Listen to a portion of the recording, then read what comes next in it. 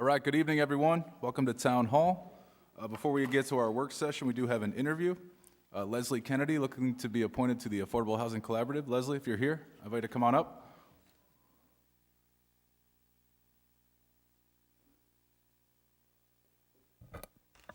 Hi. Welcome, Leslie. Thank you. First off, thank you for your interest. And if you just want to tell us a little bit about yourself, your background, why you Sure. think you'll be a viable member, and then if you've been following it all, maybe sort of what you see as far as what should be happening going forward. So go ahead. Sure. Right. I've been a resident since 2016 and recently became a realtor, so I've heard a lot more recently about people not being able to afford rent down this way, not only this way, but throughout the state, as well as affordable housing. I also work at Community College of Rhode Island, so I have a lot of younger people or people who aren't very well off. They're trying to get back on their feet and the struggles that they have looking for housing. So I hear about that almost daily. So I've been following a little bit on this committee, and I'd like to be able to be a part of finding solutions and providing some education to the community too on the problems and challenges. Excellent, Leslie. Certainly something that's on the forefront of issues that we want to address, but any other questions from council members? Deb? Sure, you just said that you had some solutions that you might be interested in working on in that capacity. Do you want to share some of those? Well, just, I know that they've been looking into repurposing some of the existing housing and how to expand on housing such as townhomes and different areas like that. Any other questions for Leslie from members? All right, you're off easy tonight, but thank you for your interest, and hopefully you'll find out tonight. All right, thank you. Thank you. All right, at this point, we'll begin the work session, and I'll hand it over to Jim Manny, Town Manager. Walk us through the agenda. Thank you, Council President. We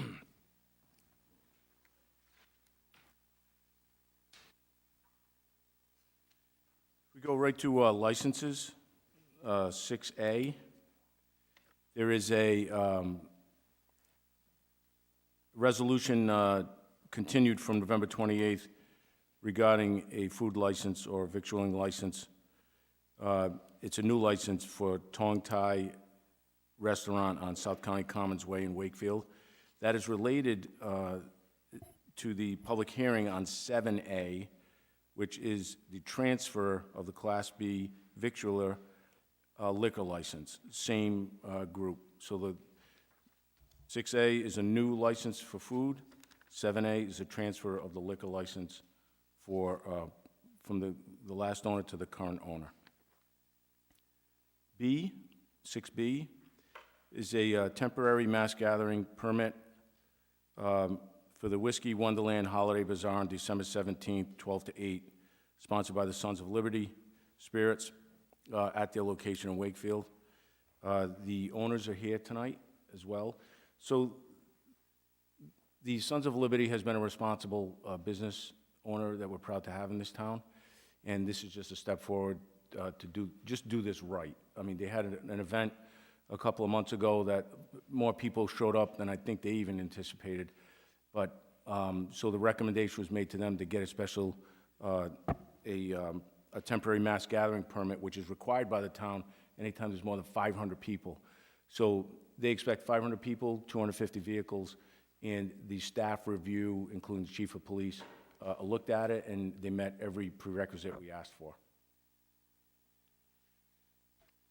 6C through G are renewals for licenses. 7A, I spoke about the public hearing. 7B is a public hearing to consider proposed amendments to the South Kingstown zoning ordinance on the sale, cultivation, manufacturing of recreational cannabis in the town's commercial highway and industrial 1 district. As you can imagine, this is a very complex topic of discussion. Our solicitor, Mike Ursillo, will be going over all the legalities of this. And also, Jamie Rabbit will be here and will be doing a brief presentation hopefully in layman's terms, so we can all understand this very well. There's a lot of legal terms. But he'll be using 2 different maps, color-coded with the, so that we all can look at and understand the commercial highway, town's commercial highway district and the industrial 1 district to see exactly where and if these recreational cannabis facilities could be put. 8A is communication from Mr. Richard Grant, proposing the town partner with the Rhode Island Department of Transportation, University of Rhode Island, to create a transportation center located at URI. This is a very big ask. I've read the email he sent. It's been talked about for years. It includes a bus hub, trains, parking, highways,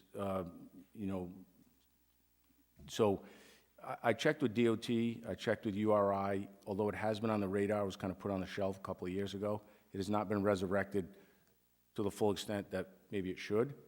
But the request by Mr. Grant was that if, the way I read into it is that if this did become a viable project, that the town should partner with DOT, URI, and RIPTA in helping getting this over the finish line.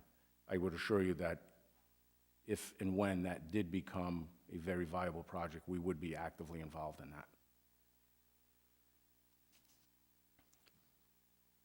Under the town manager's report, 10A, I met with, at the request of the council, I met with the leadership of South County Hospital. A solicitor attended as well. And very briefly, I'll go into it here, but then I'll get into more detail in my report. But we went over the possibility of the town's public services building being used for parking, acquired by the hospital at some point, possibly. And I can go over the response now, I can go over the response in the meeting, so that whatever your pleasure is, but there's a little more detail than that. But I did meet with them 2 days after we had the last council meeting. It was a good meeting, and we left with the town have to do some due diligence on whether this is possible or not. So I don't want to get too deep into it now, because I think a lot of people don't really tune into the meetings until 7:30, so they kind of miss what goes on here. However, we do have, it looks like, a lot of people here who might be interested to speak on this. And if we do this,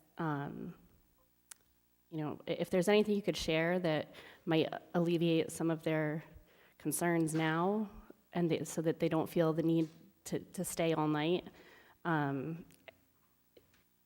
think it would be helpful for them to know. I just don't want anything to get lost here before the meeting actually starts.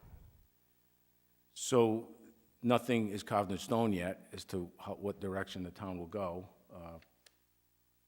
With another piece of property they were trying to acquire. Hopefully it gets, voted on tonight and there's a clear direction. But this is an alternate plan for the hospital. Has the hospital backed off on that, on pursuing anything at Town Farm Park? Do we have that? I don't know if the word is backed off. I think they're looking towards the direction of the town, which was pretty clear at the last meeting, and this is an alternative if that direction is followed from the last meeting. Okay, Council. thanks.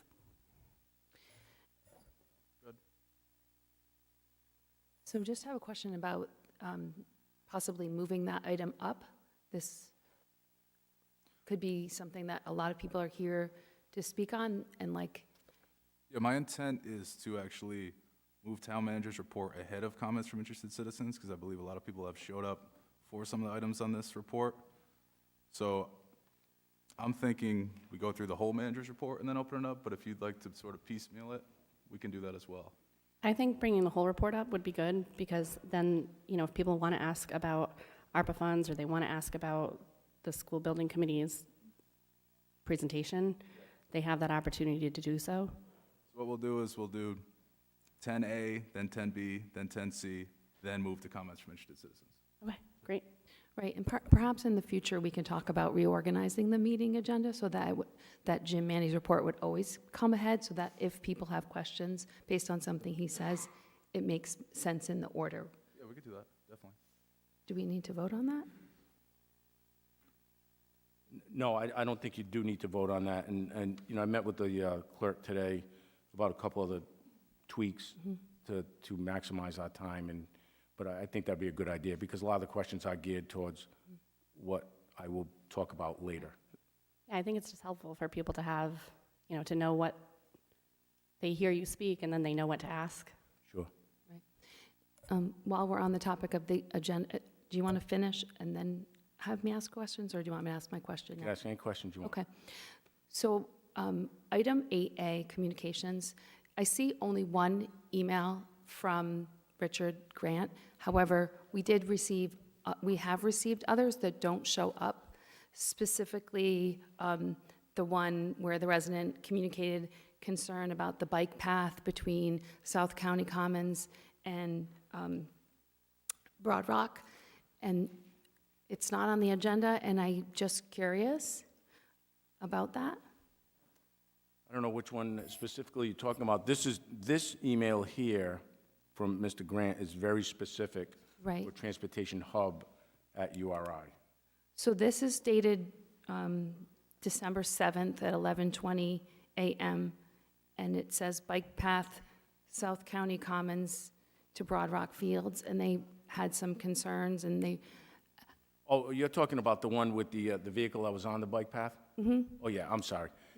Yes, that was a case of, so we did receive an email from someone who holds some type of, the executive board president of right. South County. And there was a concern, a vehicle was seen on that portion of the bike path, traveling down that, which is very unsafe to have any vehicle other than an authorized vehicle, emergency vehicle, on the bike path. Talked to the police chief about it.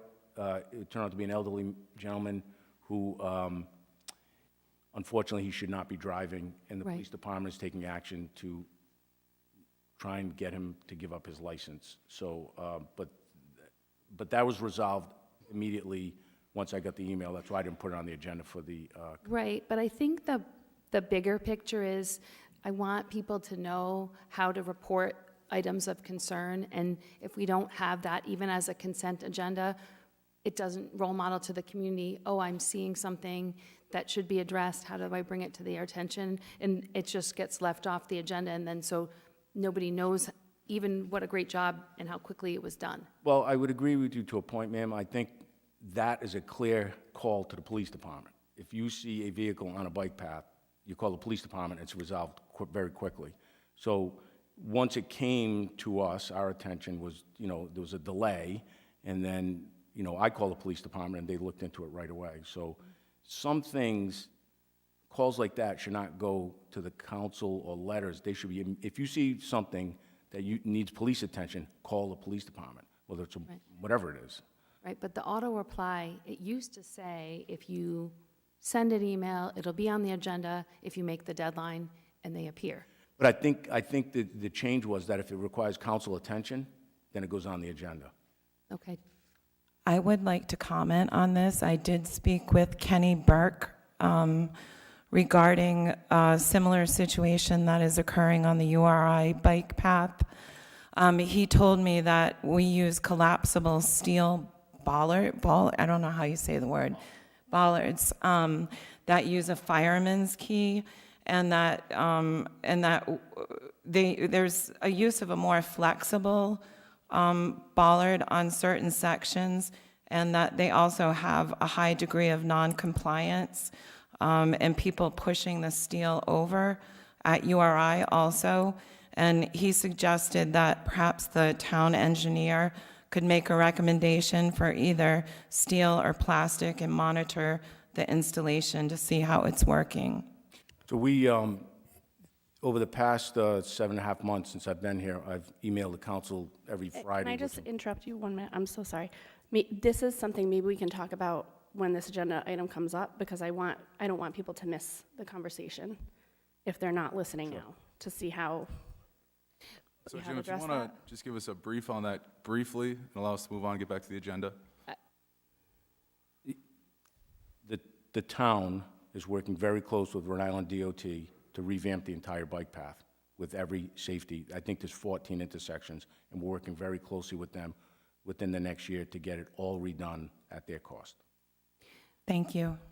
My question was about what is being placed on the communications item agenda. So there have been other emails that are not appearing, and I'm just not clear on, like, this is one of them, and I could go back and find some others. We, in the past, had a lot more on the consent agenda, so I'm just curious if there was a change, if there was a Well, tweak. there was a change several months ago, and the change was because we were getting a lot of emails.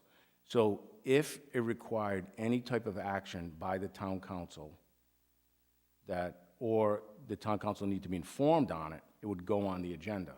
But that one in particular that you singled out, that was clearly a call that should have been made to the police department, which I made immediately and was resolved. But as for others, I'm not really sure. We try and resolve as many things that come over that email as possible. But that's the standard. If it requires the council, It seems to me that the simplest solution, because we all got that email, is if any one of us thinks that it should be on the agenda, we can just notify the administration. we were getting a ton of emails. And usually when there's a hot topic in town, you get a lot of emails. So we try and resolve as many as we can that do not require council attention. I just don't want the community to think that the emails get censored out. They don't. Okay. Because that, just like a couple weeks ago, someone mentioned the water main break, and it was wonderful that we want people to tell us when there's problems so that we can fix them. No, I agree with you, but the reporting incidents in town should not go to the council, especially if it requires police, rescue, anything, to go to, I just don't want it to get delayed. We're lucky that the water main break came in quick and we resolved it, but the right answer would have been to call the police department. Right. So I'm just wondering if there's language for other people, if they want this to be on the agenda, do they have to say, please, I look forward to coming to the next meeting to address this? I think it's a case by case. Every email is looked at, read, and if it requires some type of attention, then it would go, we've never held back, we don't censor them. Either they get attention or they end up on the agenda. But if you see an email that you want on there, just let us know, we'll put it on. Thank you. So if we want to add an item for discussion during the meeting, we can certainly do that. But for sake of getting on track, I just ask that we get back to the agenda here Sure. tonight. I think we left off 10A going into 10B. Mr. President, can I just note that all emails sent to the town council do get forwarded to the town council. It's just a question of whether the email requires action by the council that determines whether it gets on the agenda. Understood, thank you. Any more questions on that? No? All right, 10B. The town council approved $375,000 from American Rescue Plan Act money for housing and $425,000 for social services. I'm pleased to announce the online application live went on our website today. So it's been delayed a couple of weeks. We just want to make sure it's done right. And it'll be open for about a month or so. And then we'll prioritize them and bring them to the council so they can make a decision on where they would like this money allocated. 10C is a presentation by the School Building Committee. We've met 13 times, the School Building Committee. I'm on it myself. We have all the stakeholders are here tonight. Brian Sylvia from Finance will give us a breakdown what the impact would be on taxes if any plan is approved or whatever dollar figure the council comes up with. We have Luke Murray, who's the chair of the School Building Committee. He will give a presentation as well. The school superintendent will be in attendance tonight at this meeting. And Phil Conte, who is the consultant hired by Studio Jade, which is Studio Jade, will also be here to answer any questions. We're looking, after 13 meetings, it's finally coming into focus. that what are viable projects, what are not, and we're really looking for direction, some type of direction from the council, what the appetite might be to move forward with certain projects. But that's a very high-level briefing. You'll be getting a very detailed briefing tonight. Are there any additional handouts regarding that? I think there's 50 slides that are going to be shown tonight.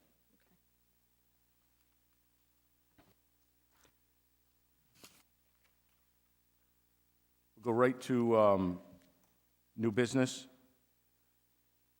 Consent agenda is a resolution that was signed by the president of the council last week, but it's been formalized now. It's affirming what was signed. It's for a woman who lives in town, Ms. Dorothy Vieira, who celebrated her 100th birthday November 30th. So we tried to time it just right, but it was signed right before her birthday and affirming it tonight.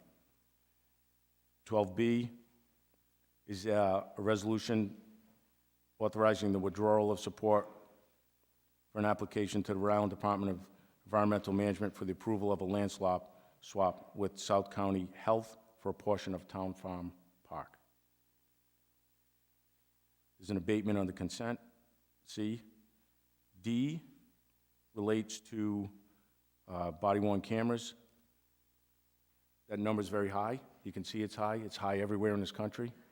I can give more of a briefing on that. I was very involved in choosing the body-worn cameras. This state was the last state in the union with state agencies who are now getting body-worn cameras. We have to get them. Every city and town across the United States is faced with these costs, and they're substantial. This is for a 10-year plan, and I'll get into it in more detail at the meeting because I'm sure people want to hear about that.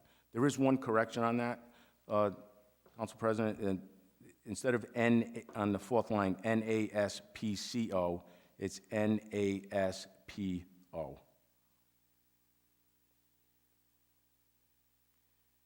After that, we will go to a closed executive session to discuss matters regarding litigation of the town versus Danbury Construction, and also Route 130, the town versus Route 138, 138 Development Associates. That'll be an executive session. That's it. All right, thank you, Jim. Any questions from members? Deb? May I ask a question on 12B, the withdrawal of support for the application for the Town Farm Park? Just curious on the wording, because it says authorizing the withdrawal of support for an application, and why wouldn't it just say authorization, withdrawal of the application? Like, why is that of support in there? Because it was pretty clear, I said, When you get to the motion, you can revise it. okay. No problem. Any other questions from members for the manager? All right, we'll take about a 7-minute recess before we begin at 7:30.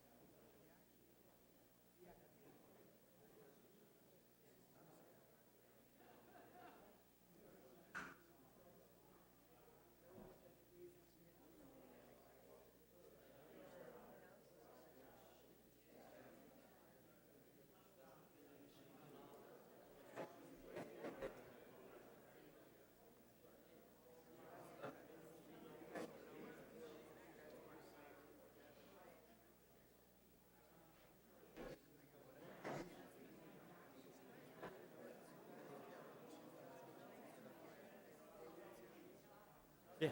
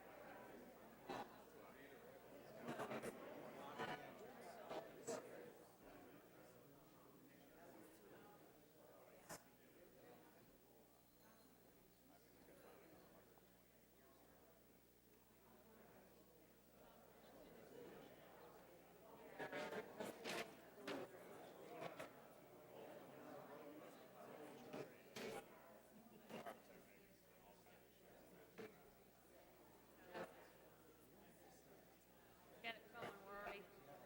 Got the Patriots. It's going like this tonight, Rory.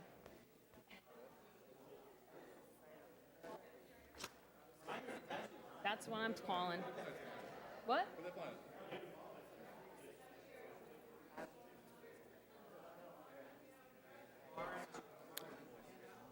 They're playing at 8.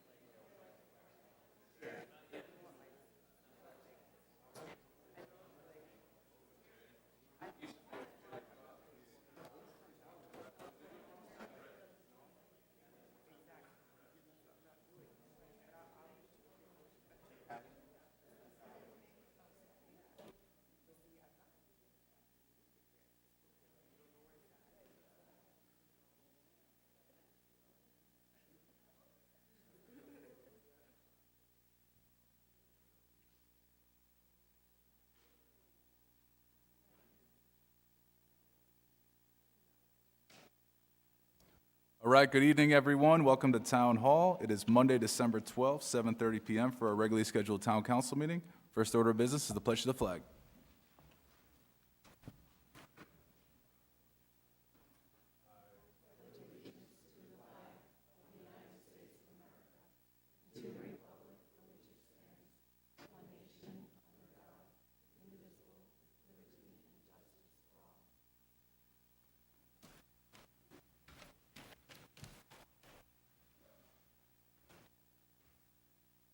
Next on the agenda is the land acknowledgement statement, which I will read.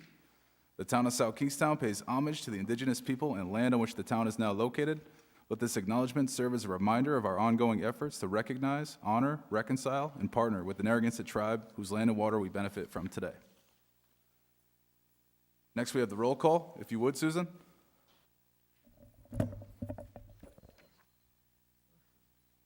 Council President McEntee? Here.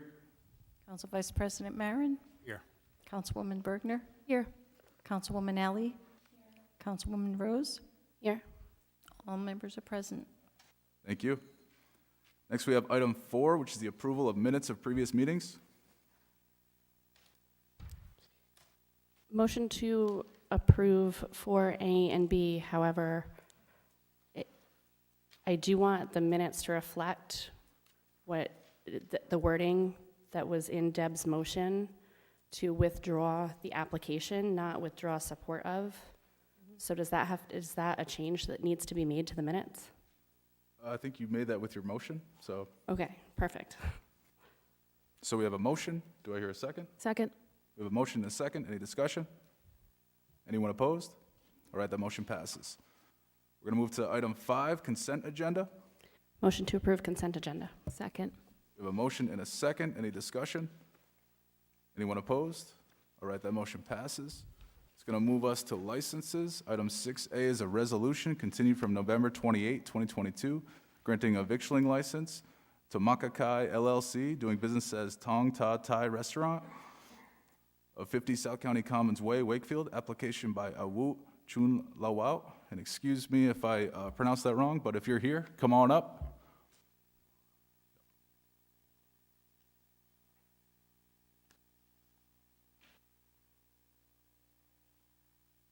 Yep, come on up.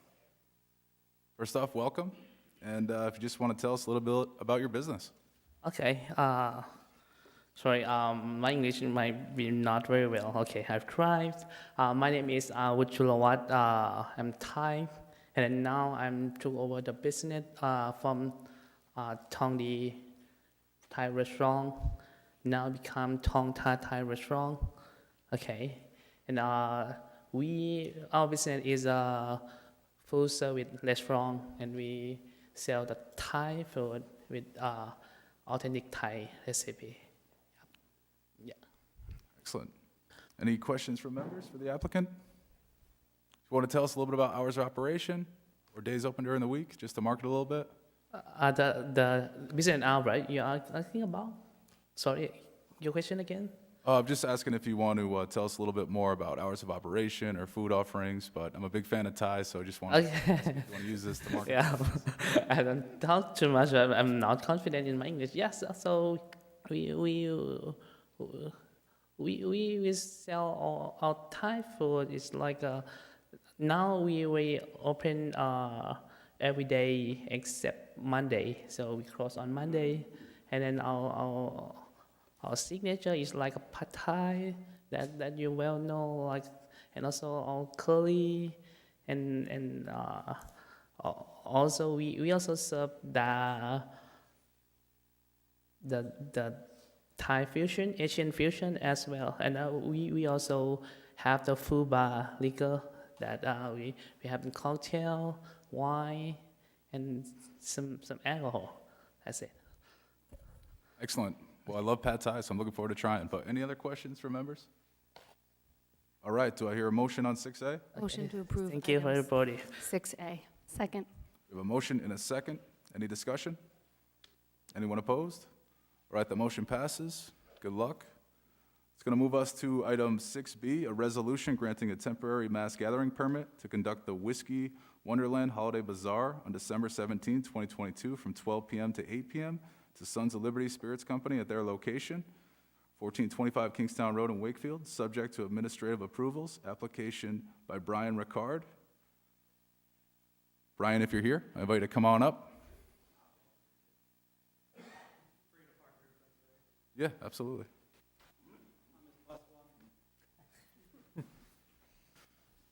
So welcome, and if you want to tell us a little bit about the events, some of us are familiar with those, and it was a really fun time, but the floor is yours. Thank you. Yeah, so We used to hold this event pre-COVID. Our tasting room closed due to COVID. We just recently started opening up to have events like this. So it is our annual Whiskey Wonderland Holiday Bazaar. We're going to have about 20, 23 local craft vendors. They're going to just set up shop and sell their wares for the holidays. We'll have 3 food trucks outside for people to enjoy food. And then we'll have our bar inside selling limited cocktails and then selling spirits and apparel and stuff like that. So just a pretty standard holiday fun time. Excellent. Deb, go ahead. So I did attend in the fall, it's fantastic. Oktoberfest, is that what I think that's what you had? Yeah, it's close enough. Had the maple whiskey, it's delicious if anyone wants to try it. So are the vendors inside? Because you've taken up a huge space. Yes. So contrary to that last event, this is primarily inside. And then there'll just be 3 food trucks outside with a couple tents and picnic tables. So everyone will be inside. So most of it's going to happen inside? Correct. Okay, great. I have a quick question for you too. I noticed on social media it says that you guys are sold out. Yes. You're sold out? Sorry. All right. Can people still go and eat at the food trucks, or is the Yeah, so tickets just to go inside? So we had to do tickets just to limit capacity because indoors you can only allow so many people. So we're actually doing 2 sessions. So X amount of tickets for the first session. There's going to be a half-hour break, and then we'll have a second group come in. Outdoors, there really is no ticket capacity. You're allowed to come in and enjoy the food trucks if you'd like. Awesome. Thanks. Any other questions from members? All right, Brian, I'm sure it's going to be a great event. You got a great business, and the events have been successful thus far. So do I hear a motion on 6B? Motion to approve item 6B. Second? A motion and a second. Any discussion? Anyone opposed? All right, the motion passes. Good luck. I'm sure it's going to be great. Thank you. Appreciate it. All right, that's going to move us to public hearing 7A. A public hearing continued from November 28, 2022, relative to an application for transfer of a license to keep and sell alcoholic beverages in South Kingstown in accordance with the general laws of 1956 as amended as follows. Class B victualler liquor license. Transfer of a Class B victualler liquor license from Hang D LLC, doing business as Tong D Restaurant, to Ta Tai Restaurant by Wu Chun Lawa, member of South County Commons Way, Wakefield, for the first floor dining areas in accordance with a special use permit granted by the Zoning Board of Review on April 16, 2014, and as further defined in a site plan on file in the town clerk's office. Said license is contingent upon the issuance of a certificate of good standing from the Rhode Island Division of Taxation, filing of a certificate of insurance evidencing required liability coverage, compliance with all town ordinances and regulations, the payment of any municipal taxes and user fees in arrears to the town, the correction of any fire code violations, and satisfaction of all claims. So, the applicant of Tong Ta Tai Restaurant, I invite you to come on back up. This item is related to the liquor license transfer. I think we have a general idea based on your initial presentation as to what's going on with your business, but this is a public hearing, so I do want to ask if anyone wishes to speak on this issue. I invite you to come on up. But actually, prior to that, Susan, is there anything to read into the record with respect to this? We have received 2 objections to this transfer from creditors, which is a very standard procedure in a liquor license transfer. One is from MS Walker of Rhode Island for $336. The second one is from Horizon Beverage in the amount of $284.30. All right, thank you, Susan. So how does that get resolved if we transfer? So in the motion, it talks about it's contingent on the satisfaction of all claims, and that's the usual language that we use. There's a statute that requires a creditor to let the clerk know when there's a transfer. These are just bills that come in the normal course of business. All right, with that said, this is a public hearing, so I do want to ask if anyone wishes to speak on this item. I invite you to come on up and speak. I just ask that you first identify yourself. So I'll allow a few seconds to see if anyone wishes to speak on this. All right, seeing none, do I hear a motion? A motion to close the public hearing? Second. We have a motion and a second. Any discussion? Anyone opposed? All right, the public hearing is closed. Motion to approve item 7A. Second? Contingent on satisfaction of all claims. with that additional language? Yes, sorry. All right, we have a motion and a second. Any discussion on this? Anyone opposed? All right, the motion passes. Good luck. Luck to you.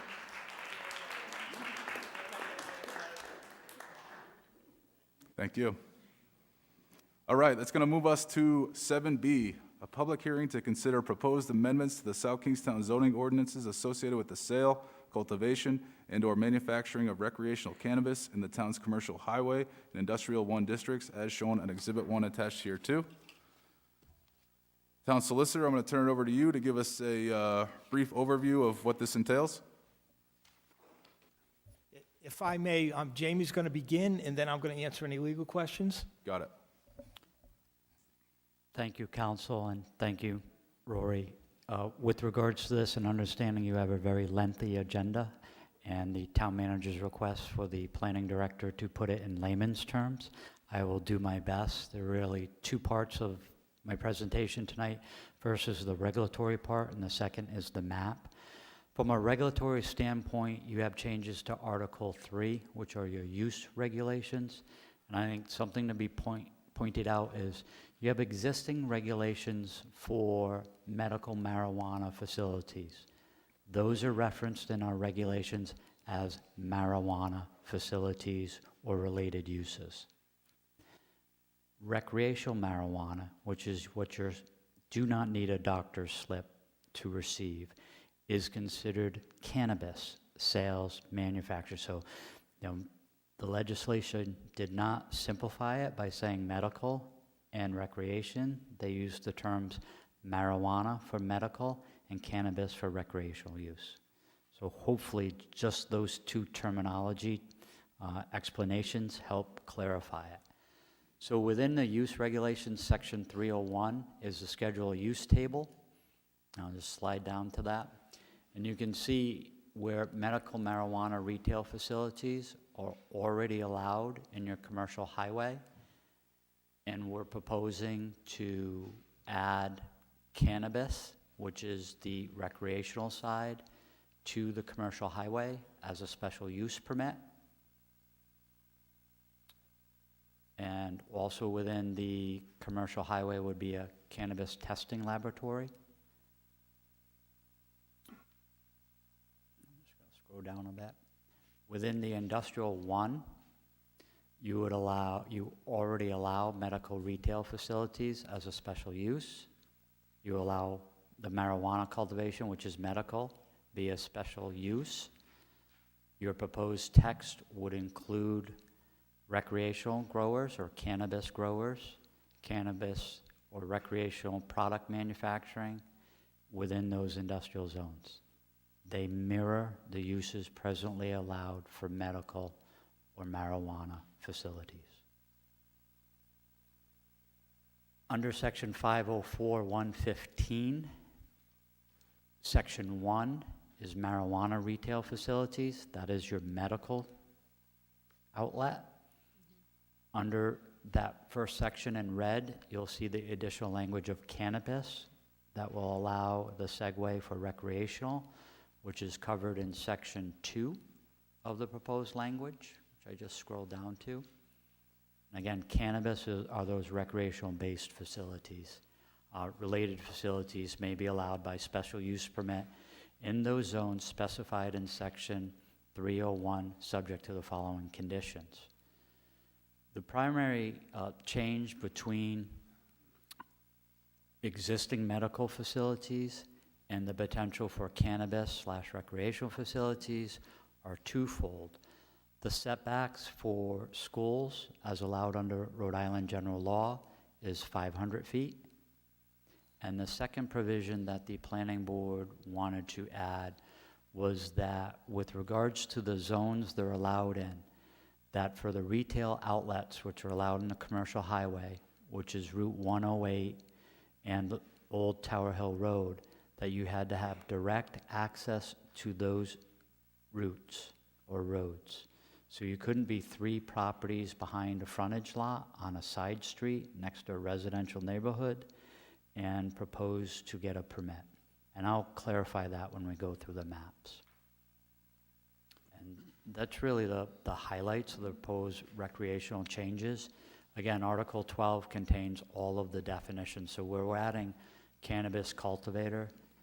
That allows the non-medical cultivation, the non-medical manufacturing, the non-medical retail, the non-medical laboratory testing, and then there is another aspect with regards to hybrid cannabis retailer, and that is only allowed in the commercial highway.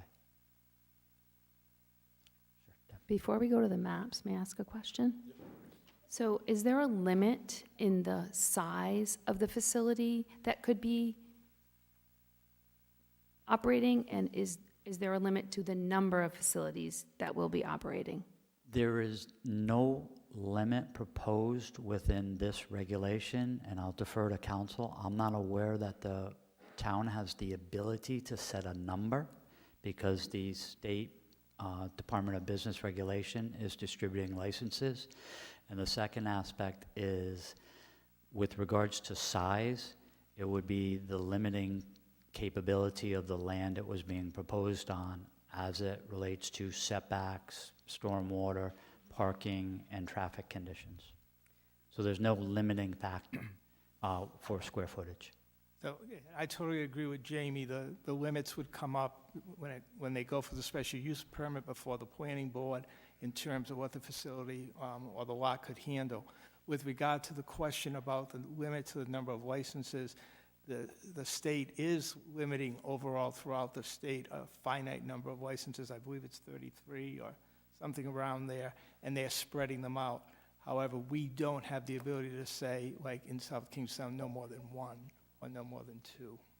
Okay. But my guess is, given the overall limit, and there are 39 cities and towns, I think only 3 of those cities and towns said no. Everyone's probably going to want one, so my guess is they're going to spread them out.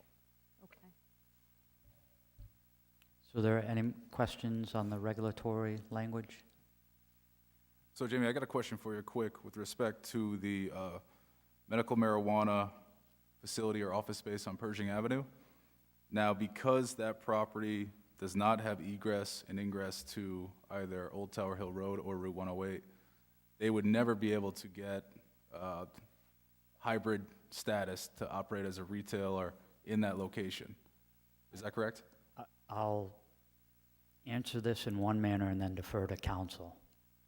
Unless they are considered non-conforming under law in Rhode Island, if you applied the current regulations without looking at a nonconformity from a regulatory side at the state level, but just looking at the local level, any property that does not have direct access to Old Tower Hill Road or Route 108 would not meet the standards in the regulations. That existing property that you referenced, as it sits, does not have direct access to Old Tower Hill Road. Someone may argue that they do through a parking lot, but I think from a regulatory side, direct access is to and from, in and out, from the facility to that road, not through another business's parking lot. So I think it may be difficult, but again, someone can always submit an application. Thank you, Jamie. I got another question with respect to, I understand the regulations with respect to distance from a school are different for medical dispensaries as compared to retail recreational. And I want to just kind of understand why there are differences there. And again, we do have well-qualified legal counsel here, but my understanding of Rhode Island law is when they developed the setbacks for medical, they specifically put setbacks in the Rhode Island general laws. When they wrote the laws for non-medical, they removed those existing provisions. It's, I think, 2,000 feet for medical, and it's 500 feet for non-medical.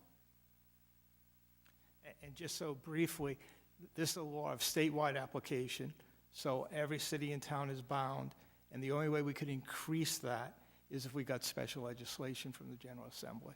But as we sit here tonight, we are bound by the law of statewide application. Thank you, Mike. Deb, go ahead. I just want to return to the size of the facility. I'm just concerned and just wondering how we were able to limit the size of retail spaces at South County Commons, and we're not able to limit, I just don't want to see a mega Walmart-sized space plopped in the middle of the town, especially because of some of these locations are quite well-trafficked. It's a good question. With regard to, like, say, retail stores, they are not the subject of statewide application. They're within our control solely. We don't look to a state law to determine what those sizes. So all we can do at this point is, depending upon the size of the lot, the facility, I mean, they have to meet all of our requirements, but we can't say up front no more than 1,000 square feet, for instance. You sure? Well, I mean, I would like to try to add that language in, so if you're telling me that it's not allowed, I mean, if I could, it may or may not prevail in this group of 5, but I didn't know if I could try. So here are my thoughts. I think it's incredibly important that we get an ordinance in place right away, because these licenses will be coming, and my advice would be, for purposes of tonight, is to adopt, and then if we need to amend it, or if I believe I'm correct in stating we'd have to get special legislation, I can look into that for you. But I would really advise you to adopt something tonight. Understood. Any other questions from members for Jamie right now before we move on? All right, Jamie, you can continue.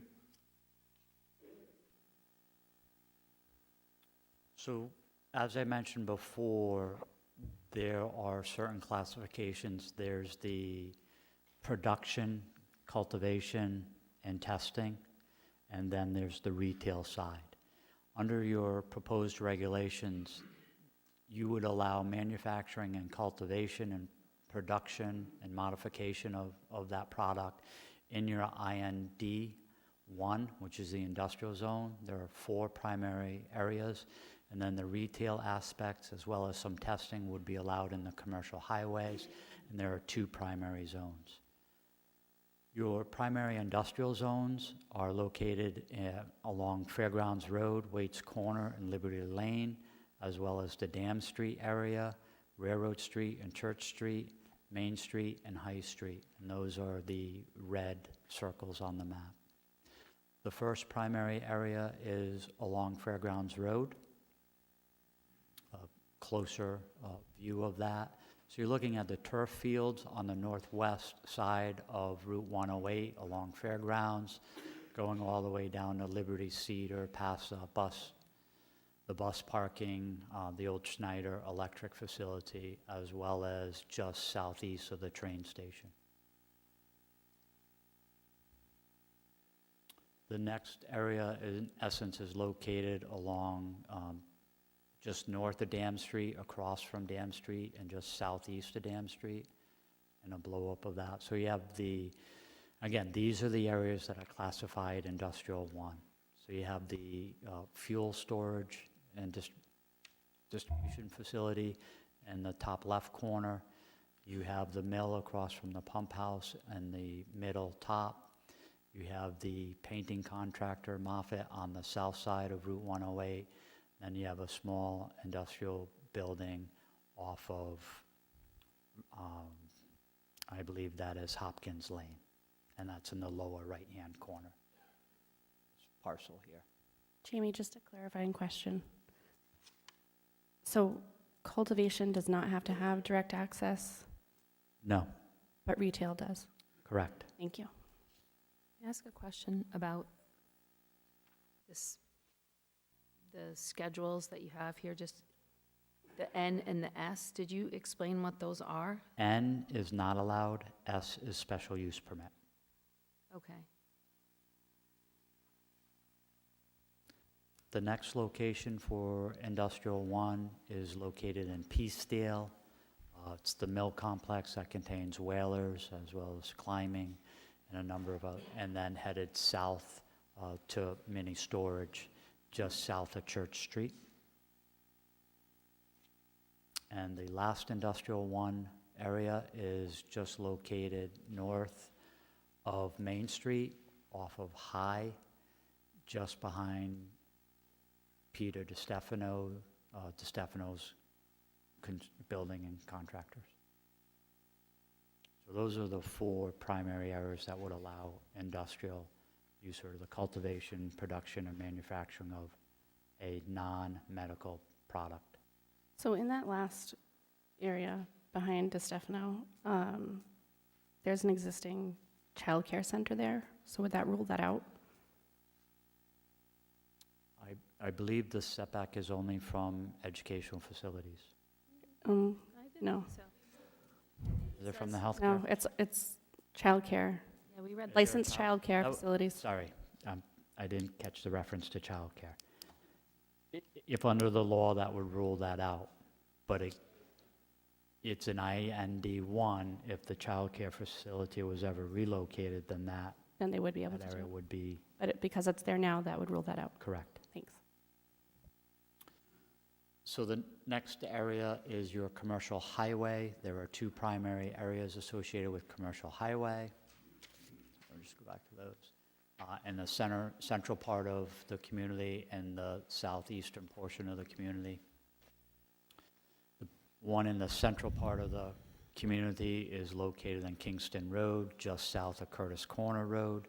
It starts at the most northerly property shown on this slide is the propane storage and distribution, And then we come down to the John Deere dealership, south towards the new Dollar General.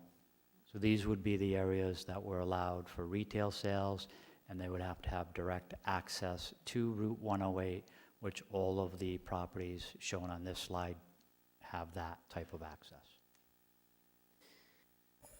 The next area in town is Old Tower Hill Road and Kingston Road.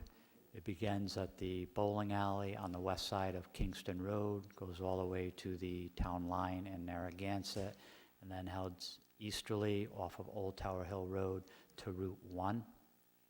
And if you look where my cursor is off of Paxton Ave, there are 3 or 4 properties that abut the residential area that, again, would be prohibited under the proposed language of hosting a retail facility because they do not have direct access to Old Tower Hill or Route 108. The intent there is because we know there is a significant traffic demand associated with the retail facilities, that they're not operating on secondary local residential streets versus your commercial arterials. Again, we're back to the industrial areas and the commercial highway areas. Hopefully, in a brief presentation that brings clarity to the areas allowed under the proposal and the language associated with the non-medical facilities. It was really helpful to have the maps. It made it much more clear for me, so thank you. Any questions for Jamie on here? Yeah, so I guess I look at the commercial highway and look at those are either the gateway into South Kingstown or the gateway from down the line to URI, and I think about all the traffic, and I don't know if how the traffic impact would influence the choice. I don't know how we got to that zoning designation. And I'll try to understand your I don't know if that's a question or a attempt to- thought. So the commercial highway districts have been long-standing in this community as your commercial corridors with either direct access off of state routes or major arterials that are in the local town control, being Old Tower Hill, and Route 108 being a state road, which are designed to carry significant volumes of traffic versus secondary commercial areas on the peripheral. One of the things associated with the non-medical facilities is there is an influx during the opening months or tenure of any facility that is opened around the country, and specifically in Connecticut and Massachusetts. And if you read the newspaper articles, the new one that was just opened in Pawtucket in Rhode Island, over time, the traffic associated with them becomes more stable and more regular because it becomes less of Destination point? a destination because they're the only one open or they're the first one to open. As council has said, if 33 are opened within the state, you're not the only one. You don't have to drive to a particular area. You may be at another location, similar to an example that's been used in other states is if you had one package store or liquor store, and it was the only one in the state, and there were no others, it would be very busy all the time. But as you have multiple ones within a community or one in every community, your traffic patterns and utilization of that facility change over time. I did notice that it's open from 8 to 8, 7 days a week. Is that correct? I believe that's what the limits were under state law. And again, the intent of the planning board, if it wasn't the law that was driving that, were the same hours as the medical facilities. Mm-hmm.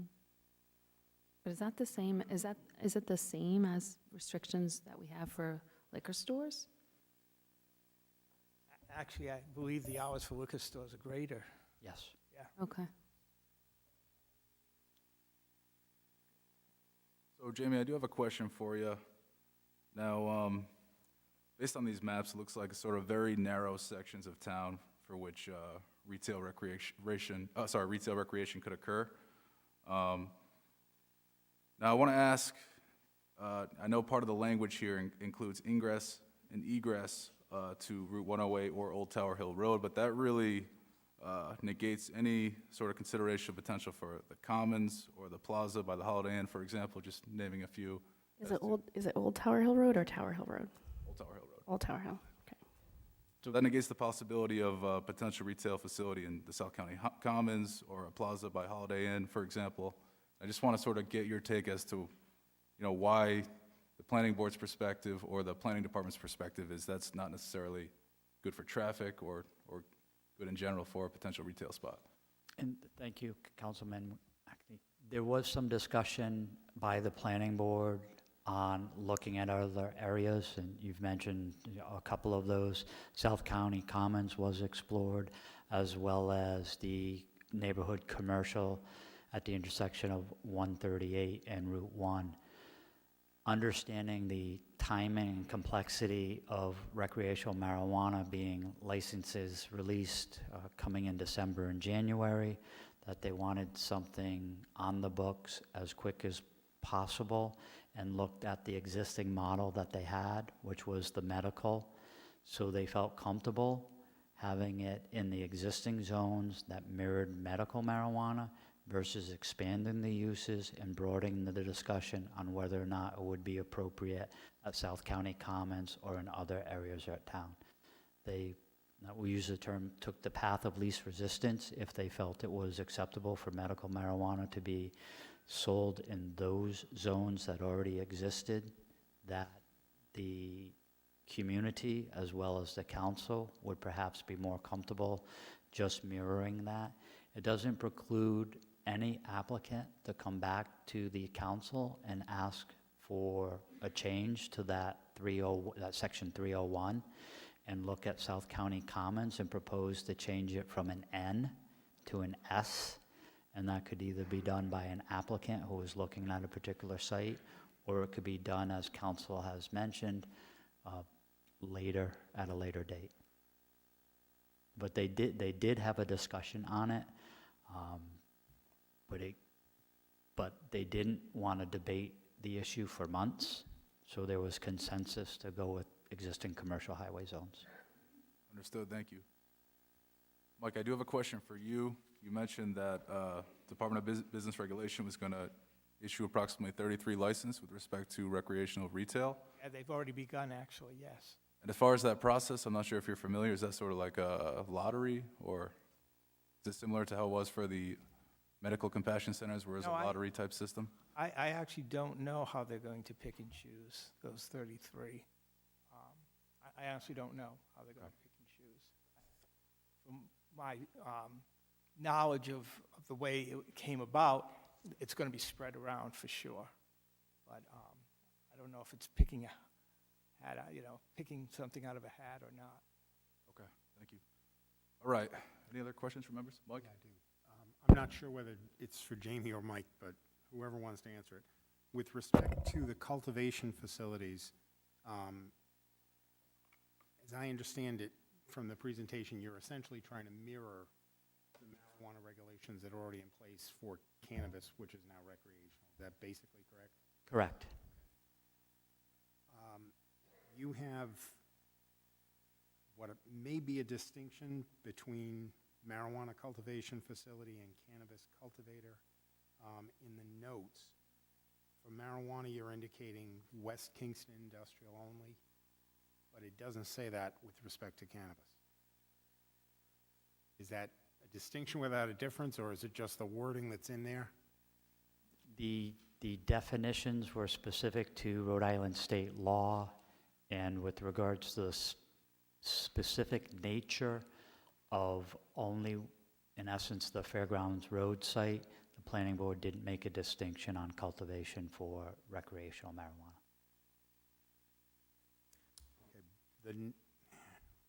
For marijuana cultivation facility, it specifies West Kingston. For cannabis, it doesn't. It just says, it references section 50415. Correct. You are correct that when they looked at marijuana as medical and they mentioned West Kingston, I wasn't the planning director when they went through that regulatory. They did not make that distinction for non-medical cultivation. So if the town gets an application for a permit for a cannabis cultivator, it's not limited to West Kingston. It could go in one of the 4 areas that I showed you that are zoned industrial 1. Okay. Again, the other areas, the one on Main Street and High Street is limited to building footprint and available square footage. You have other limitations within the center part of town where you have an existing oil fuel distribution facility that it wouldn't be likely to go there. So there are some physical limitations to those zones. But again, they didn't see the limitation of only West Kingston. They did or didn't? They did not. Did not. The reason I'm asking the question, Mike, relates to Councilman Bergner's comment earlier about our ability to make limitations. And I understand what you're concerned with. No, this is one you could change. Yeah. This is not limited by state law. This is purely, it's what the planning board's recommending to you, but you certainly could change that. Okay. Yeah, and I would concur that this is a locational-based item. So again, the primary language associated with the cannabis, which is a non-medical, came directly out of statute. If you wanted to add the terminology, in essence, only in the western portion, the IND1 by Fairgrounds Road, I see no issues with your ability to do so. Okay. Thank you. All right, any other questions from council members for staff? All right, this is a public hearing, so this time I want to invite the public to come on up if you wish to speak on this item specifically. We just ask that you come up, identify yourself, and we'll try to limit you to 5 minutes. I didn't plan on speaking on the marijuana issue. I'm here for a whole different cause. But I am pretty blown away here today. There's a lot of pretty language for marijuana today. And many of you are my age or maybe a little older, or maybe a lot younger. But everybody was potheads and, right? Your drug addicts, your dope dealers, your dope abusers, your all that. But now the language is totally changed because now our grandmothers, our grandfathers, our children are using it. So the language has totally changed because now people can benefit off of it financially. So I'd like to know if there is anyone in this room who has family members or maybe themselves who are planning to do a dispensary, who are going to make decisions, because if so, I would find that they not vote on this at all. I heard Mr. Arcilio speak about the 33 licenses already being in effect. I had no idea about it. I would have loved to have been an applicant. But maybe it's already pre-planned who will get these licenses. So I would like to know what is put aside for a fair license. I find it very hard to sit here and watch a past state trooper, who I'm certain in the past, a lot of state troopers were arresting all of these dope dealers and drug addicts, and many of them are still up to prison, you know, serving time for marijuana, but yet here we are talking about selling it and using all these pretty words. I say this because if you can speak about changing legislation, maybe you can go up to the legislators and try to make it so that these people are released from prison before we start doing these things. But I don't see anybody making any eye contact about that, because that takes a good spirit. You young kids, I don't care if you smoke, I don't care if the elders smoke. That's their personal business. But now we're talking about, you are a pass officer. What about guns, owning guns while you are doing this? Nobody spoke about the guns, because I know that you can't have both. You can't have a license to smoke and buy a gun. You have to relinquish that. You have to give up that right. So what about that? Is that up for discussion in here too? Nobody mentioned that. Another thing is maybe a public apology to all the dope dealers that were abused and beaten down and homes broken into over this drug. I say this with nothing but respect for everyone in this room. I'm not attacking. I just feel like, oh my gosh, listen to all this pretty language. You're the new dope dealers in town. You're the new drug abusers. And you're just using prettier language. And I know I have a sister who is very ill, and she's at the near end of her life. I don't like to bring that up here. But I know that there's benefits in that. So again, I'm not attacking in any way. But don't sit here looking so pretty as though you don't already have it planned who will get these licenses. You do. This has to change. And I am very proud of the people who are sitting in these positions right now. I witnessed change last time I was here. And I witnessed very good, conscientious people make decisions that don't really affect them, but have affected us for a long time.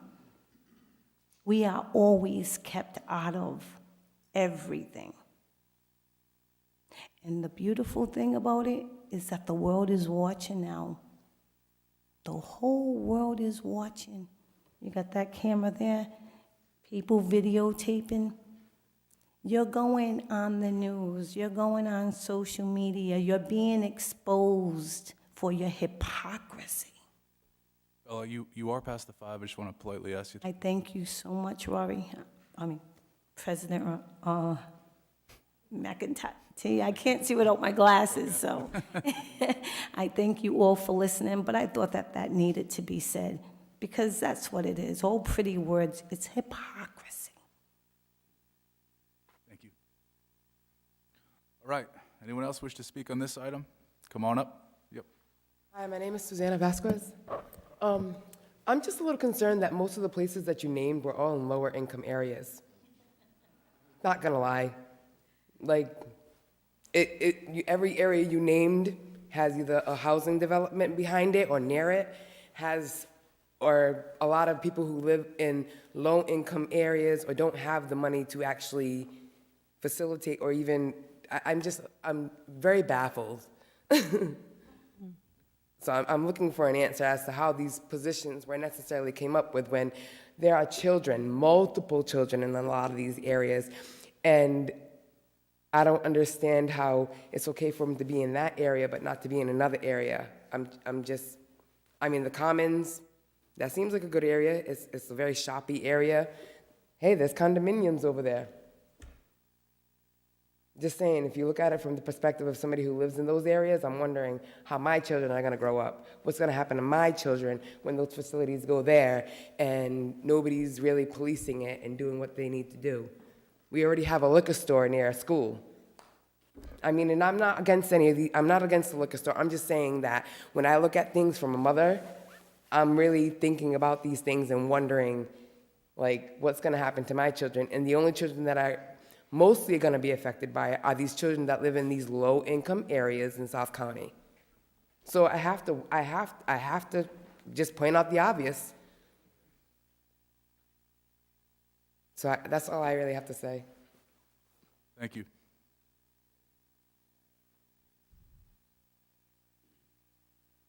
Come on up. Hi, thanks. And thanks for I know the volunteer hours you guys put in. Thanks for that. My name is Brent Jones. I live on Ministerial Road. Just a couple comments. The average cannabis user begins in the 7th grade, and it impacts brain development. And we know the statistics show that access increases use. There's a very big difference between medical use of marijuana and recreational access. Think of prescription drugs versus a liquor store. So I know this is a complicated issue, and it's very, very difficult to figure out how to do this. And I know our hands are tied somewhat by state legislation. And I would really encourage us, South Kingstown, coordinate and collaborate with the Rhode Island League of Cities and Towns and try to get this mandated structure increased. Why is recreational use 500 feet from a school and medical use is 1,000? There should be some level of parity, and I think we have to team together with like-minded communities and maybe take that approach. Thanks. Thank you. Anyone else wish to speak? Anybody just come on up?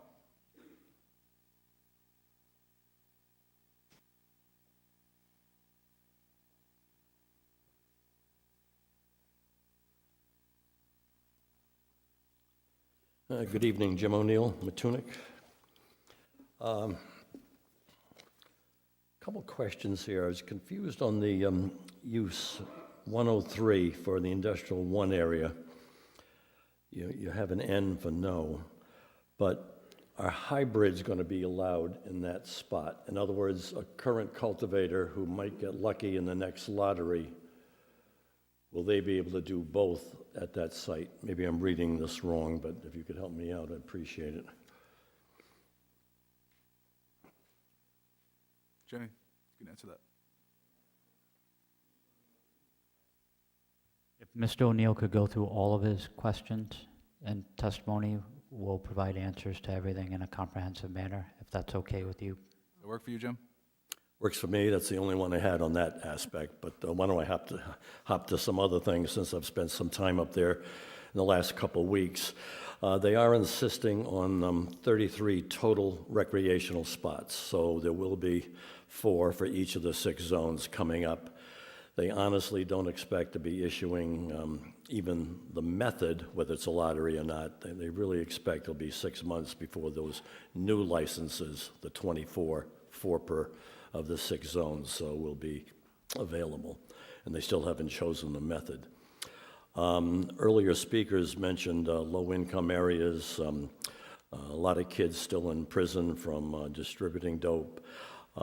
Most states, and I believe Rhode Island, have they not expunged a lot of that those folks currently incarcerated. I know New York has, I know Massachusetts has, but I'm not an attorney, and I don't have the relevant facts, but I know it's been very important for most states that have approved use of recreational marijuana. So I thought Rhode Island was looking at that.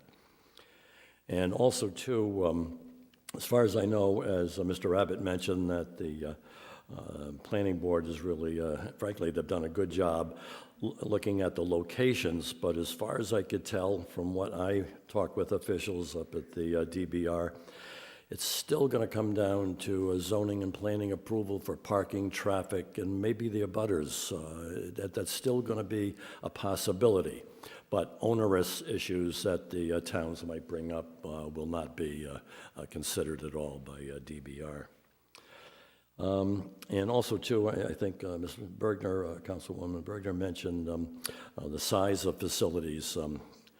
I had a chance to drive by a couple in Warwick, and these are huge old factories, monstrous. I mean, God, you're looking at an acre.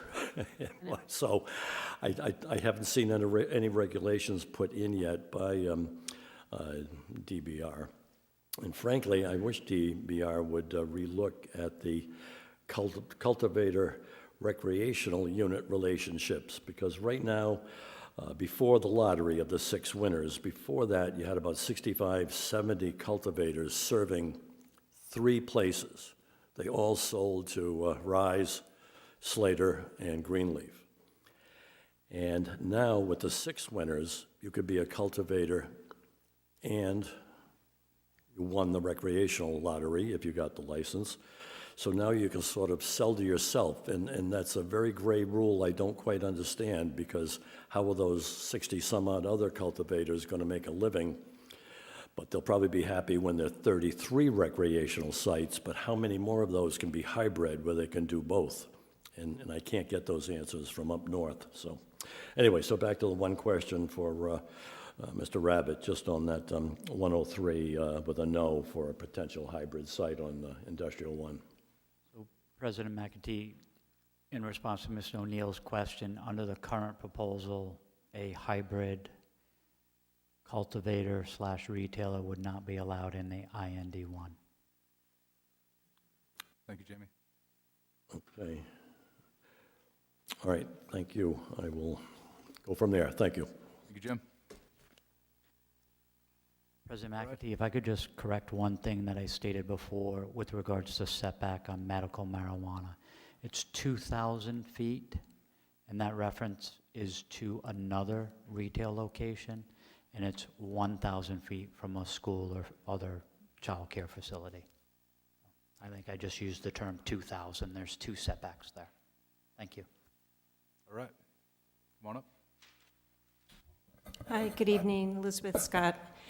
I can understand the logic behind the planning board's decision to basically designate the same areas for retail as are currently in place for the compassion centers. But I would argue that the clientele and the kind of business is quite different between recreational marijuana sales and medical use. And I think that the woman who spoke about that the location being in low-income areas of town, and I would dare to say that there are probably also areas that are largely people of color who are living in those areas. And I would just urge the council, if there's not a time sensitivity, to really step back and take a look at these areas with the lens of really that kind of social justice. And where are these properties, where are these, the areas that we are saying are allowed for retail, recreational, with special use. But my sense is that the recreational retail is different than the production and growing, and I would guess that the security around those facilities would be pretty tight, but obviously it's very different if it's just a storefront. So I would just make that request that you really take a look at the areas are going to be zoned with a social equity lens. Thank you. Anyone else wish to speak? Sorry. Anyone else in the audience like to speak on this issue? I invite you to come on up. Doral?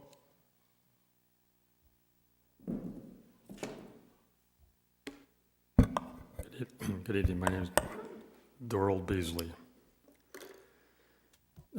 I've spoken in this chamber more than one occasion about what I feel is the dark side of the sale of recreational cannabis. Voters have spoken, so it's going to happen. Whether it happens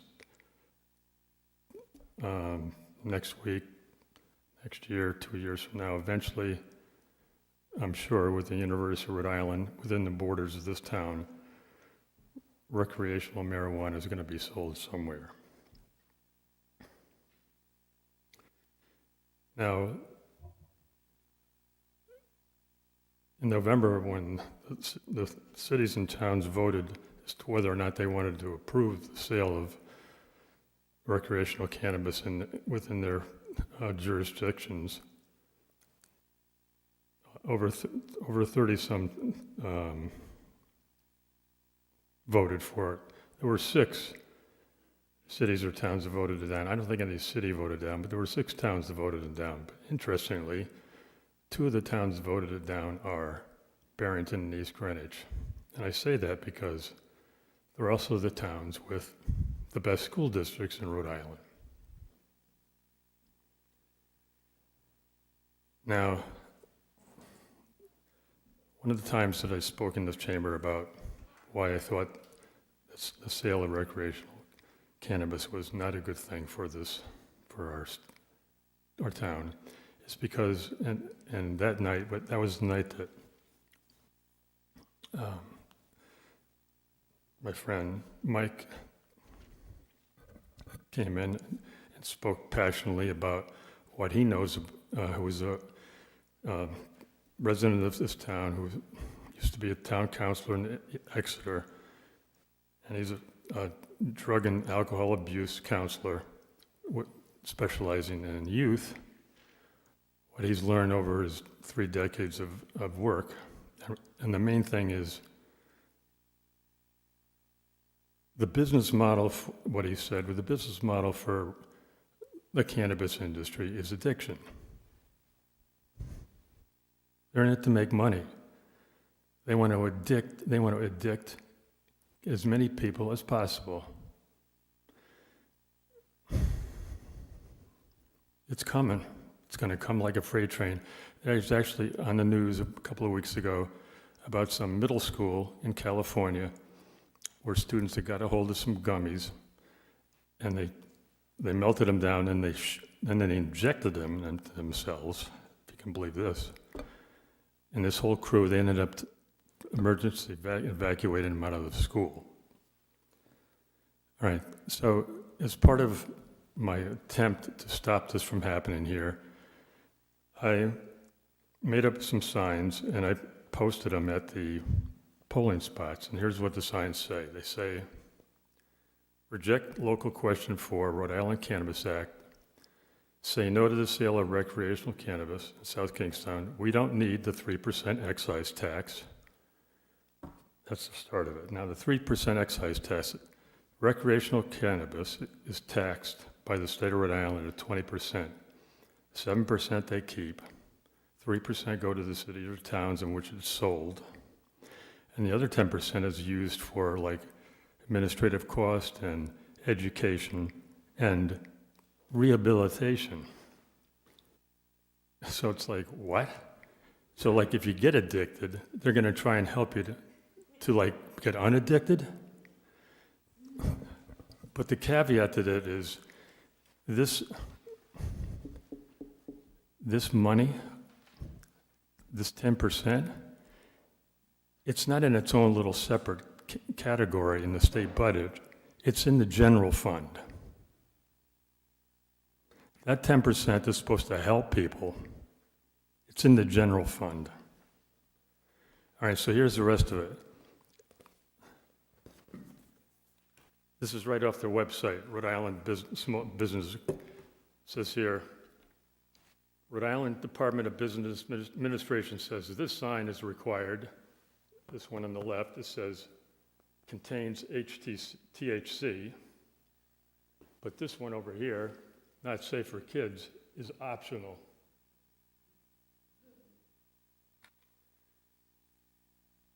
And I finish it up by saying there's no compassion in recreational marijuana, only addiction. Now, the state of Colorado is one of the first states to legalize marijuana. I'm almost done. 10 years they've been doing it. 1 in 5 Colorado high school students is now a daily user of cannabis. That's right on their website, the state's website. And lastly, has age 21 laws ever stopped underage drinking?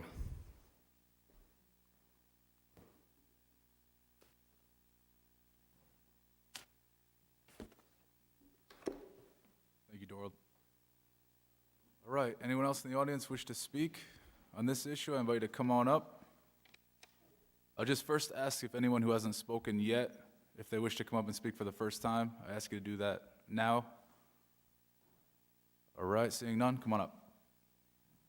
So as I'm sitting here listening, I'm also wondering, since you guys are looking to put these in areas of low income and where predominantly minorities live and a lot of children, what are you guys gonna put in place for if children start failing school, children stop doing well in school, they start being addicted to the drug? What are the implements that for safeguards? Because at this point, they're in a lot of areas that are, like I said, predominantly a lot of minority children. And I'm just afraid that you put these locations there and it's easy for them. A lot of these minority children are already pre-exposed to a lot of things already. So then we're putting them in another pre-exposure and easily exposed and accessible drug. What is the resolution? And when a child becomes addicted or starts to fail school, what do we have in place that we're going to be helping these children and stuff with? Because let's be real, it's going to affect. Do I wait for an answer or do I sit down? No, we can address it for you. So I'll start off, we need to consider that, certainly. I don't think we've considered that to its full extent, and it's something that should be considered, certainly. We don't want this to have a negative impact on any kids at all. The fact is, state law passed, we had the referendum, and that passed. So unfortunately, we can't deny, the wish of the voters with respect to recreational retail sales. We have had this go through the planning department, the planning board, as to their recommendation as to what the zoning ordinance should be with respect to where these can be and the certain parameters for as far as how you can apply. But no, you have valid points, valid concerns, and we need to consider those. I just really hope that people really look at that because it's really important. I have 8 kids, and Absolutely. I don't care what. Once you become a certain adult age, your mind is grown and your mind is developed. So what you do is what you do. But I mean, you can't watch your kids. So when it's that easily accessible or easily around, let's be real. When I was younger, I used to say, "Oh, can you go to the liquor store for me if I give you $10?"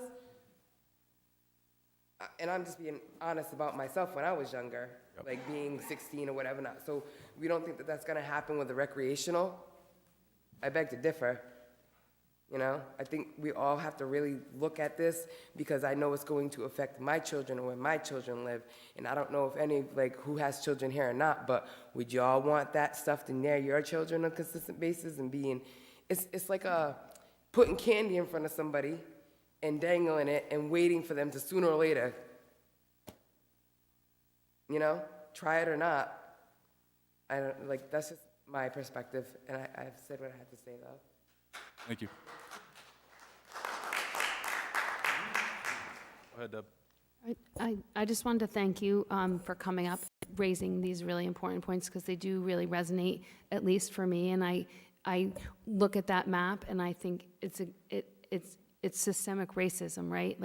Right? It's just red line zoning organized, that's where you build low income, we're gonna dump it all there, I hear you. But it's challenging now from us because it's already passed in the town, so we only have these options. But we can't limit, we couldn't just say, Mike, we don't want commercial highway, or could we, tonight? And then if we did that, it would just mean industrial, which would be the 4 red circles. And so we couldn't even just say, could we just have it out in West Kingston where there is less foot traffic? Because I hear this mom saying they can walk across the street, it backs up to them. I think you do have the ability to limit where you want it to have. You couldn't be in it throughout the town, obviously. Right. But you do have the ability to pick and choose what zones you want it to have. I mean, obviously, it's in no residential zone, it's Right. not in commercial neighborhood, et cetera. But could we just pick one? So I'm pointing to the one at, Well, if you pick a zone, say industrial, it has to be all industrial. Okay. You can't, it's spot zoning if you try to pick and choose, yeah. so so Ms. Vasquez, are you here? So the options are the circles that are here, the orange or the red or the yellow, and we can't pick and choose either circle, or we can't. All the red, all the Invite you to- yellow. Can you come on up? Like, if we're gonna engage, I just Yeah. ask you to speak in the microphone. So it would be all the red, or all the yellow, or both. And so we can't, that was my question, we can't just put it out in West Kingston where it's very likely that people couldn't walk there after school or on the weekend. So we're sort of stuck, but we have to come up with some location? We do, yeah. Well, I hope that when you come up with the location, that you guys really look at that and look at how you're going to manage that, because I hear you. it's definitely something that's going, like when crime rate goes up, because that's gonna happen too, let's be real, when crime rate goes up wherever they put cannabis centers when it's not medical. So I'm just curious, I mean, look at Vegas, look at Colorado, the cities where they mostly started are all very high crime rate areas. I don't know if this helps. I have confirmed while the debate is going on that DBR has not chosen a method. I was asked, how are they going to choose? They really haven't chosen a method, although the feeling is it'll probably be a lottery. However, what they have chosen, as Mr. O'Neill actually said, is there will be no more than 4 licenses in any one of the 6 zones. And so our zone that South Kingstown is in includes several communities. Who passed it? And again, nothing is impossible, but it's not probable that all those licenses will wind up in this town. It just isn't probable. So 4 licenses could possibly end up in this town? No, not in the zone that we're in, which includes all the neighboring towns. So I don't know a lot about how the zoning pieces work, so can we create like a special overlay to just really restrict it to to not these areas? I know that we're kind of in good discussion right now, but we do have some citizens who do wish to come up and speak. I want to give them the opportunity. Roberta, if you want to come up. Thanks, Rory. Roberta Mulholland. I'm happy that you're talking about this. When this young woman came up and spoke and pointed out that these areas are our low income and minority areas, and I would expect from all of you, because you're all decent people, that you would fix this. Now, there seems to be a rush, and what's the likelihood you're going to fix it afterwards? What is the rush? What is the deadline? Can you make these decisions? Can you have a special meeting to adopt this before the deadline? I just ask you to continue in what you're doing now, thank you, but address this, because we should not have this happening in South Kingstown. Thank you. Thank you. I have a question to follow up with that. As Ms. Mulholland said, what is our time frame? Like, when do we have to have this done? And do we have time to have a community forum to get feedback and to see, so that it's not just the 5 of us here who might not know all of the ins and outs of every little neighborhood? I mean, A few questions there. Number one, there is no deadline. However, having said that, licenses are going to be given out soon, and if we don't have the zoning in place, an argument's going to be made, we can go anywhere in the town. And that, I highly recommend we not go in But that. they haven't even determined yet how they're going to give out the licenses. Correct. So we have time. Well, oh yeah, no. I don't know how much time, and it may be January, it might be February, it might be March. Although, given the pressure on them, it'll probably be sooner rather than later. It's certainly not going to happen tomorrow. No. But no, there is no deadline other than as soon as someone gets that first license, the town is going to be exposed if we don't have some kind of zoning in place with all the rules and regs that go along with what it takes to get a special use permit, having to notify abutters, et cetera. You really want a set of rules and regs in place. Having said that, no, there's no hard and fast deadline. I really would like to kick this back to zoning and see if they can come up with some other plans. I mean, I raised my daughter on Church Street. It is a highly trafficked area with children. I am not comfortable having that there. Nope. President McEntee? Go ahead, Jim. I just want to clarify something on the map that's up here. The circles that are in red do not allow retail sales. Okay? That's cultivation and manufacturing only, and those red circles currently allow the cultivation, the one at the top left allows the cultivation and manufacturing and production of medical marijuana today. And the town of South Kingstown has an existing cultivation facility in that top left red circle. The two yellow circles, which are primarily associated with your historic commercial zones, are the only two locations in town that you are proposing to allow the retail sale of non-medical. The medical sale can occur under the regulations with a state license in those two yellow circles. So I think there was some confusion that retail sale can occur in every single one of those circular zones. That is not correct. So red, in essence, is cultivation and production or manufacturing, the refining of a product, and yellow is retail. And those yellows correspond with existing commercial uses that allow pharmacies, which distribute drugs under the Federal Drug Administration and state regulations, and the two highway commercial zones would also be subject to the state's business regulations. And some of those areas are not all low income.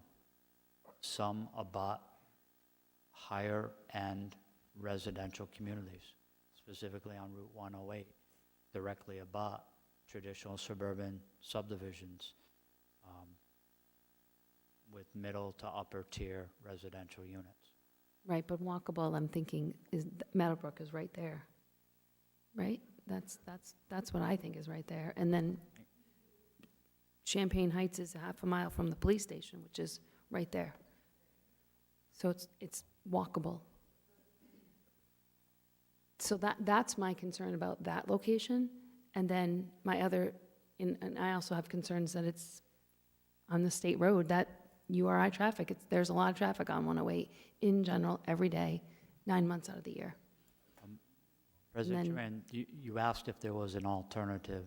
The only potential thing you could do, to legal counsel's advice, it's difficult to pick apart your existing highway commercial zones. But you could create a new district, and that new district allows the sales. It could be a commercial highway 1, and that's only the Tower Hill and 108 corridor. It's not all of the existing highway commercial. I would be open to that. I think that makes a lot more sense. I like the idea of South County Commons or the plaza by the Holiday Inn. I think that follows more precedent in other states like Massachusetts, where retail boutiques tend to be located in affluent areas, and growers tend to be located in industrial areas. So I think that makes a lot more sense and is a lot better for and respectful of our communities with people of color. I understand that you did this just for the path of least resistance, which makes perfect sense because to me, this is time sensitive. We can't drag our feet because every town in the state wants one of these licenses. So I do understand why you did that, but I also understand the grave concerns that you have, and I would share them also as a mom and everything like that. And I also did want to state that in October of this year, Joe Biden did make a statement regarding the pardoning of all federal offenses for marijuana, and he's encouraged the governors to also do the same thing. So again, I'm not sure where we are in Rhode Island, but I guess we're nowhere in Rhode Island, but so we gotta, certainly push that because it's, not right. Thank you, Patty. Jamie, question for you. When is the planning board's next meeting? Tomorrow. Tomorrow, all right. Pretty difficult to get this on the agenda. I'm sure it's already advertised. Extremely difficult. It Right. doesn't make the 48 In the hour interest of getting this on the first meeting in January and having the planning board's review prior to that, seems like almost impossible. Is that right? Without We want to have an ordinance in place before they start issuing licenses, because I agree with Mike, there is that argument that in the event they get licenses without any zoning ordinance in place, that means there are no restrictions. So I'd like to see us get something as soon as possible, but we want a little more vetting to this. What's the best way forward here? I think you potentially have 2, if not 3 options. I'll explore 2 of them. One would be to potentially adopt the regulation as it is with a directive to staff to bring the matter back to the planning board for a discussion. Option 2 would be for the discussion of breaking down the highway commercial and then possibly exploring whether it be the 2 commercial zones on Route 1, being South County Commons, as well as the intersection 138 and Tower Hill, kind of as a combined option. The second would be to delay a decision and ask to go back to the planning board, and that would be in January, which would put us back before you potentially in February, which, again, council has explained we're not certain what the time frame of DBR will be with regards to issuing a license. The third option would be to just table the matter and explore those options as a council. I think one of the difficulties is as you break out of the language and areas you have now, you potentially run across legal issues with regards to your public notice of the zones you're proposing and the language you're proposing. So if you wanted to, I think as a council, expand it to South County Commons, you would run amiss of your public hearing notice that advertised these zones that didn't contemplate a new one. So I understand council's hesitation to adopt something and then a change lingers, but I think if you were to adopt something with clear direction to staff, both being the planning department as well as legal counsel, to take further action and explore whether you can retract from those areas and create an overlay or add a couple of districts or modify the districts. My concern would be, as well as legal counsel's, is the failure to have any regulations puts you potentially more at risk than at least having something. And I'm remiss by saying that because you've received some testimony tonight from the public that shares some concerns about those locations, but those locations are your current commercial zones, and I'm not sure we're prepared to revisit our underlying zoning, but I think you have an opportunity, if you took action, to kick it back to the planning board to look closely about modifying the areas it's being allowed in, and perhaps create either a new zone or an overlay that retracts from all of the commercial highways and only allows it in more specific areas in town. And so would we need to approve any location before an actual shop would be allowed? To answer Councilwoman Ali's question, the permitting process is a special use permit, which is issued by the zoning board, but it also goes through what's called Development Plan Review, DPR, by the planning board. So when anyone applying for a retail license or an industrial facility applies to the town, they go to the planning board first. Planning board makes a recommendation to the zoning board with conditions, approval, or potential denial of an application. From a land use perspective, it does not come back to town council for approval of individual sites. That approval authority lies with the planning board and ultimately with the zoning board. Your legal responsibilities are with the text amendment and any map changes. Okay, thank you. Thank you, Jamie. Deb, go ahead.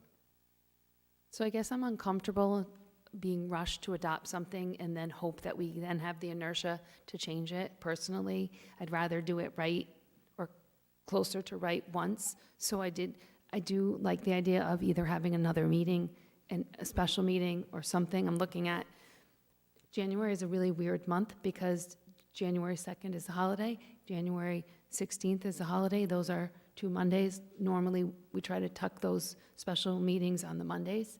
So it's tight, but I think I'd rather do it correctly. I have a lot of reservations about anything on 108 for a lot of reasons. So to me, if we can go to some special overlay or something and be more thoughtful than to just rush and then try to scramble back. I tend to agree because I don't think much is going to happen over Christmas. Sorry, I didn't mean to just jump in there. Mike, you made a reference earlier to spot zoning. Can you explain a little bit of that? Yeah, I'm concerned about the comments earlier. The comments from the public, I think, are well taken. However, I know that we're going to wind up caught between a rock and a hard place. If we have nothing and an applicant comes in, we're stuck.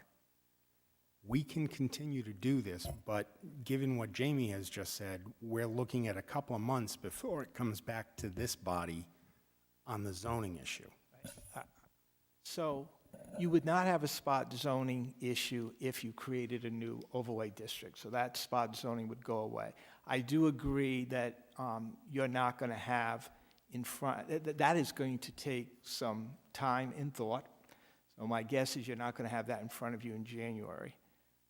Probably February, and I think that's pushing it, but February you could have that type of proposal in front of you where an overlay is created over your commercial highway district and picking and choosing, and that would eliminate the spot zoning. So look, you've got this balancing act to do between timing and whether a license will come out or not. I don't disagree. I'm pretty positive they're not going to issue a license over Christmas or New Year's. How much sooner after that? Nobody knows. Nobody knows. So I'm going to ask, is it possible that the planning board have a special meeting? Because we would be willing to have a special meeting. I mean, I know they're very busy and they have a long agenda. That's why I'm asking. Is it possible to ask them tomorrow night?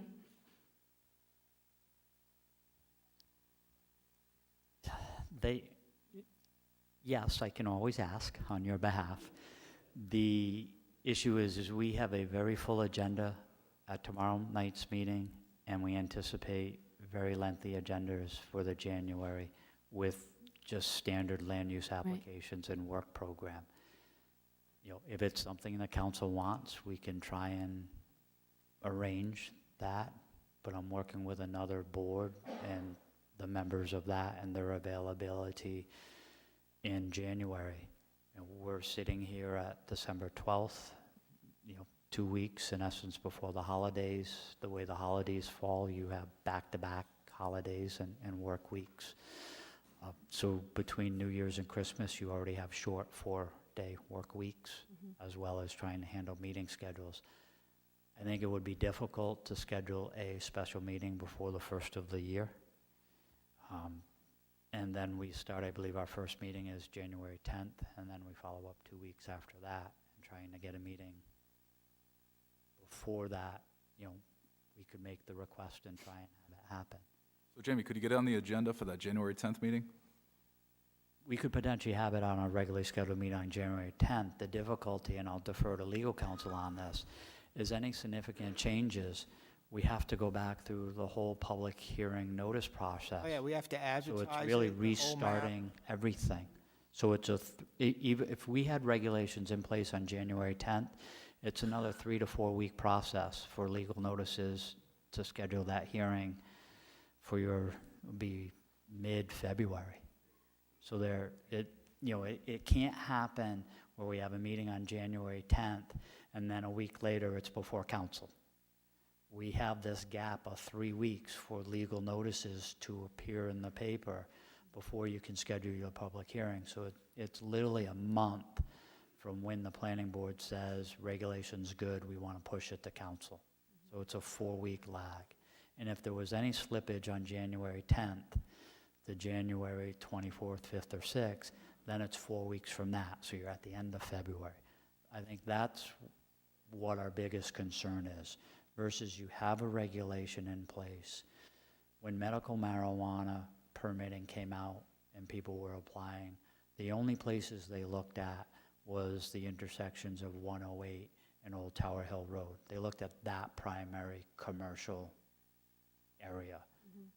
My take would be, given traffic and access and parking demands, anyone coming in for the recreational side are going to look at very similar footprints and very similar areas that the medical retailers looked at. All right, thank you. You don't have a crystal ball. That's the difficult part of that. I really, as a planning director, I wish I did. All right, thank you, Jamie. All right, there's a few different options for us to consider. We're still in public hearing, so if anyone else in the audience wishes to speak, I do ask you to come up.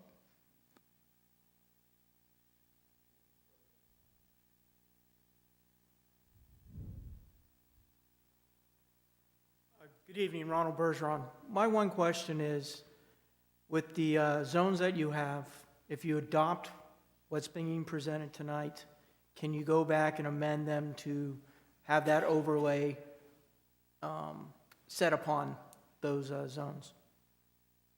Mr. Chair, okay to answer?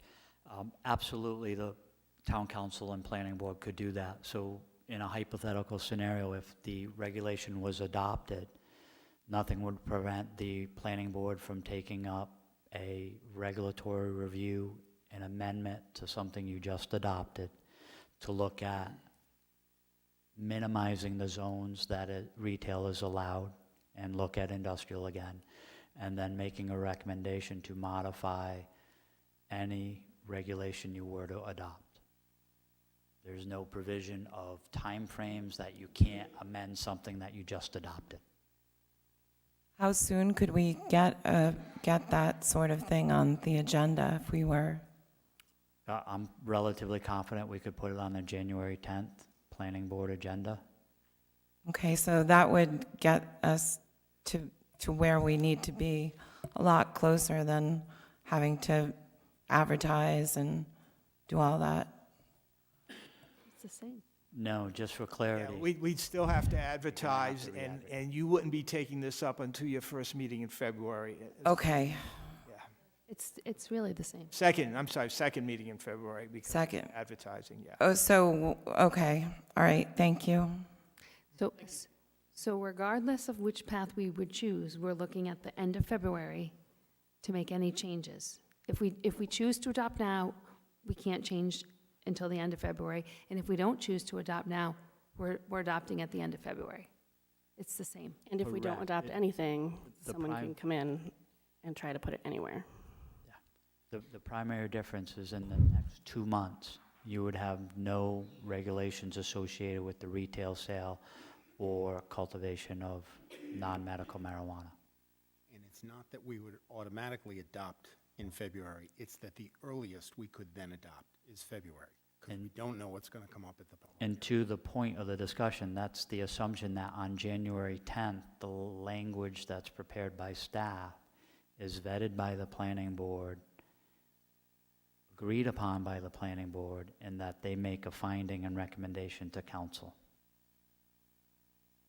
We still are in the public hearing, so I do want to invite public up. Bella, you wish to say something? Come on up. I'm sorry, I'm finding this really problematic.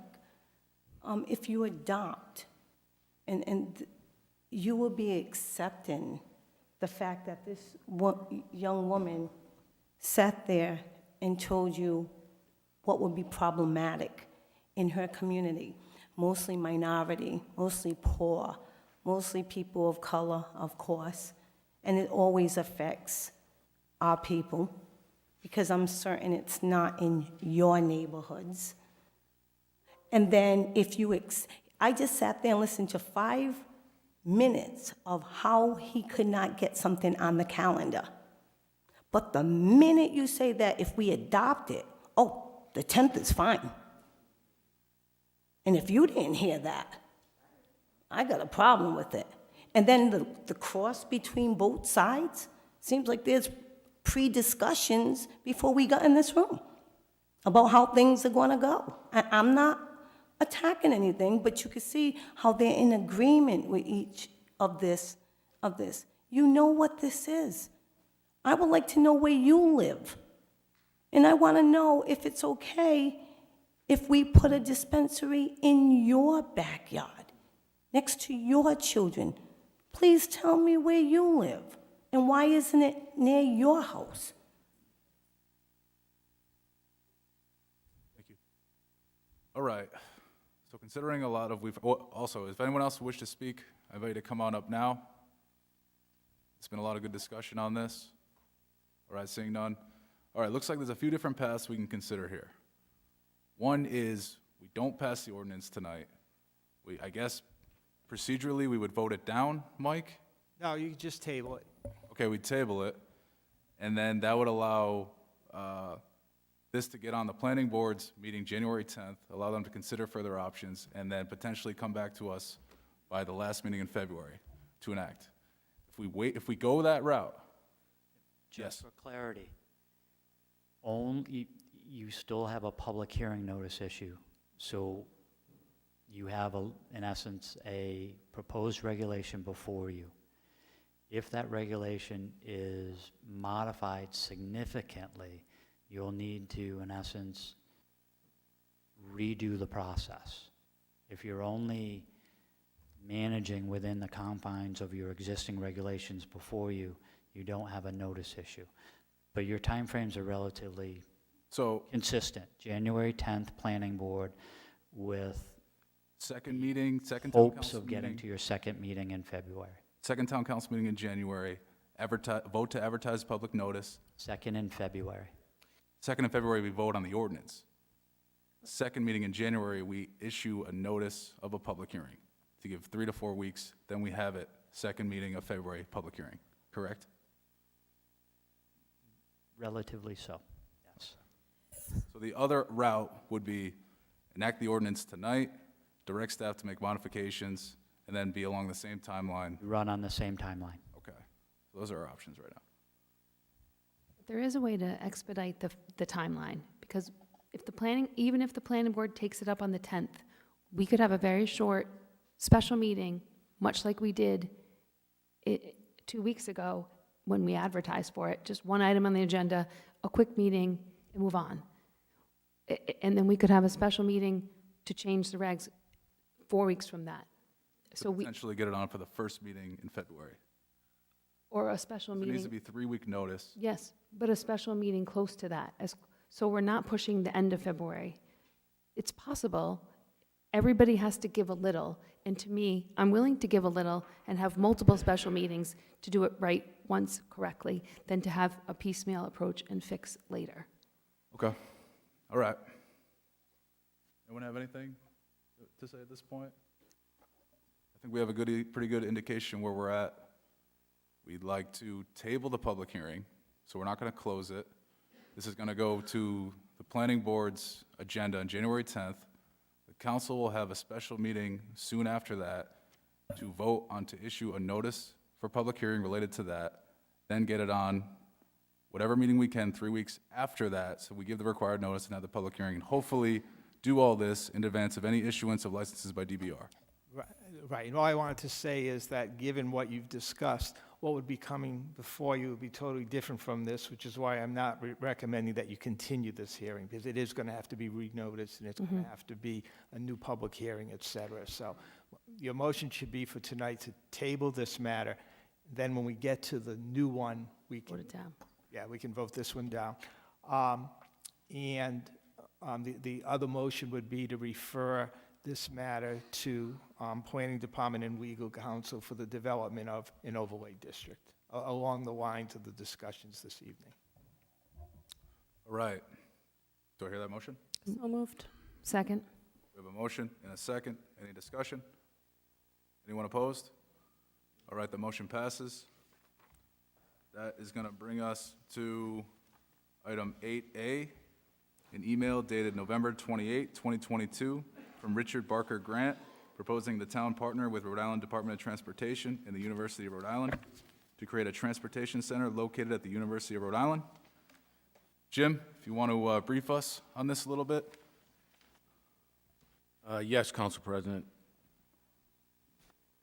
As you stated, an email was received on November 28th from Mr. Grant requesting that the town support a partnership with the Rhode Island Department of Transportation and URI on the possibility of a transportation center or transportation hub. In his email, he asked that the transportation center would be a bus terminal, a new railroad station, road links, a rotary, an auto wing, reconfiguration of Route 138, Route 95, Route 1, and Route 4. Obviously, those are very, that's a big project. That's a major, major project. I checked with Rhode Island DOT, the deputy director today. I checked with URI, the director of public safety.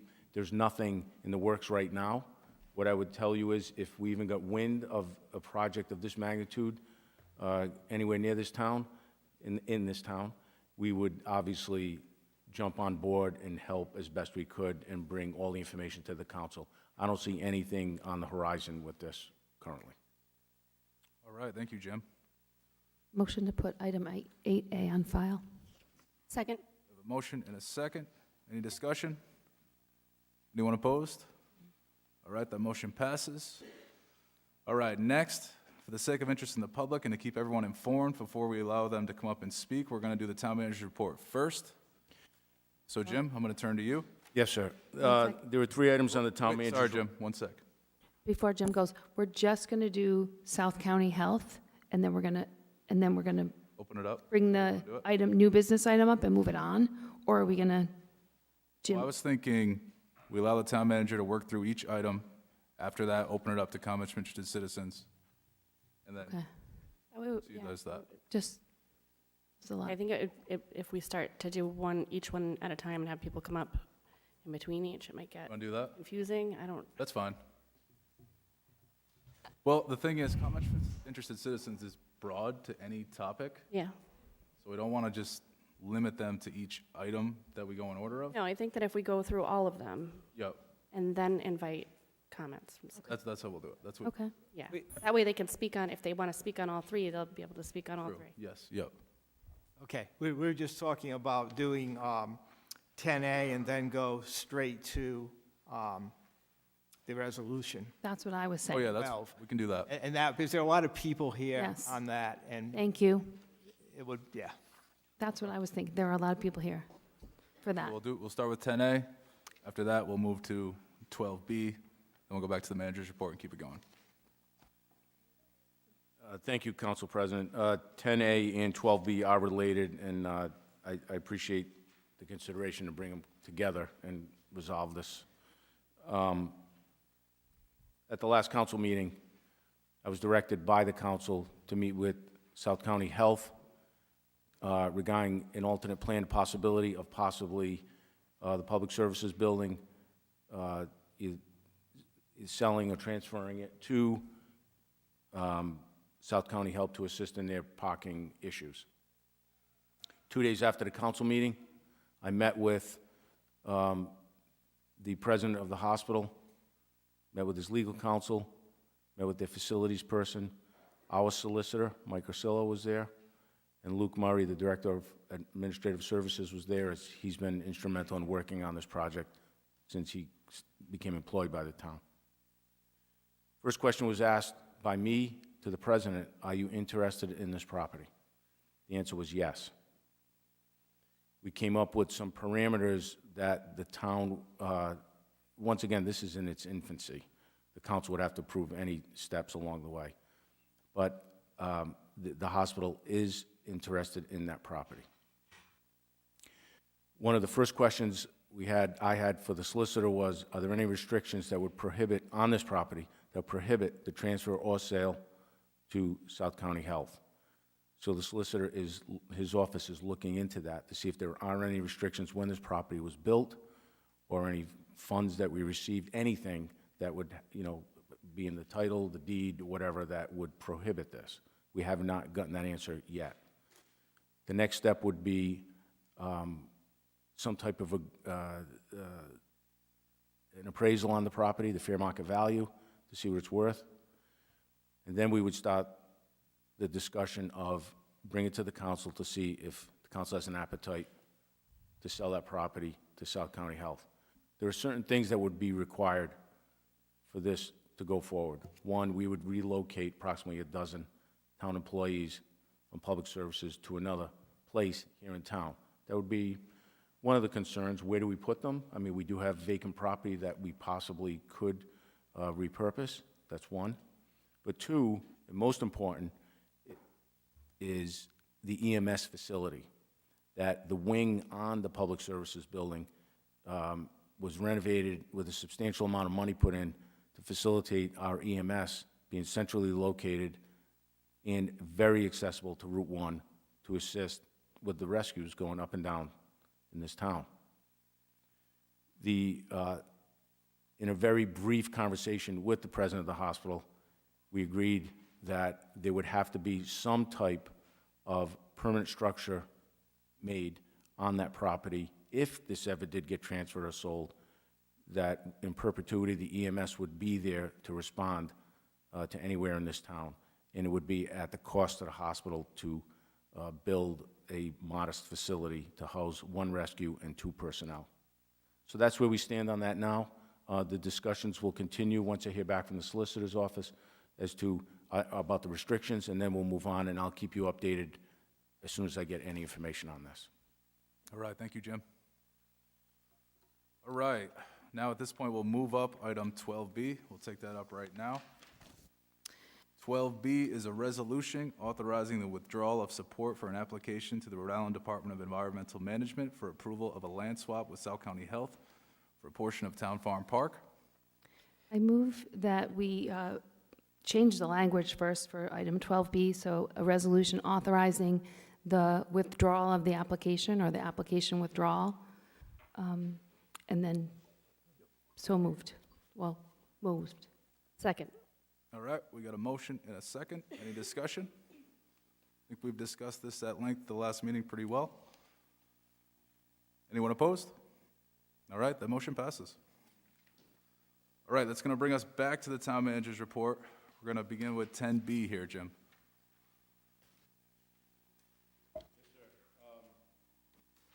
Yes, one of the priorities of the town council when I got here was disbursement of funds under the American Rescue Plan Act, ARPA. There was approximately $375,000 set aside by this council for housing and $425,000 for social services. One of the things that, talking with the staff and how we could best handle this, and the two members that are handling most of it are sitting across from me right now, Luke Murray and Jamie Rabbit, is that we would have to do this fairly and equitably and through an application process. So I'm happy to announce today that it's gone live on our website of where the application process for these two items, housing and social services, where people can apply, and we'll look at them, vet them, prioritize them, and bring them to the council for final decision. So the application was open today. It will run for approximately 1 month. We'll reassess then if we need to keep it open, if that was enough time, and then bring those applications to the council for, so they can choose what entities would get some of these funds. Excellent, Jim. Quick question on that. Just as far as getting monies out the door with respect to that, what kind of timeline do we foresee there? I don't think the timeline is long. I think once the decision is made, the funds are pretty accessible, and I know the federal government wants, Funds out. municipal government wants us to spend this money. We do have a timeline. I don't have that exactly in front of me, but Jamie or Luke, maybe you can give me the exact timeline that we have to expend these funds. The timeline to expend the funds or timeline for these funds under the grant? I'm just saying, considering the timeline of opening for applications, closing for applications, bring it to the council, us making decision as to which ones to support or fund, and then getting monies out the door. I'm talking about the timeline as to getting monies out the door. So the hope would be spring would be your time frame. Right now, if we receive the applications by, I believe we have it the 17th, which is our application date, the intent is the human services and outside agency funds are very similar to what you've done in the past. You're familiar with that process. So those would be batched and come to council potentially in February. There's a little different process for the affordable housing. That's going to the planning board first for an advisory recommendation to the council. So I'd expect those to come more in March. And then once you approve those applications, the funding's there, it's available. We would be quick to move that funding out. Excellent. Thank you, Luke. This might be a silly question, but maybe I'm not, I don't know. Where do you find this on the website? 'Cause That was I my cannot question. find it anywhere. That was mine. So it's under the planning page. If you go planning and there's an American Rescue Plan link or funds link, there's a link under that, current opportunities. So what we plan to do is we will be pushing it out on social media tomorrow. I have direct links to all those who have received funds in the past, and I'm sure Brian Wagner also has those contacts, so we'll push it out email. And then we can also put it on our what do they call it, the flash or whatever, on news flash on our website. So we'll try to get it out all avenues. It's tough sometimes everyone's competing for space on our website, so sometimes the links get buried. Even though it may be logical, it may not be apparent. So from the home page, where do I go? What do I click from the home So page? you're going to go to government, and then you're going to go to planning, Oh, planning. and there should be American Rescue Funding, which gives an overview of the American Rescue funds allocated to date. That's brand new. And then there's a current funding opportunities. So That's there's a little bit buried. Because there's another page that just, if you Google South Kingstown ARPA, it comes up, but it's like the planning documents, it's not there. Okay, That's got right. it. I think that It is something we'll work on to get it more accessible. Thank you. All right, thank you, Luke. Thank you, Jim. 10C, under the town manager's report, will be the presentation of the school building committee's proposed options for construction and or renovation of the school facilities. I'll give a very brief overview of what we've done and where we're looking to go. This committee, school building committee, was authorized to have 9 members. We currently have 8. There's been 8 attending on and off since August. We've had 13 meetings. Early on, we all agreed we need to be thorough, transparent, open-minded, and vet just about every suggestion made to us of all the different options. We never want to be accused that we had blinders on, or we were closed-minded, or had a predisposed disposition on this. I think we fulfilled all of that. But we are at the point now where it's coming into focus. We have a lot of information and we need some type of direction from the council regarding where this is going, what all the options are and where this is going. Everyone in the room, all the answers you need are in this room tonight. And you have Luke Murray, who chaired this heavy load, this big task. You have Brian Sylvia, who has given every step of the way. We've vetted the finances and what the impact would be on the town, on our bond, on taxes, and so forth, tax rates. You have Phil Conti from Studio Jade on the left, Luke's right, who has been a consultant, has been holding our hand through this entire process. You also have the superintendent of schools, Mr. Mark Prince. He's sitting in the back right corner of the room. You have several members of the school committee here, and myself. So I'll turn it over to that crew on the other side of me, and they can start, and although there are many slides, I think they'll blow right through them. Right, Luke? We will. So thank you for having us. As Jim mentioned, it is a robust presentation. You see the packet in front of you. We will do our best to move through quickly, but give you the information that you need tonight. So as Jim mentioned, I'm here with Phil Conte, Brian Sylvia. We do have committee members here who have been working really hard in recent months to try to move this project forward, and there's a wealth of knowledge in the room, as Jim had said. The purpose and goals, so why are we here tonight? Well, one thing I can tell you is we're not here to put you in a corner and say, make a decision, right? Tonight is about putting a lot of information down for consideration and for you to ponder, ask questions, and then our intent is to come back in January and then really start getting a framework together and saying, what does this look like, right? We have some key questions that we'll ask you to answer tonight. We're going to do a general overview and activities report. I'm going to do that right now. Phil will be doing the needs, projects, and costs. We have financial considerations, which you definitely, I'm sure, want to tune into, and we have a lot of information on. We'll have those key questions and next steps. So just for the benefit of those who may not be up to speed or those in the public who may not be up to speed on this process, the committee was formed in August of 2022, as you know, which was appointed by council. As Jim mentioned earlier, we've had 11 regular meetings. We've had 2 community workshops, which have been pretty well attended, which I think were facilitated in open conversation with the community.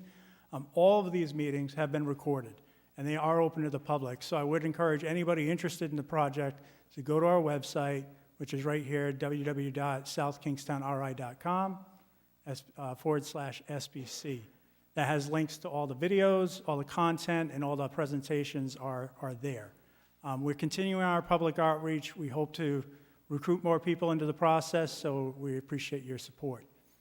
To date, we have submitted the Stage 1, which is required by RIDE, and for those who are not familiar with the Stage 1, it is a 1,000-plus page document that documents the need for school facilities, the why of the project. Why are we doing this? We've continued data gathering and listening sessions with Phil as our guide. We've evaluated project options, and we're primarily right now focused on the high school. However, conversation and dialogue has happened on our other schools, and we have information on those facilities as well tonight. We've been coordinating closely with RIDE and actually had Mario Carino from RIDE come to our last school building meeting to discuss and answer a lot of questions that many have with regard to reimbursements, because we are looking to maximize those for the benefit of the community. We're evaluating the fiscal impact. You'll see that tonight. And then communicating with decision makers such as yourselves and the school committee, because ultimately, just to be clear, the building committee is not the decision authority. We are advisory. So our charge was to develop projects that fit the need and then propose those projects with the information, gather the data, present the data as we see it, and then let the decision makers make informed decisions, right? Make recommendations. The timeline, just so everyone's up to speed, we are looking to get a project formulated by March because Phil has a lot of work to do beyond that. The Stage 2 submission would be in June. June 1st is our hit date. The bond legislation, we would have to get by June 30th unless there was a special session. As many know, that happens at the State House, and that session is only 6 months long. So we do need legislation for a bond if we're going to move forward. That sets us up for a potential bond vote. The committee has discussed the fall of 2023. We would then execute a construction contract to meet the timelines by RIDE to qualify for the bonuses that are currently available. The bonuses expire on December 30th, 2023. If we do not have a construction contract by that time, we lose benefit of those bonuses, and I'll show you an example of what the impact of that would be. And I'm sorry, construction start, our goal would be 2024 to start construction of some sort. So with that, I'll turn it over to Phil to go through some of the needs, projects, and costs. Phil? Great, thank you, Luke. Good evening, everyone. We can go to the next slide. I think it's important that you know what we have done to date. We have conducted facility condition assessments, means we walked through your schools and looked at them from an architectural and engineering standpoint. We conducted multiple interviews with your staff and your administration to understand what the needs are, what the deficiencies are. We've looked at the educational adequacy of the facilities. For example, what in the facility is working or not working for the school department to deliver the curriculum that they want to. And we conducted a number of community engagements and outreach programs. Part of that included a survey that was responded to by hundreds and hundreds of your community members, which was very informative.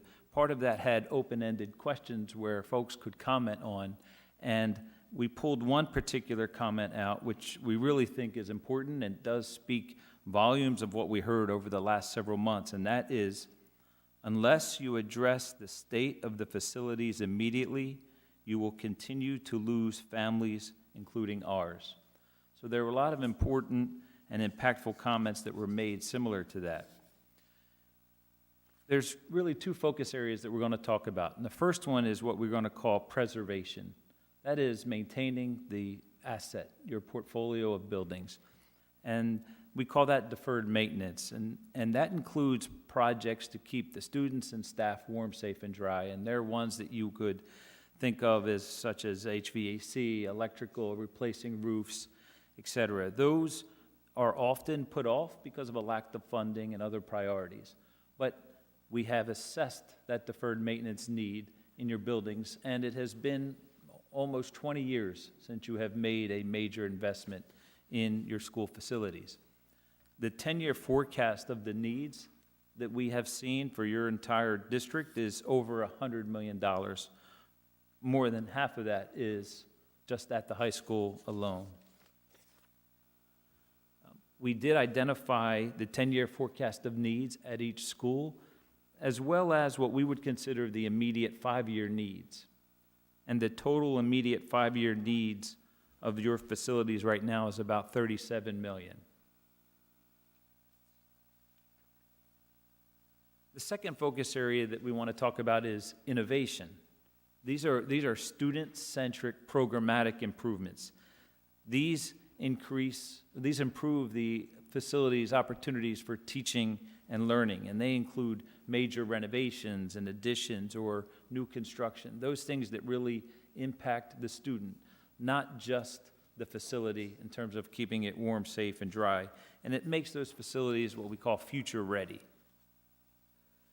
When we looked at the programmatic needs of each school, after meeting with the administration and the teachers to understand what is working and not working, excluding the high school right now, we've identified approximately $20 million in programmatic needs, and they vary by building.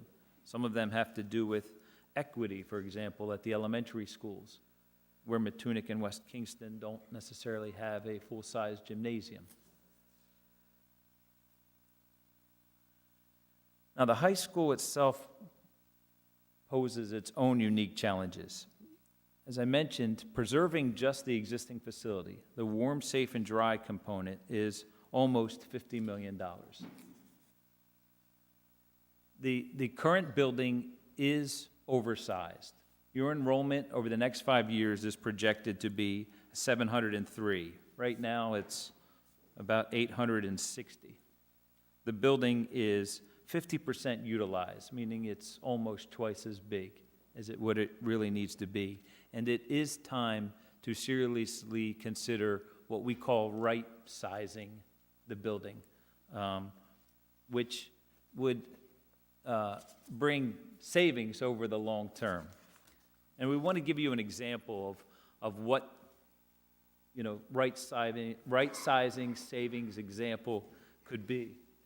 And it's important to know this, that your high school currently uses 26% of the district's energy use. All right, that's significant.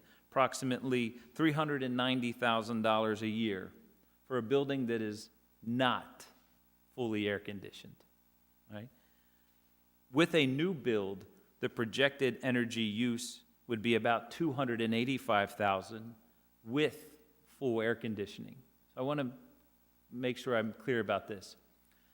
Many municipalities come to us and say, we want a new building. Our energy will go down, but by the way, we want to air condition it. That's not the case. However, in South Kingstown, because you have a building that is twice the size that it needs to be, when we right-size it, you will save energy even if we are air conditioning it, right? Because the efficiencies you have right now are just atrocious. That does result in a 27% reduction in the energy cost and over $100,000 a year in operational savings. So if you pose the question about selectively demolition and doing a major renovation at the high school has had a series of additions and renovations put on piecemeal over decades. And with that comes challenges in that it's not that simple to just remove a wing. Because if you remove that wing, you are now impacting the ability to circulate through the building. And if you've ever been in the high school, it is rather circuitous. It's not that easy to say, hey, take off that addition that we did in the 80s. If we take it off, if we take something big off, we have to put something big back to just maintain that organizational structure. So the options that we're bringing to you are really two. One is innovation with a new building at approximately $125 million, or maintaining and preserving what you have with some improvements at about $65 million. Those are the two options that we're bringing this evening.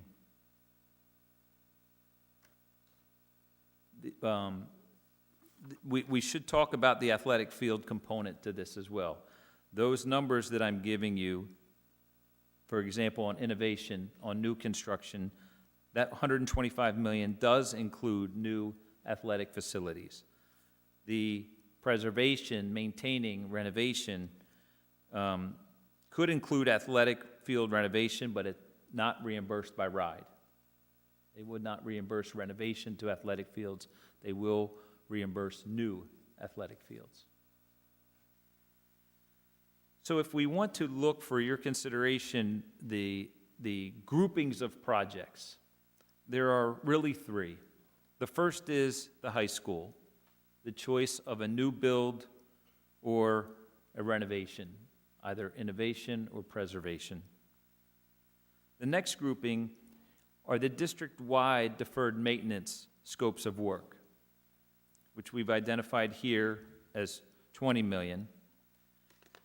Broad Rock, as your middle school starting in September, does need some programmatic improvements. There are certain areas in Broad Rock that need to be renovated to accommodate the population that will be there long term. And the hazard building should be considered as an opportunity for the district office. And with that would come the need for some improvements there. The last is what we're calling the elementary school programmatic ones. It was discussed during the building committee meetings that the elementary schools, with the declining enrollment, will probably necessitate a long-term solution that may result in some consolidation of the elementary schools. So you should consider wisely investments in those facilities if a long-term consolidation plan is in the future.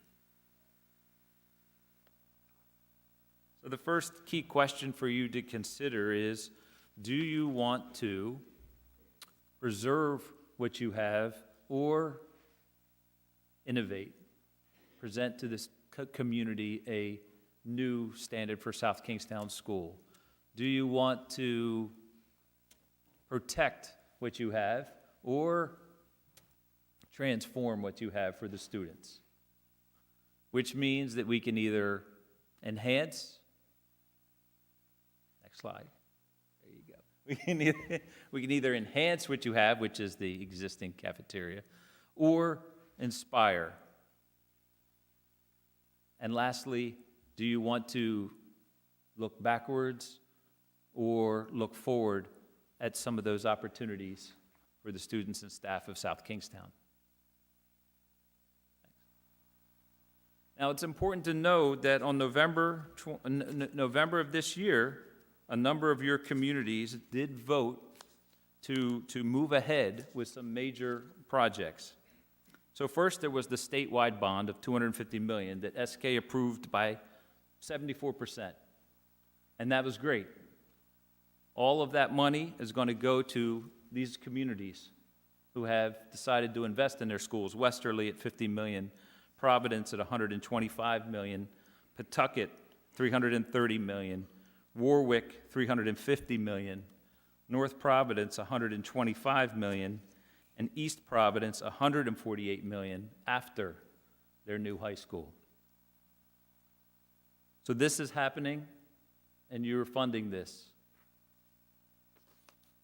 The next question is, as a town council, do you feel confident about the town's financial position moving forward? And that's, we'll take over, right, Phil? So there's a lot of big numbers. I know there's some wide eyes, maybe on the council or in the crowd. But one thing to remember as we get into the finance discussion is these big numbers happen over a long-term investment, right? It's not an annual budget. It is 10, 20 years, 30 years out. So as we talk about these numbers, keeping it in perspective for everyone is that this is an investment that we be paid for over a number of years. So one of the big questions is the why now, and many of you know why now. We've talked about the reimbursements. There's the documented need. We've talked about, what we haven't really talked about is that public education has become competitive. And like it or not, you know, it used to be if you wanted to go to public school and you didn't have the means, you stayed at that public school, and that was it. We talk about low income in this community. Many of them don't have choices. They stay in the public schools, and what we provide them is what they get. They don't have a chance to go to Hendricken or Prout or anywhere else.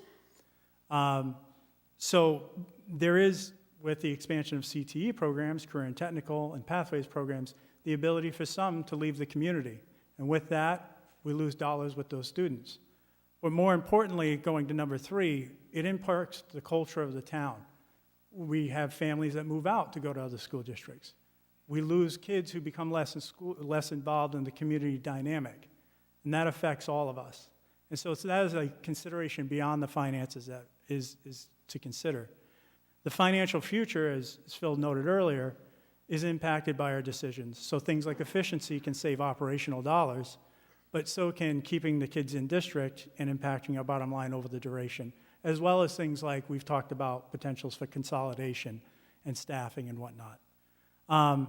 And then the obvious is that all of these bonuses are time sensitive and set to run out in December of 2023. So the timeline, as I've already mentioned, is critical because we have the potential of getting up to 52.5 cents for every dollar that the community spends on a project. And I say up to. That may vary depending on what RIDE approves. But it also includes 15% of what's called PAYGO, which is upfront funding, which significantly reduces our bonded debt and allows us to, while we're authorizing a bond for more, actually pay less over the life of that bond. After December of 2023, we go to base housing aid, which is 35 cents on the dollar, and we get no PAYGO. So ultimately, we're trying to save taxpayers' funds by doing something now versus later. And what does that look like? We've talked about a $125 million project. So on a $125 million project, if we were to miss this timeline, and we come back and we say, nope, we want to do that project, we would pay $1.3 million more per year, and we pay $26 million more over the life of that bond. So when we talk about bonuses, it's abstract, right? 17.5% additional. What does that mean? It means millions in taxpayers' dollars saved. This is the critical juncture we're at. So as a reminder of the 3 tranches that we have before we get into analysis, as a reminder, we have options on the high school at 125 versus 65. We have much of the deferred maintenance. We have the Broad Rock innovation, hazard building, and then we have the programmatic at the elementary schools at these numbers. These are the numbers I'm going to get into now and analyze a little bit for you. I know this is a lot of information, so if you have questions, Brian's here to get in the weeds, however deep you want to go. I'm presenting because I'm a layperson as well, and I think trying to take a high level on this is our best approach to start with. So our analysis starts with the assumptions of a 20-year term, which we find is reasonable for a bond of this size and the intent of the project. The bond issue would be a slow ramp up. So when you get into these projects, you don't approve a bond and then go borrow the money and then immediately start paying on it. It takes 3-4 years to start funding up that bond and also implement the project. And there are a number of strategies to kind of slow the pace on that, to soften any burden to the community. We have an assumed interest rate of 4.25%. That came from our financial advisor, or what they're advising right now to carry on a conservative assumption. Pay-go funds, as I mentioned earlier, are included. And the average assessed home as of 12/31/21 was $401,370. So as I present numbers in the next couple slides, when I present the cost to a homeowner, it's based on this number. If a home is more, that number would be more. If the home is less, that number would be less. So there are a lot of numbers on this page. And what it really comes down to is analyzing the debt service and the total debt service and the annual debt service. What I really want to focus on is the red box. Because just like anybody, any homeowner or anybody going out to buy a car or any large purchase, what you're really worried about if you have stable income and you have stable finances is what are you going to pay on an annual basis or a monthly basis, right? You build that into your budget, and over time you feed it, and then once it's stable, you're good moving forward. So this is the money that we would need to raise on an annual basis to cover that debt. On a town side, you can see the annual state share. So on a $125 million project, we'd be looking at $3.4 million from the state. The town would be on the hook for $5.4 million. Going all the way down, you can see at our lower numbers to $2.5 million, obviously significantly less on an annual basis of $90,000. And you can carry that across on the estimated totals of what the project would actually cost with interest. These are estimated at this time based on what we've run for the ride reimbursements at the bonus rates, right? And it's up to 52.5% for the projects.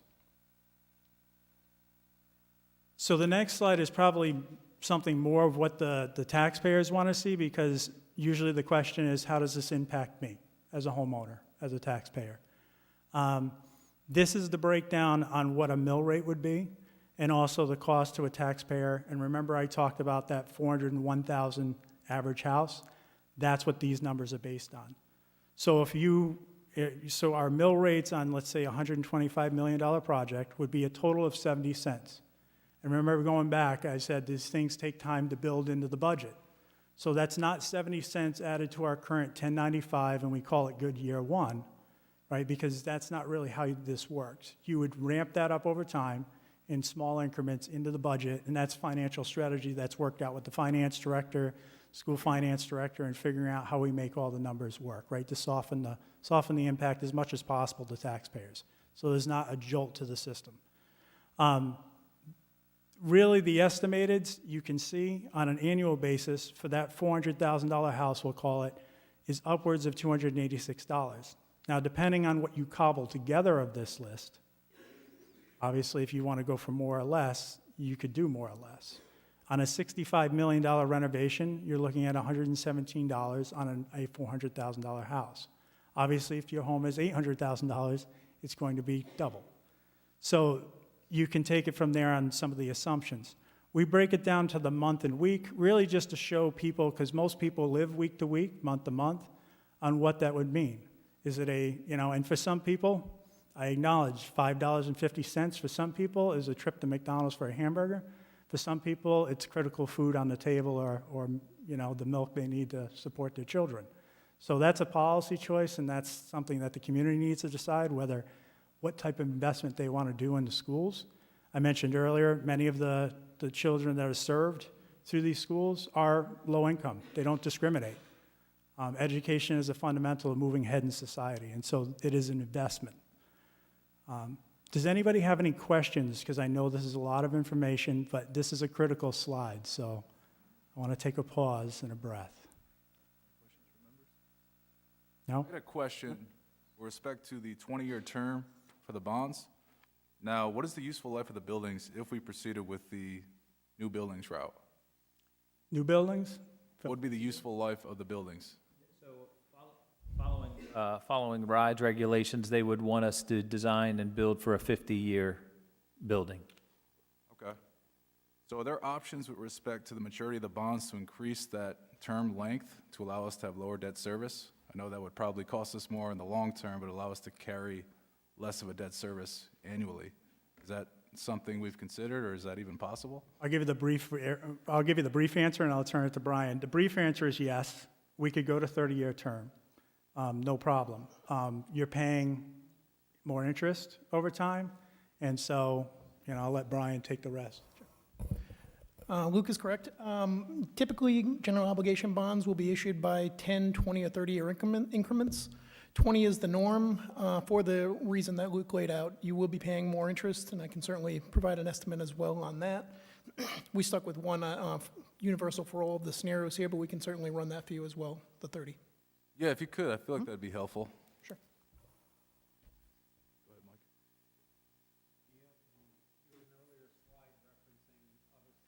Towns, and what they've indebted. Are those all 20-year bonds?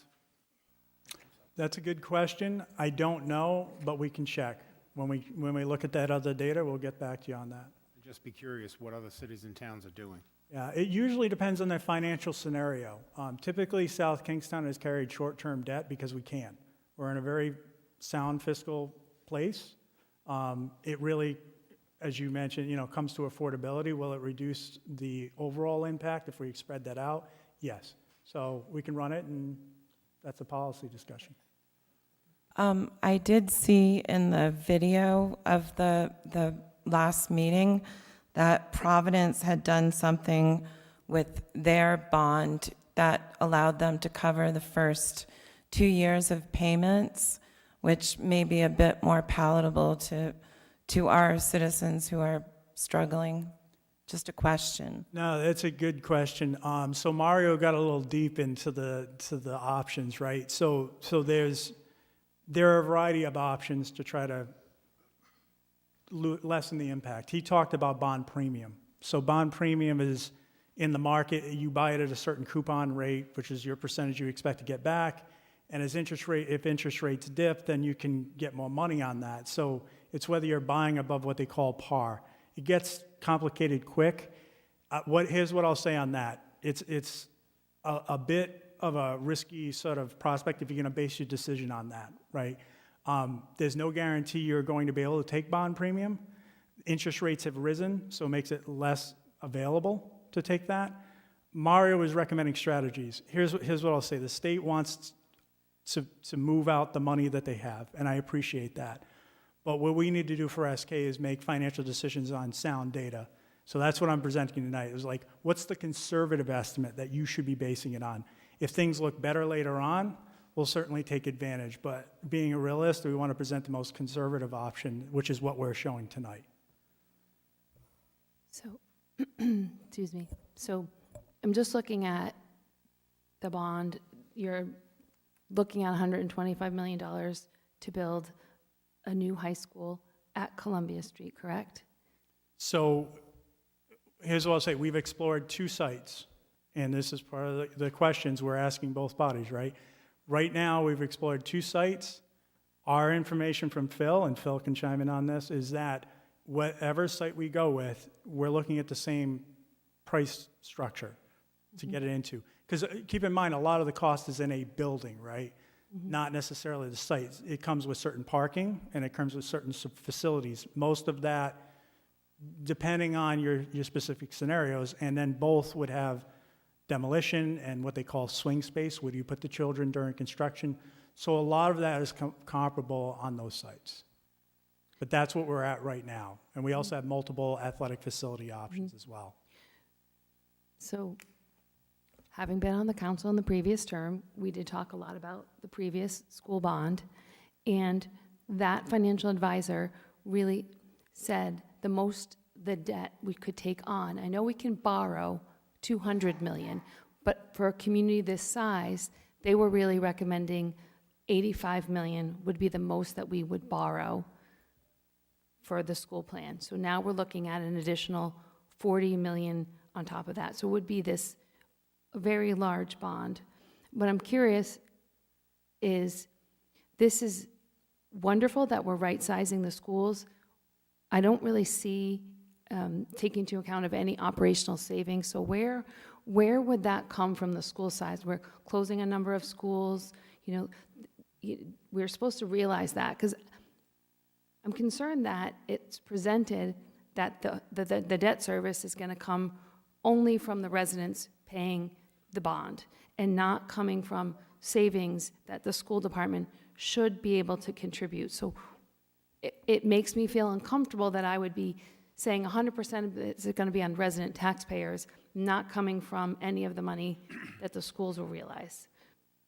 Yeah, so it's a fair point. I think it's a bit of a separate discussion, right? So what we're presenting is what the cost is if it were transferred to taxpayers, because bonded debt comes to the town, right? So all we have to assume right now is that effectively taxpayers would have to fund that. However, discussions can be had, right? If there's operational savings and the two respective bodies negotiate something on payment or how that works through the budget, that's somewhat of a separate process, and I understand where you're coming from in that. But from a building committee standpoint, our job is to provide the information, right? This is kind of what your worst case scenario would be, is that it's all falling on the taxpayers with no operational savings. There would be an anticipation in the coming months, there'd be some communication about how this may work, right? What committee's looking for is some frameworks on which to go forward with, and I know that's difficult. Phil always says we operate in the gray, and we are a little bit, we have to.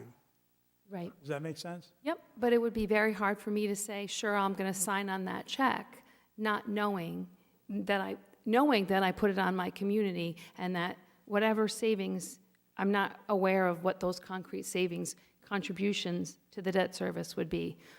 Do you see what I'm saying? Yeah, I respect that. That's not a question I can answer. Right. You know. So when would we get that? Because it's hard to make, for me, it's going to be hard to make a decision without that. So when does that come to us? So that won't come from us. So that doesn't come from the school building committee as far as your dialogue on who pays what. Our role is to simply provide the projects. Our charge is to, fulfill the need and make recommendations, right? We're telling you what it's going to cost. We're telling you what we can do on a town side and how it impacts the town. But ultimately, it's a discussion between the school committee and the town council on what happens with your respective budgets. Does that make sense? I just want to be clear on the roles. I'm not punting that question. I guess I am, but I'm punting it for a reason, is because it's not our lane as a committee. But how could we make that decision without that information? How could we say, We do have Superintendent Prince here. If we want to invite him up to speak a little bit with respect to that, we definitely can.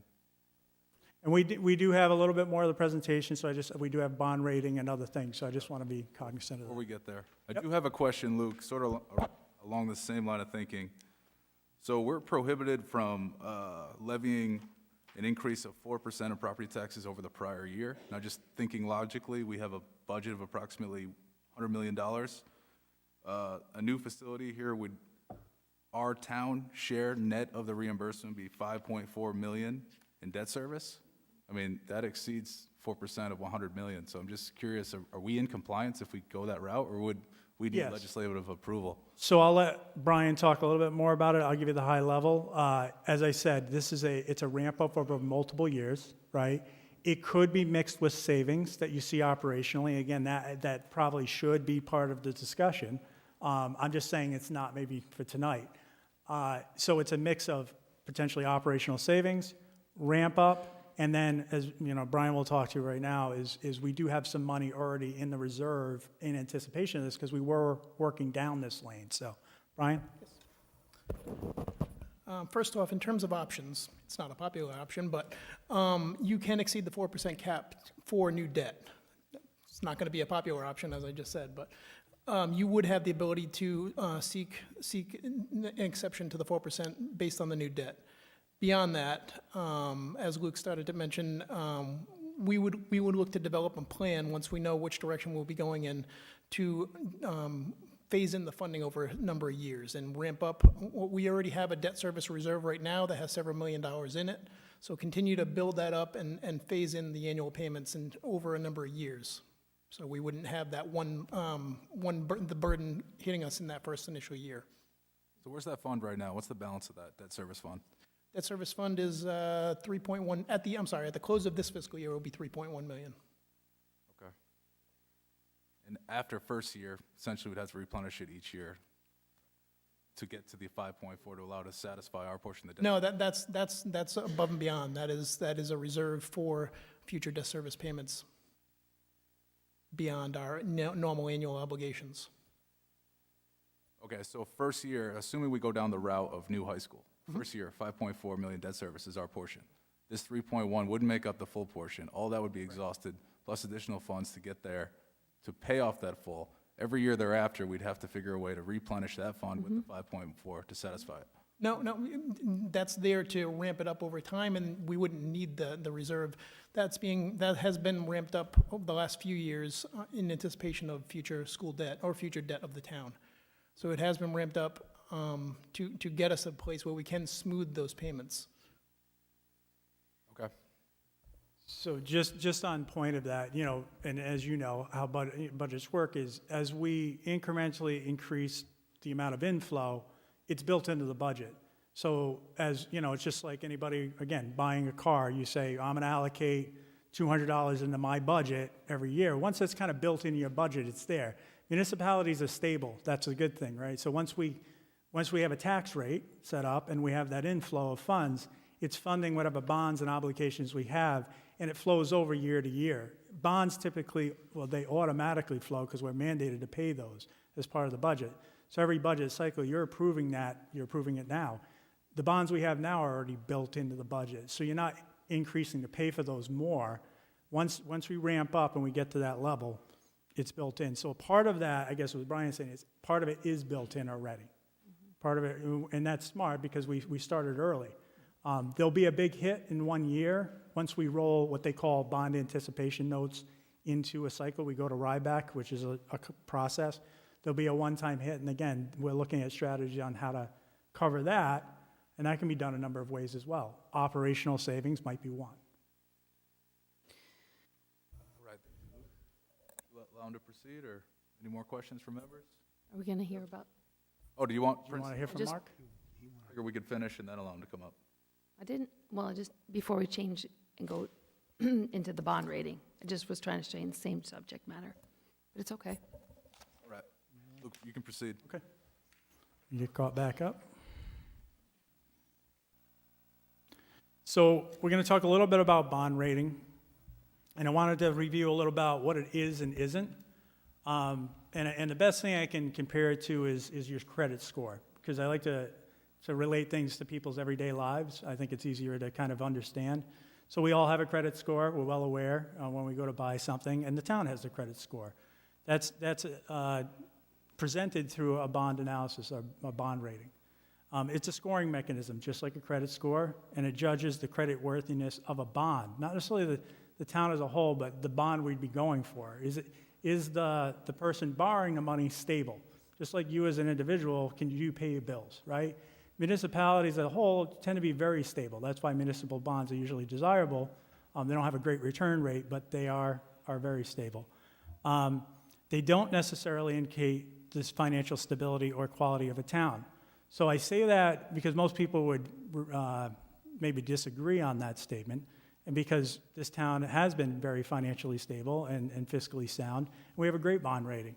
But you can go to some towns that the buildings are falling down, that they don't invest, and they could still have a bond rating because essentially some of the things that are rated don't show up as you walk down Main Street. So, and I'm not saying that's where we're at, but I'm just making the point of there tends to be an affiliation with bond rating and a good town. That's not always the case. Some of the towns that we look to as really good towns don't have the bond rating that SK does, for instance. They do impact the interest rates, so you have to be aware of that. Just like a credit, you go buy a new car, your credit's going to go down, and it'll likely impact your interest rate if you're going to go buy a new house or take another loan out. And then it's a mix of art and science. When they do these ratings, they will tell you straight out it's a bit of art and science. There's some persuasion that happens usually during bond ratings, and Brian can attest to. There's usually presentations and courting that goes on to represent your community. So SK, as we all know, has traditionally low bonded debt. That results in what they call a low leverage score. So here's some of the metrics that are rated. Economy, financial performance, institutional framework, and leverage. Economy is really resident income, per capita growth in the community. We fit well in we score well in all those categories. We have good resident income. We have good value per capita. Our economic growth is steady, not stellar, but steady. Available fund balance ratio, we talk about fund balance every year around budget time and the importance of keeping it around that 10% or more, and this is partially why. It can affect your bond rating. Liquidity of your assets versus liabilities. Your institutional framework, you have no control over. We do have a 4% cap in Rhode Island. That is a state mandate, so that doesn't allow us to go get endless amounts of money from the public. Some states don't have that cap, so you're able, if you're in a pinch, to go out and charge 8% that year. We do not have that ability, so that limits us on that score. But the reason I have the red box around leverage is because this is borrowed money, and SK has traditionally not borrowed a lot. And that's good in some ways. It's good because it's kept that bond rating. The bad part of it is, and Brian can attest to this, is if you have no bond debt, you have nothing to roll into. So when you have projects come up, remember I talked about building in your budget. We have nothing really built in for debt that's falling off. So I'll liken it back to a car discussion. I bought my car, 5 years have gone by, I've been paying $300 a year, I finally get rid of that $300. I can allocate that to a new car. I can buy my son's car, I can buy my wife's car. But if I'm starting at zero, I have to come up with $300. So that's where we're at. We're buying the new shiny thing and we don't have a lot in the bank, right? So this is where we get hung up a little bit. SK rates high in all of Moody's metrics. We are rating it at A1. We have very little opportunity, as I said, to improve our scores or mitigate any impact. So even though we may be increasing our leverage score, we don't have a lot in those other categories to make it up on a score. So the bottom line is any borrowing may have an impact, but these are the analysis that PFM, sorry. Steve Mazzaroni from PFM, which is our financial advisor, has come up with. Now, I point out that this is an indicative scorecard. What PFM does is they use Moody's criteria, and they run it through the mill, and they come up with relative scores. They are quick to point out that they are not perfectly accurate. There's a bit of art and science in it, and Moody's may have a different take. But at the 65 million threshold, which you could get your renovation and some other, that preservation, you're at a AA1 bond rating. Once you go over that threshold, you're really looking at a downgrade, right, to an AA2. AA2 is still a top tier. I would liken it to, and correct me if I'm wrong, Brian, but maybe having an 830 credit score going down to 800. Still really good, but not perfect. Not where you maybe started with. 125, 140, anything above that 65 really puts it, and I put the orange box around the leverage score because that's the only thing that changes. And that's because you're borrowing more money. It changes the ratios. Now, there's a big asterisk on all of this, because I believe in being honest, and this is what PFM has told us, is that going into the art and science, Moody's has a new rating system. And given that this is a reimbursed bond from the state and there's a lot of surety involved, that $65 million may not be the low-end threshold, may not be the high-end threshold of the AA1. So Steve's words to me is it could go upwards of $130 million. So what do I do with that? I don't know. I present the information that he gave me, which is here. And that's what I told him.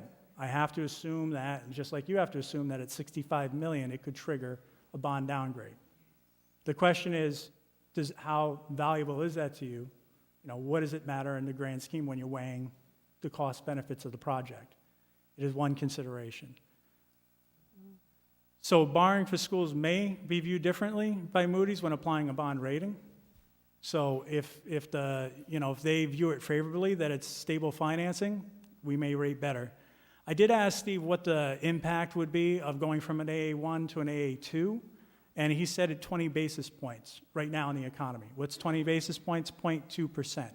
So if we were to borrow today at 4%, be at 4.2% after we get these bonds done, and we'd have to go forward if we wanted more money. It's an increase. When you're talking millions of dollars, it could be a substantial increase. The real question is, are we borrowing in the near future? I could say no, something may come up. Town manager, we may have a roof implosion and we have to borrow money. We don't know.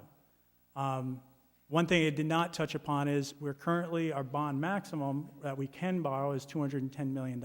That was presented previously at a building committee meeting, and Brian can talk to that. But, and we're not talking about those numbers, but anything has an affordability and bond rating impact.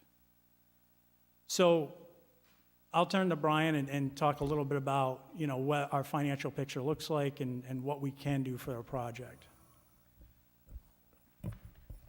So in terms of South Kingston, historically, rating agencies, Moody's and S&P, a metric that they use to grade communities when they're going out for bonds is their annual general obligation debt as a percentage of their operating revenue, of the general fund operating revenue.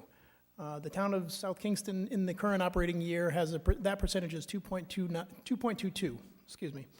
And Moody's and S&P would like to see that to stay under 10%. So what I'm getting at is we do have the room under that cap to borrow. It's then, as Luke mentioned, what capacity and at what level, but we certainly do have capacity under the threshold to borrow.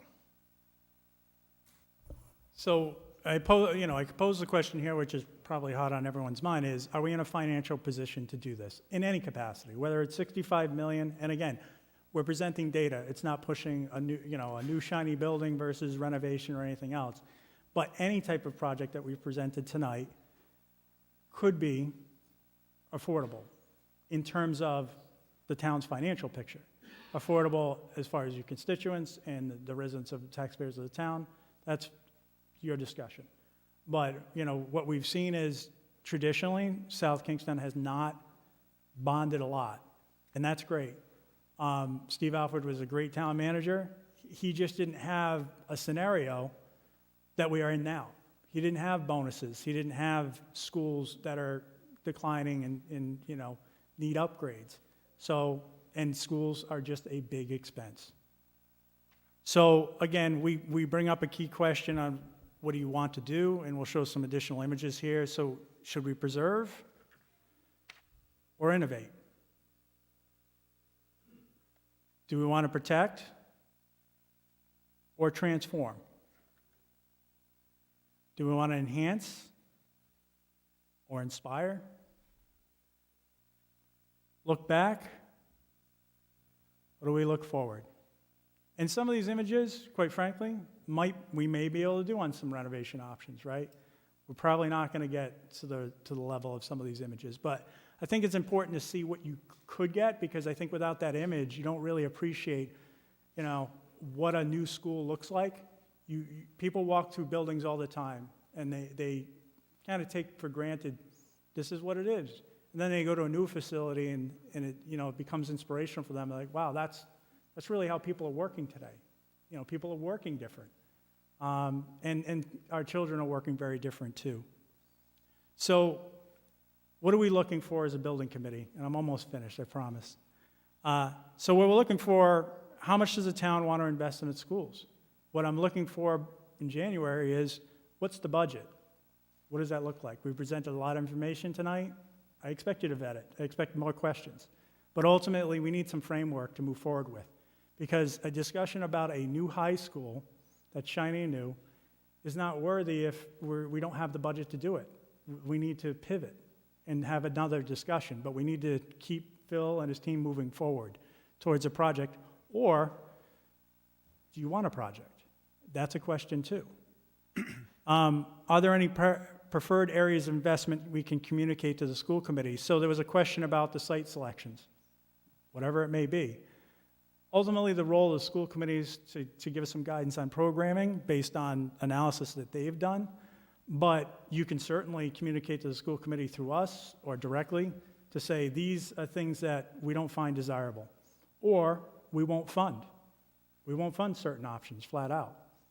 Again, we're advisory. You have the power to do that.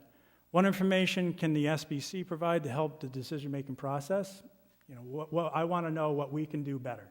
What can we give you? And tonight we heard a suggestion about running that 30-year scenario. We will do that. What do you feel is the most important to the community? And that's a tough question. And I know it's not one you can just send out an easy poll on and get back. So as a reminder, this is what we're looking at for financial picture. And I'll entertain any questions, or obviously the superintendent's here. All right, thank you, Luke. I think integral to this is to bring the superintendent up. I think something that's sort of concern for all of us is how are we going to share the cost to make this happen if we proceed down this route? So Superintendent Prince, do you mind coming up? Good morning, good evening. Thank you for coming. Obviously, you've seen what we've seen here. Now, one of the key things, Deb Bergner had attested to it, and I agree with her. If we proceed down a route of a new high school, we'd have to carry costs of $5.4 million in annual debt service. Just want to ask you, sort of, how does the school anticipate to sort of help the town in sharing those costs to make this project a reality if we want to go down that route? So when you say help the town, what do you mean?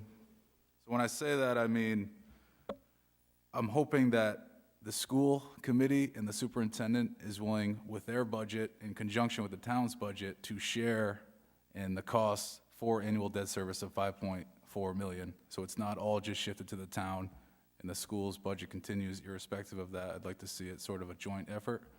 Does that make sense? It does. I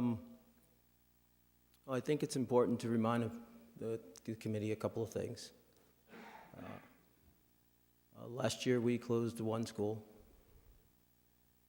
We are in the process of this year of closing down another school and combining it with another building. So we are currently moving towards closing down Curtis Corner and combining both Curtis Corner and Broad Rock into one 6th through 8th grade model.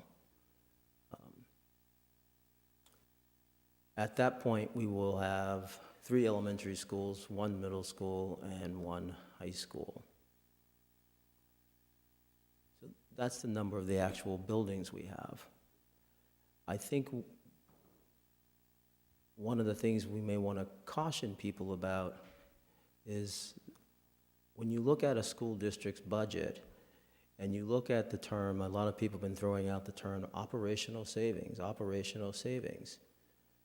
The consolidation model I just pointed out, which will happen by the end of the year, will produce some operational savings. But that's a 1-year savings. That's not the life of the next 20 years. That's a 1-year savings. Each year, we create a budget and budget scenarios and come to the town and present that budget scenarios. With those scenarios, there are obligations that we have to fund. I'll give you a concrete example. We don't have the luxury of not putting forth 12% of our budget towards special education. That's a requirement. We can't walk away from that. We don't have a luxury of not honoring the CBAs that we've made commitments to. We can't walk away from that. So I think when people say that, oh, there's some operational savings, there's operational savings, I think we might want to slow down. Now, Phil gave a nice example of an operational savings when you go from our current high school building to a brand-new high school building and you reduce energy costs. That is legitimate operational savings. So if you're thinking about something of that scope and sequence, then yes, that's something that we can definitely continue to investigate and figure out as we go through the process. But if you're thinking about operational savings in the sense of transportation costs, if you're thinking about operational savings in the sense of our special education commitments, or are we honoring our contracts, or anything like that, yeah, those are areas that are not areas that are negotiable. We have to fund those. Can I ask I just want to clarify, because when I'm, and perhaps I have it wrong, but when I'm thinking of operational savings, so if you are to close an elementary school, you are no longer paying the electric bill for that school over and over and over again. Like, that's not a one-year savings. You're no longer paying that. But that is so if we close a That's an building. operational savings? If we close a building, right, and we take the building off our books and we hand it over to the town, we make reductions of personnel, we make reductions of whatever curriculum materials and things like that. That's a one-year savings. But Because that's a one-year savings on that. But if you particular reduce personnel, budget. you're not going to pay them, you're not reducing them for 1 year, you're reducing them Right. permanently. So That's not how school budgeting works. That's for that year. The budget for the next year. So for the last 3 years, I think the school budget's 55.9 million or something like that. Last year, at least, I know, but we transfer over, Dorald, we transfer over almost 56 million. So if you realize savings of $1 million, the next year, we don't give you 55. We have continued to give you 56. If you always get 56 and you reduce what you need by $1 million, you're contributing $1 million every year. Am I wrong? Yes. Okay. I didn't do accounting, but I do manage my own house. So I just was curious. I mean, your income is the same transfer that we give you. So if this year you close Curtis Corner. So I can't speak about what happened the last 3 years. Okay. Okay. And to be completely honest with you, I can't really speak too much about all of last year. I didn't begin till May the 2nd. Right. What I can say is that will there be some savings because of the restructuring and the consolidation? Yes. Will that have an impact on our budget and the town's budget going forward? Yes. To the extent of what that impact will be, I can't speak to that now. That's totally fair. But I want to, again, caution everybody when they say operational savings, we're going to find it in the school district's budget. It's like, well, we have some things that we have to honor as well, and we will and we must hold to those honorables. That's fair. I understand that, and I respect you being honorable and acknowledging those obligations. However, it would be very difficult to sign my friends, family, and loved ones and strangers up for $125 million to say you're going to pay X amount for the next 20 years because we didn't ask you to come forward with some efficiency. So without all of that information, I'm very uncomfortable heading in any direction. So I don't... If my understanding about tonight's charge from the SBC was to share information, not to put the board on a spot to make a decision. Right. There were a list of questions up there that we were seeking to get your input and feedback on. Absolutely. Not a commitment at this time for any dollar amount, but a demonstration of particular models. Right. Right? But And that's so- a piece of so if- information we need. So if that's what the intent for this evening was, then then I think that's the kind of the pool we need to play in right now. If you're saying, geez, you know, we'd love some information from the schools around A, B, C, or D, ask and we'll do what we can to provide that information. That might be helpful to the conversation. So yeah, Mr. Superintendent, you know, some of the questions that the School Building Committee has raised to us here in this presentation, some of the sort of related questions that we're asking you are certainly sort of all warped. I think in order for us to be comfortable with a new high school, I think we all want a new high school. It's just a matter of, you know, whether we can get there financially, feasibly, however we can get there. Integral to that whole part is how are we going to work together to make sure we can find the cost to do it. And I know a lot of these questions are premature. I understand that. But you raised some good points. We should investigate the efficiency savings more. Maybe we can look into that as well. But I don't think they're premature. I think they're proactive questions. Oh, yeah. You can't go down the road of 125 million and more, because that's just the high school. That doesn't take into account, if you go to the school building committee, they talk about improvements to Broad Rock. They talk about a gym at West Kingston. So there's a lot more than 125. So it's just a key piece of information. It's hard to want to, I understand they need direction and they need to have some sort of a vibe from us, but how can we have a vibe without all the information on our part to say go in that direction? Because the key pieces aren't there on the other side. That's all. And no, this is good. I think we're giving good direction. We're pretty much telling them or giving them advice as to what information we need to facilitate any decision on our part. Yeah, I think I'm picking up the vibe, right? I get, I can read between the lines here, right? High school may be desirable, new high school may be desirable, but there has to be shared responsibility. So I think communication from this building committee can be that communications we've received to the school committee, and obviously the superintendent's right here, is, you know, there's potential appetite, but there has to be shared responsibility, and that discussion needs to be had about the payment. How do we get from here to there? The town manager's here, superintendent's here. That also can happen in the background, I'm sure, with staff during budget season as we approach of figuring out strategies to recommend to both bodies or not. So I hear what you're saying, though.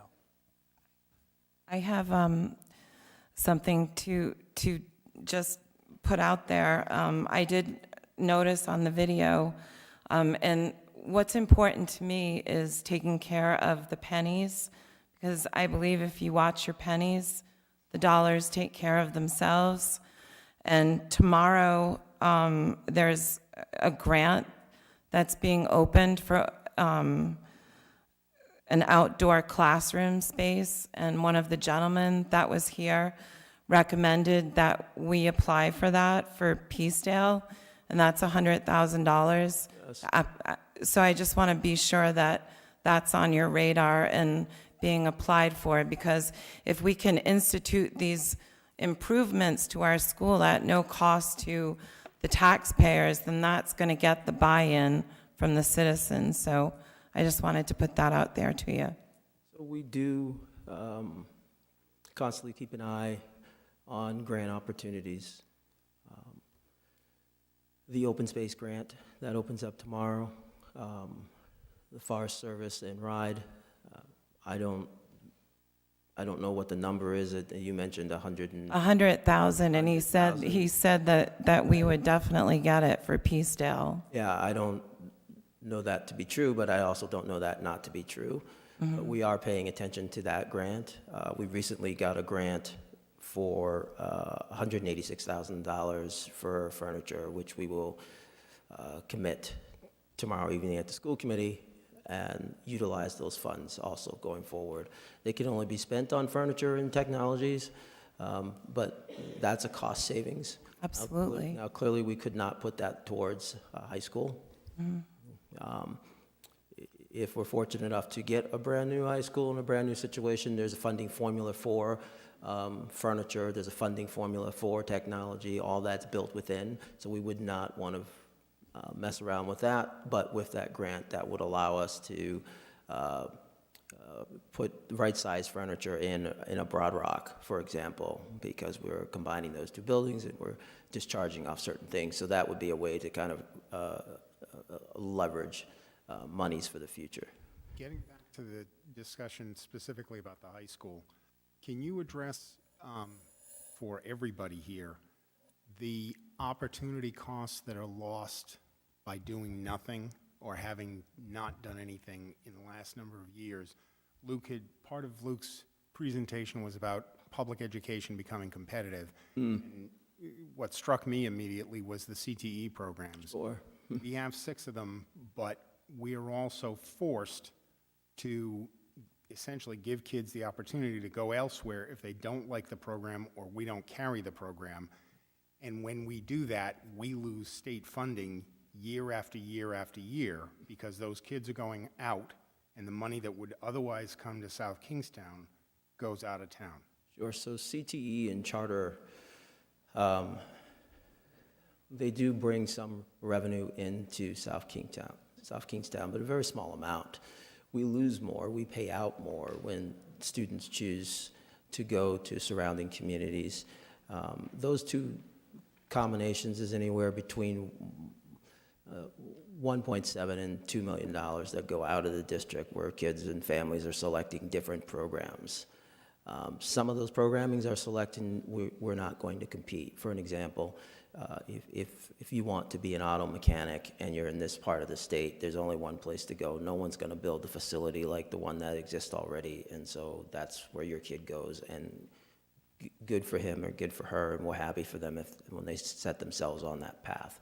Similarly, the same if you want a culinary arts experience, typical to something you might see on the Food Network or something like that. There's only one place down this end of the world to kind of do that. And good for the kid and good for the family. And we're okay with that. But we're losing kids to programs like computers, similar program that we have, but we're losing students to neighboring communities, and we're losing them because they have better facilities. We're losing them because their program isn't better. Their teachers aren't better. I'll put our teachers up against anybody in the state if you give us a fair run, but we're not getting a fair run. So it's kind of hard to compete when you say you put an anchor in one hand and you push us off the dock and give us one arm and then say swim. Well, we got to hold on to the anchor and you're telling us to swim and the other folks don't have to do that. So if you give us a fair run, you'll be surprised about where we'll end up. But right now, it's not fair. And right now, we're spending an awful lot of money to educate our students in another community. So Thank you, Mr. Superintendent. Go ahead. I've been to a lot of school building committee meetings, so sometimes I feel like I have a lot of extra knowledge. And that one thing that came to light was that RIDE will only recognize a certain amount of expenditure at the high school.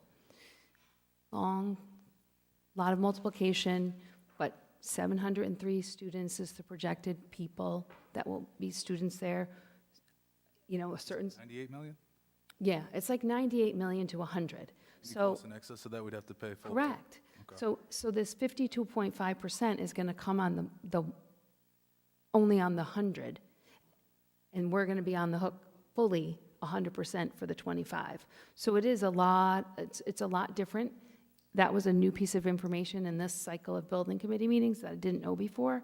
So that's something to consider, that all of that extra, whatever we're spending on all of those, isn't coming from that. So it's When a lot. that was shared, was that definitive number or was that this is an example? So I can address that. So our last meeting, we did talk about that, and that was previously presented as a larger gap, Yep. Which we've worked on trying to lower.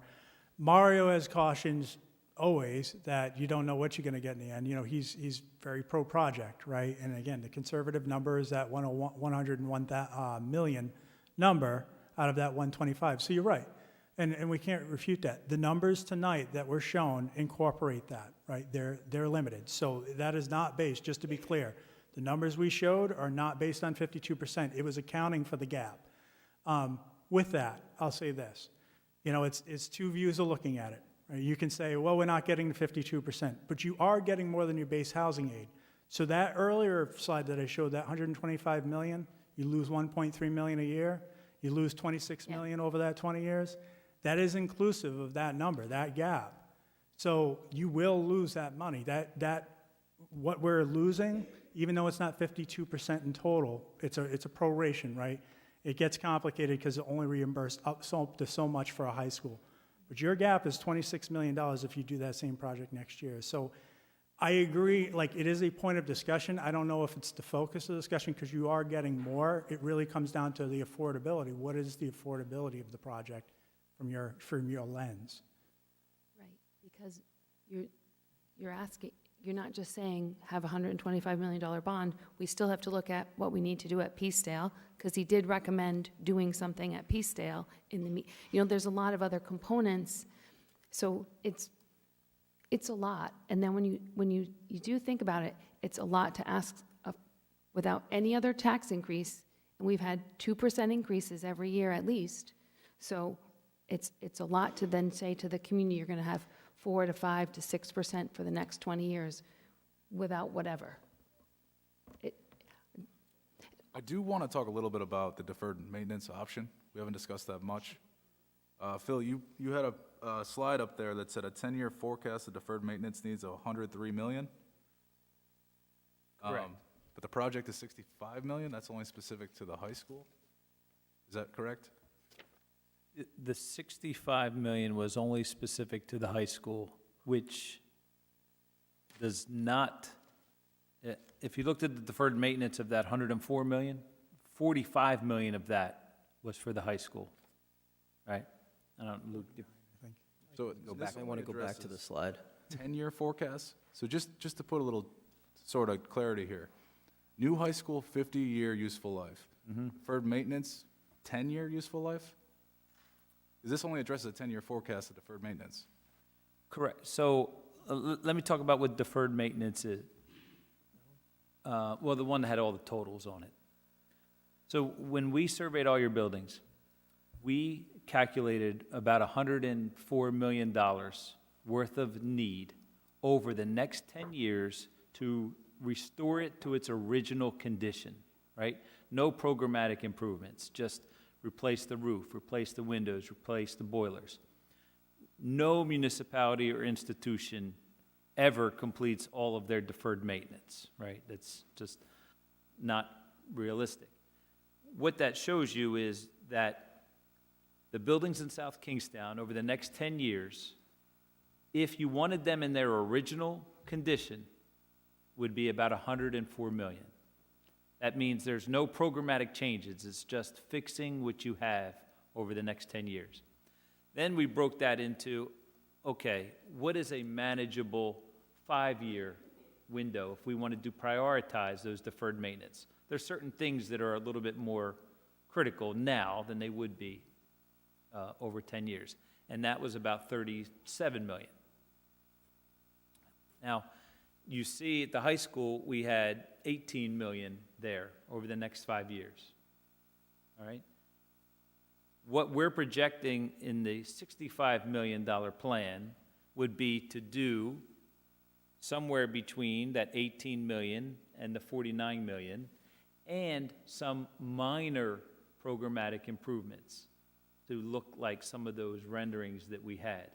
But because the high school is twice the size of what it needs to be, and because of the way it's organized, we will not recognize anywhere near those efficiencies by keeping that building. And if you said, well, just take a big piece of the building off, and I'm telling you, you simply can't. Sure, we can, but then we got to go back with something to continue connections within the building. If you've ever been to the high school, I would encourage you to walk around the high school, and you'll see that you need every piece that you have there to circulate through the building, even though it is incredibly inefficient and not utilized to its potential. So that's where that $65 million is. That $65 million gives you some work between that 18 and 45 million and some improvements. But you would recognize almost no operational savings at all at that point, because we're still maintaining a building that is bigger than it needs to be. I do want to make one point on that as well. You know, we have to break things down in manageable sizes, right? So we're saying 65 million. Could it be 55? Sure. We just do less. So, you know, the 65 was a recommended number to kind of get a sweet spot on not overpaying as investments in the facility either, because once you start approaching a new build, why not go new build? And that's how RIDE sees it as well. They cap the number at a new build cost for their reimbursement. So the 65 was the sweet spot as far as taking care of some of that deferred maintenance and then the balance with the programmatic. Could it fluctuate a little bit? Yes. So if we went down the deferred maintenance route, how long at that point thereafter until the maintenance breaks down again? It's not gonna have a 50-year useful life, right? Oh, no, it will not. So what kind of useful life would it have? 10 years? 20? Well, about 20, 25 years, Okay. which is about the same time you last invested in your schools. One of my presentations had a chart that laid out when you have invested, and it clearly shows that there is a gap. So obviously, you know the need is real. Something must be done. And our charge today was to present you information to consider on what that path forward is. I think it's also important to note that the figures are going to go up in 2023, and I understand that you are conservative and you're presenting sort of like the worst case scenario, but in fact, these numbers are likely to improve, and there are ways to sort of, play with the numbers a little bit in terms of square footage and things that could possibly get us back into a range that might be more palatable, like, I'm just throwing out 100 million as a general, not that I'm just saying there's going to be some room for improvement than what we're seeing tonight. So I think it's a good point. What you're referring to is at the last meeting, RIDE had said they'd recently increased their per student rate on a reimbursement. For the high school, it's $589 per student, right? Per square foot. Square foot. Per square foot. And Mario iterated that would likely go up next year to keep up with market, that because of when we're applying, we'd likely qualify for that increase. So that is on point. So yes, the picture may look better. We're presenting the most conservative light. Will it look much better? You're still talking a lot of money. A reduction may look like, we saw that $550 mark for an average homeowner. Will it go to $5? Will it go to $450? Whether that makes a difference or not, I don't know. But it's a fair point. So if you were to ask me right now, I think I would rather have a new high school look closer to what RIDE is likely to reimburse us at. That's where I'm sort of feeling most comfortable, and not this extra, we're 100% on the hook for the 100 to 125, the 25 above. So That's my opinion. if I'm hearing you, you're saying that 101 million is where you'd like to be That's where I'd like to be. for a new high school. Mhm. What I'll tell you is this, and you'll probably say the same thing. So I mentioned what I said earlier about RIDE wanting to promote projects, and Mario is very good about doing that. But Phil will give you an example of a community right now that is struggling because there's a gap. And because they didn't acknowledge it early on, now they're struggling to find that gap through severe value engineering, which means you take things away, and then you end up paying a lot of money, $100 million, for a building that may not serve the community need. So I only raise the caution is that we want to be smart in our decisions. And I'm not discounting what you're saying. We will do whatever. But we have to also be smart when it comes back to the building committee of saying we don't want to leave the town short. We don't want to have ourselves in a decision 3 years down the road. We're having to go back to either go back to the community and say we need more money, or we're saying we oversold the building and we're not going to deliver what we promised. That's all. But this is where I would say that if we, as a body, felt comfortable around 100, that the schools would be able to come forward with their part. Whatever that debt service is on that above and beyond for a new high school. That's where I'm at, sort of like, everybody's got to have skin in the game. And we're going to ask our community to pay money. you know, can the schools figure out how to come with something? And then I think I could feel good about where we could end up. I'm sorry, I have a clarifying question. Aren't we one community? We are. Okay, and this is one town, we're one community? So why are we dividing this up between the schools and the towns? And the towns is everybody else, and the schools is a separate entity out here by itself? I think because of the way that the school budget is funded, that this has to play into it. What's the So the way- this? the way the budgets The work- this is the separation, or is the this the coming together? It's, Because we if, need to come if, together if to we work on it do it together. as a separation, both entities will fail. But if we do it as a coming together, we stand a chance to do some great things for the families and for the kids Right, in and the I community. think that's think what that's Deb what has I'm been asking asking. this whole time, is how are you? Not the way how it can was we just come together presented. to That's why I do asked the this? clarifying question. Because the way it was just presented, it sounded like an us and them and not a we. Well, I think we're trying to get to the we. Okay, so I'd like to work to get to the we. Well, that's what we're trying to do. So, I think but we got to be careful with the vernacular, because it's very divisive when us and Mr. them. Superintendent, we're not trying to divide town versus the schools. We are together, we are united, we want to work together. The So, way the budgets are set up, the town carries the debt service cost. That's just how it works. that's, Schools yes, that's how it works. So we're trying to find a way to work with you transparently to figure a way, let's share in these costs, let's find a way to do that. And that's a difficult thing to do, but there's a lot of debt service costs here. So, And I think the key phrase there for me is the share in the cost. That makes it a we conversation. It is a we, it is a we. No, that's not what I've been hearing. I got to be honest with you. That's not what I've been hearing. That's what I'm hearing now, but that's not what I've been hearing since I've been standing here. I think I can understand that it's coming across as the school department's going to be expected to write a check to the town. That's not how it works, and I get that. One of the things that's being overlooked in this discussion is that the school department is turning over to the town 3 pieces of real estate as a result of redistricting. It's giving up Wakefield School, it's giving up Curtis Corner, it's giving up the administration building, and the town has had possession of South Road School for years and done nothing with it. That can be part of what the school is bringing to the table, school department is bringing to the table.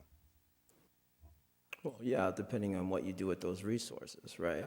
Yeah, absolutely. So if you're selling off that resource, and then reinvesting that back into, which will bring your debt down as well, depending on what that Or that not reinvestment is. necessarily even selling them off. The town may have other uses. Right, absolutely. Right. You could use it, repurpose it for another purpose, and that too will bring down your cost as well. Still a contribution. And yes, it's still a contribution.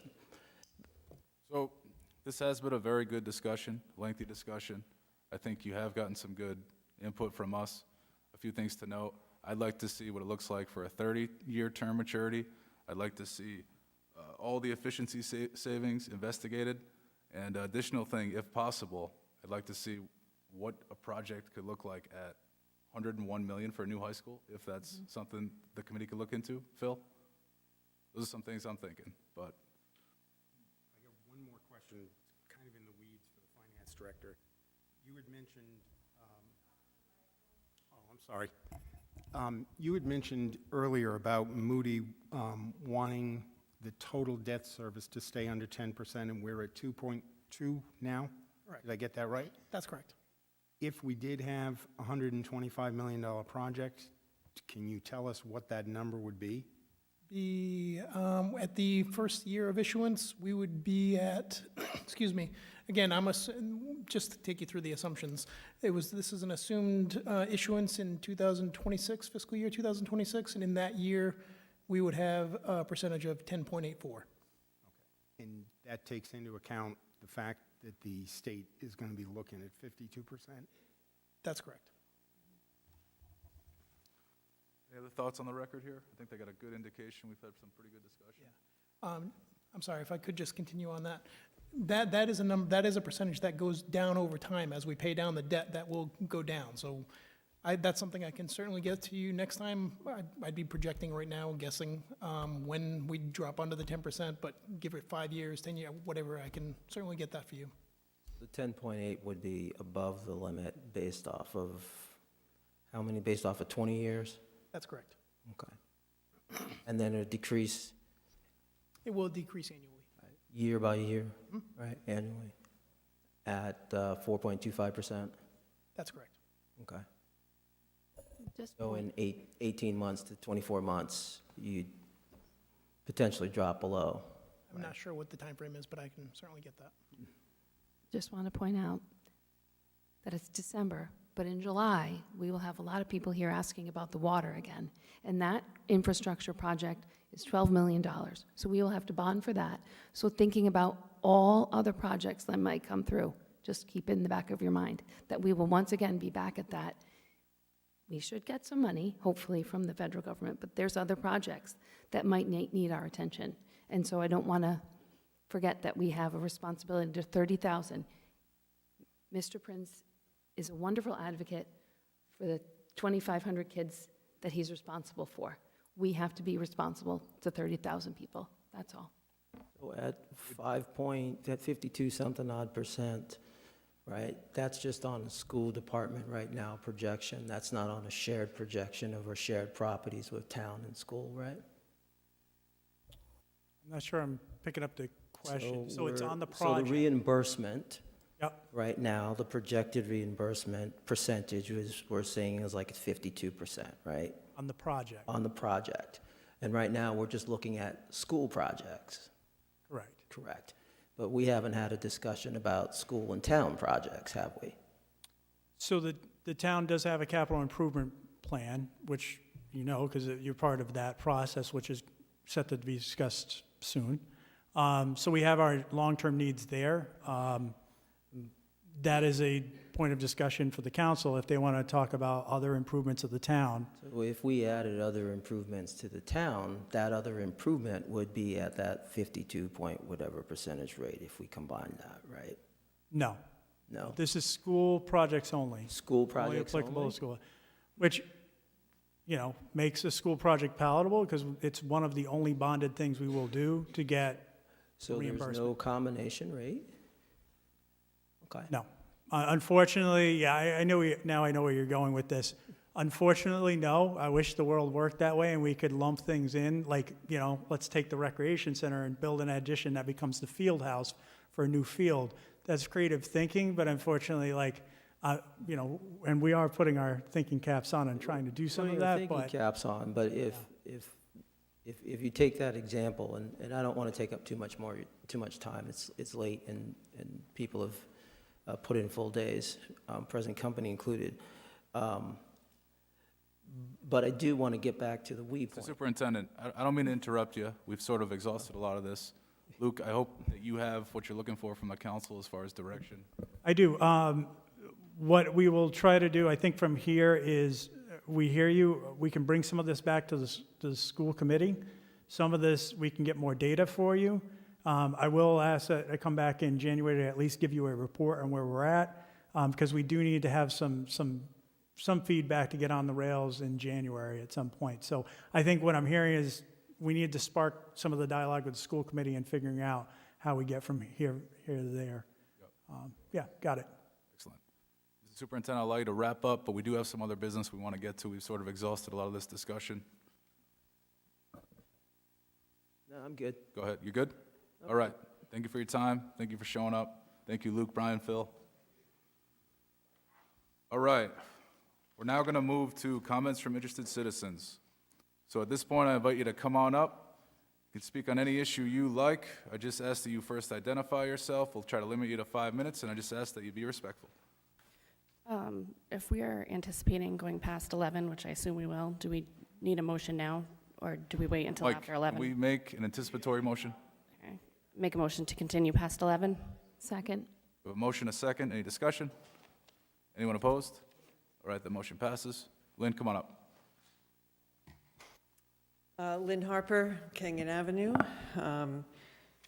Thanks, guys, for, I think, voting tonight to withdraw the application. I wanted some clarification because it sounded like you made a motion to amend the language of the resolution, but I didn't quite hear that you voted to actually.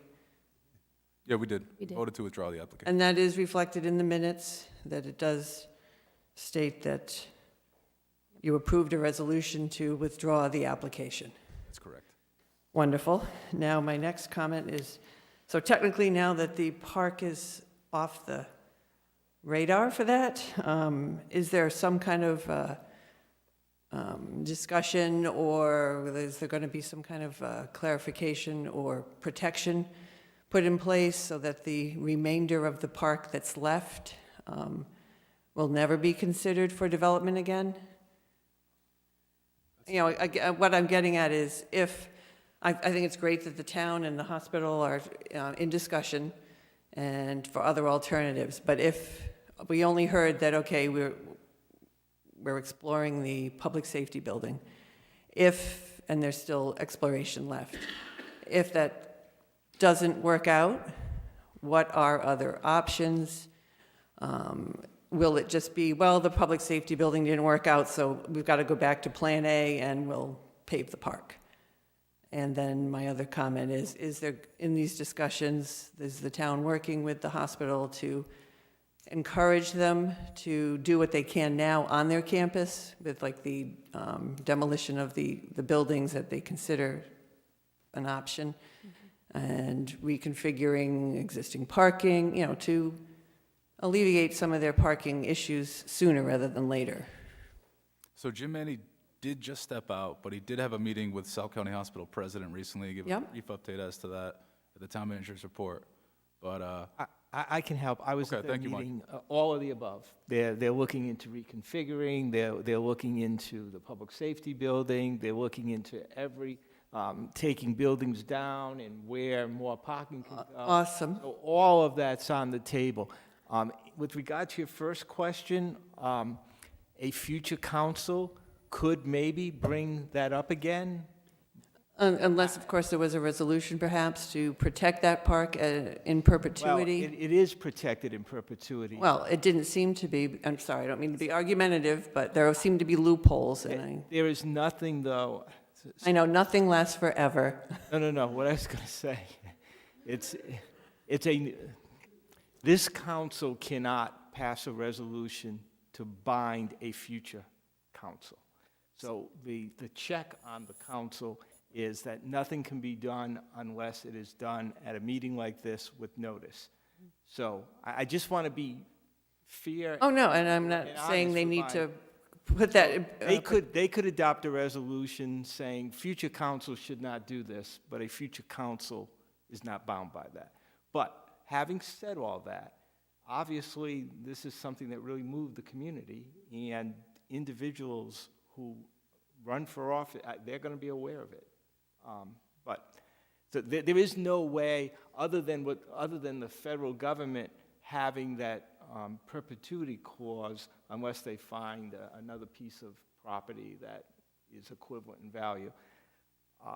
That's just not going to happen. I'm not sure how you can put a value on the potential historic nature of the site, whether it's town graves or indigenous people graves.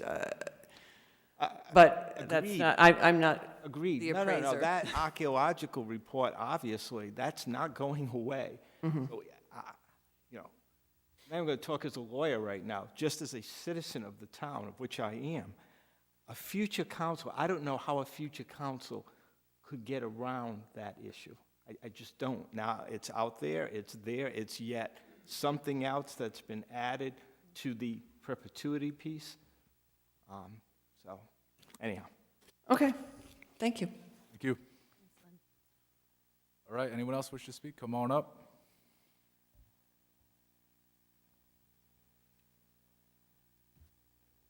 Good evening, Randy Noka, resident of the town of Richmond. However, a great interest of this meeting tonight and the previous meeting, the discussions, and certainly Town Farm Park, and more importantly, the significance of that site has to the Narragansett tribe and my ancestors. There's something you just brought up, Mr. Solicitor, and if I'm allowed to ask questions, how is the park protected in perpetuity? So the town used federal funds to purchase that property. And part of the deal with the town using those funds to buy the property was that it was to remain in its present state in perpetuity. Now, having said that, there is a mechanism whereby one piece of property can be swapped for another piece of property, assuming the federal granting agency is convinced that there is equal value. So that's hurdle number one. That's what was withdrawn this evening. That application is gone now. A bigger hurdle is the archaeological study that was done and the possibility or probability that there are human remains on the site. So moving forward with the development of that site, given that situation, in my opinion, is going to be extremely difficult, if not close to impossible. Well, I appreciate your opinion on that, but it's sad that last meeting and what was proposed, town property swap, whatever, it was proposed, knowingly proposed, to pave over an significant archaeological site of my ancestors, of my tribe. It's truly disturbing, and not to rehash everything we went over last meeting, but it's disturbing. And I know I asked some in the audience, and not one hand was raised. Who would want it done where their ancestors are buried? Who would want anything done over property where their ancestors are? I don't know, you got something you want to say? I don't disagree with you in the slightest, but to the council's credit, as soon as they found out about the archaeological report, they began asking all the right questions, which led to the decision this evening. The council, the decision-making body, acted within a month. Sir, my questions aren't with this council. If anything, I've been pleasantly surprised, to put it minimally, in discussion tonight that the council had with the project, the marijuana and cannabis projects, and possible impact on potential low-income or minority folks. I'm impressed with this council. And the questions they brought up tonight, the questions they brought up about what was discussed last meeting. My disappointment, and not so much with the medical folks at South County Hospital, South County Health, the administrators, whoever was responsible for bringing that proposal before this council. It disgusts me, and it's truly disturbing to know that that was potentially a remedy to get more parking spots. We'll just pave over it. And I said this last month, so forgive me. It's just the Narragansetts.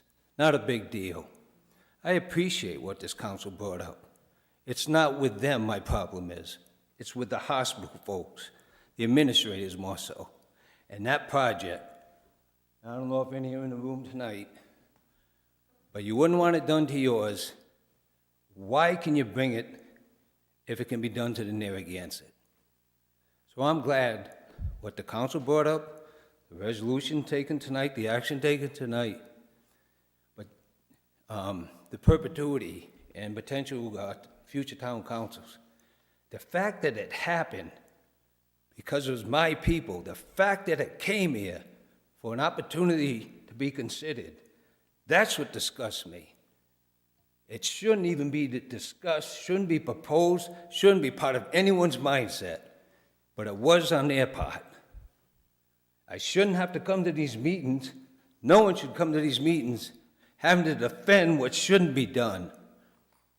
That's what my problem is. And I thought about it for 3 weeks? Sir, you are past the 5, if you just want to wrap it up.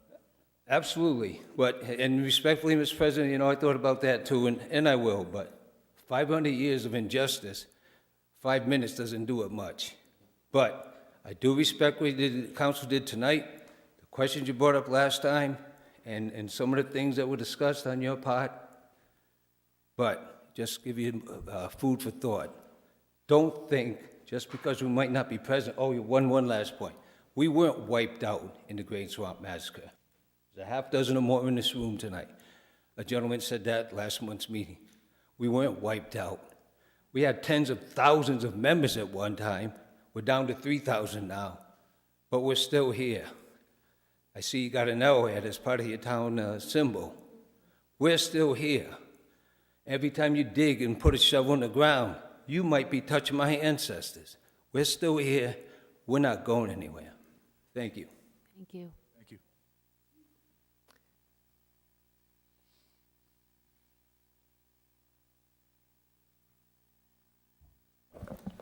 Hi, I'm Greg Sweet.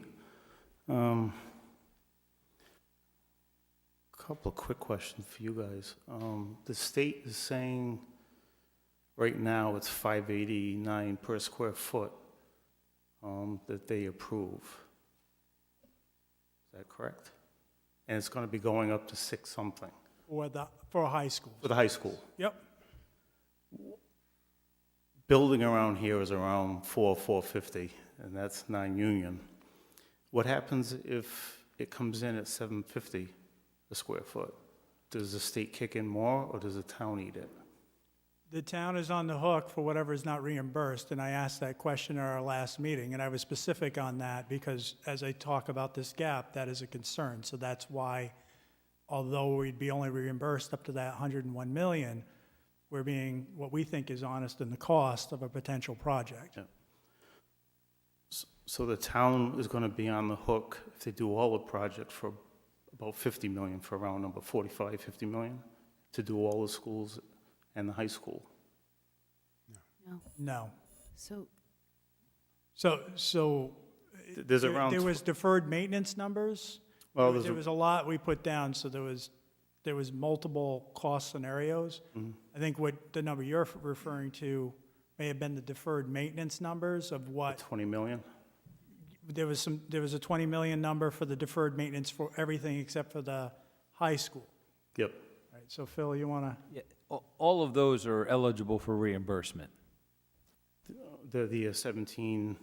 The deferred maintenance, maybe the programmatic improvements to Broad Rock, the educational enhancements to the elementary schools, all of those are eligible for reimbursement.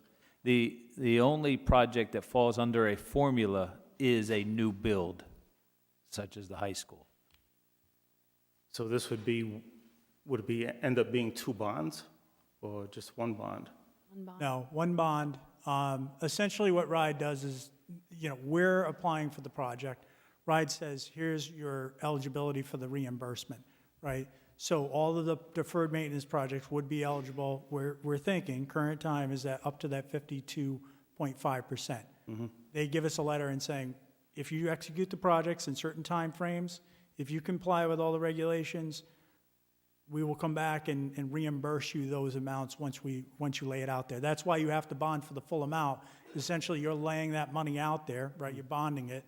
You're saying we're obligating that, and then once the payments come due, they transmit a share of what we owe on a yearly, annual basis, right?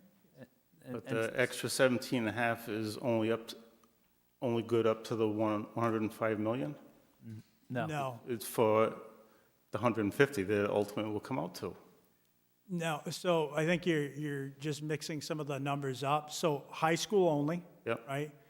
If we went new build or what we'd call substantial renovation, beyond that 65 million, right? Because they'll reimburse us up to a certain amount regardless. Yep. On a $125 million project, because of the formulas, the way they run them, there's limits that they have. That 589, they give you money for fixtures and equipment. It's 101 million is what they'll give us, right? Regardless of the 52.5%, right? They'll give us 101 million of 125. All of the rest, any other projects, deferred maintenance, other, would be at that 52.5% reimbursement. So 52.5 cents on the dollar we'd get. The prorated cost, and I forget what it is on the high school, if you take the 101 million, you aggregate it, do you remember what that was for a reimbursement rate if you set the limit? It waters the 52% down. It's, The town was 59 and the state would be 41. so, all right, so 49? 59. 59. Town would be on the hook for 59%. Okay, town would be on the hook for 59%, so 41% would be on the hook. So instead of 35% is our base housing rate, so once the bonuses run out, we're at 35. Yep. Okay. Greg, in addition to the 589 figure going up per square foot, there is a legislative proposal coming up in the next session to take the base 35 and increase that to 40. Yep. So the maximum may in fact go up to 57. Yep. The operational savings you guys should be looking for, there's no question about it, that yeah, I know it's we or they, however anybody wants to label it, but I don't think it's fair to dump it all on the taxpayers of this town.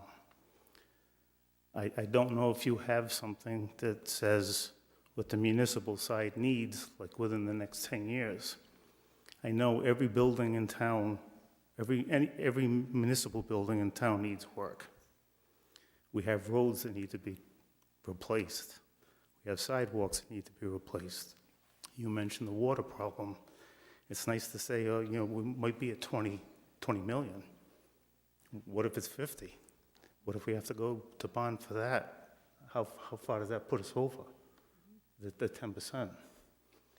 You guys really need to consider all that. There was one more thing, but I can't think of what it was. But if I think of it, I'll come back. Thanks, Greg. Thank you, Greg.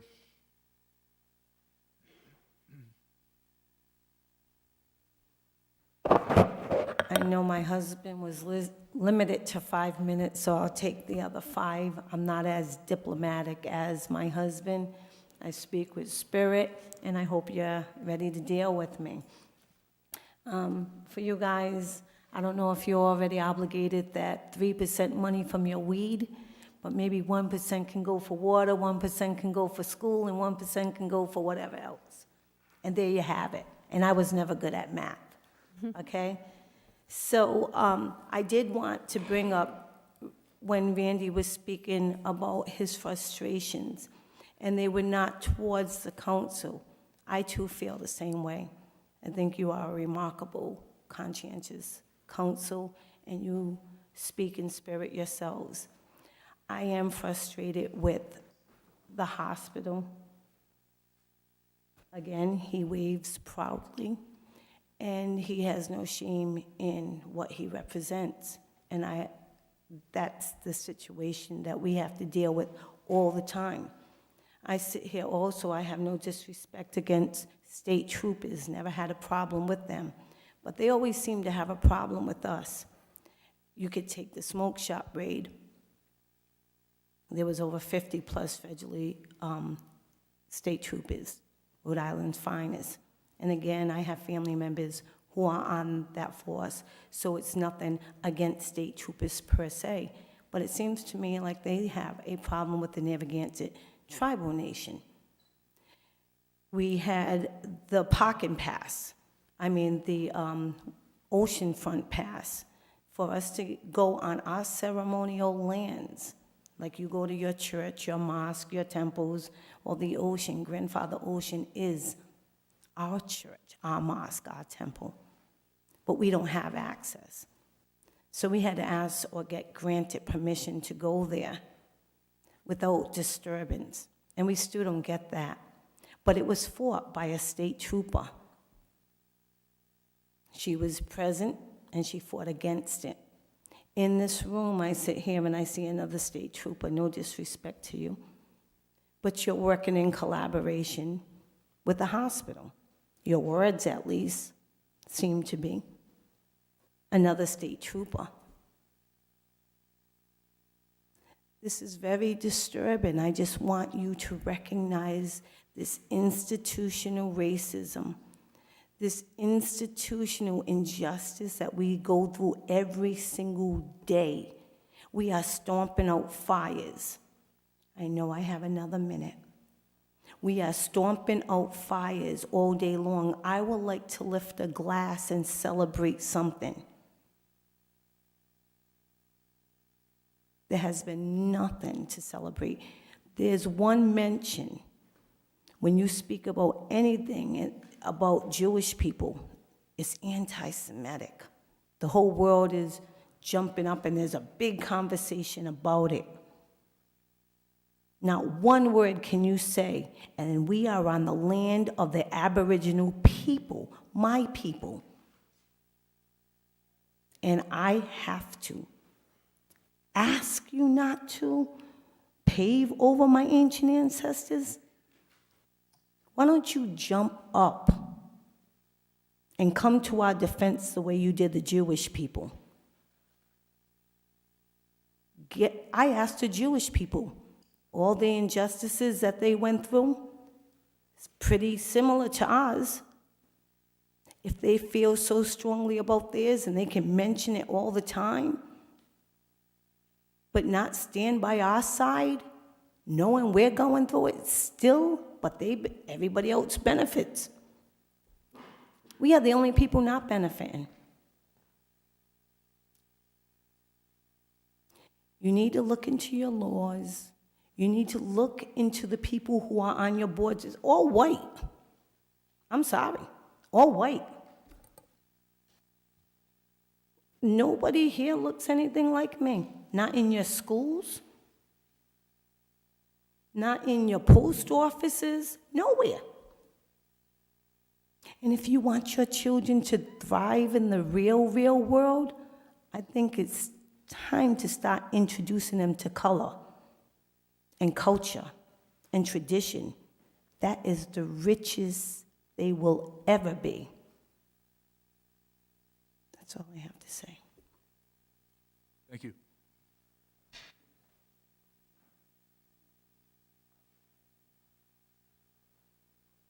I can say I'm tired. I'm Dina Lynn Spears. I am a member of the Narragansett Indian Tribe. I work for the tribe as the community planner and the natural resources director. And I missed the first meeting because I think I was on travel, visiting family. But I wanted to say to the council, thank you.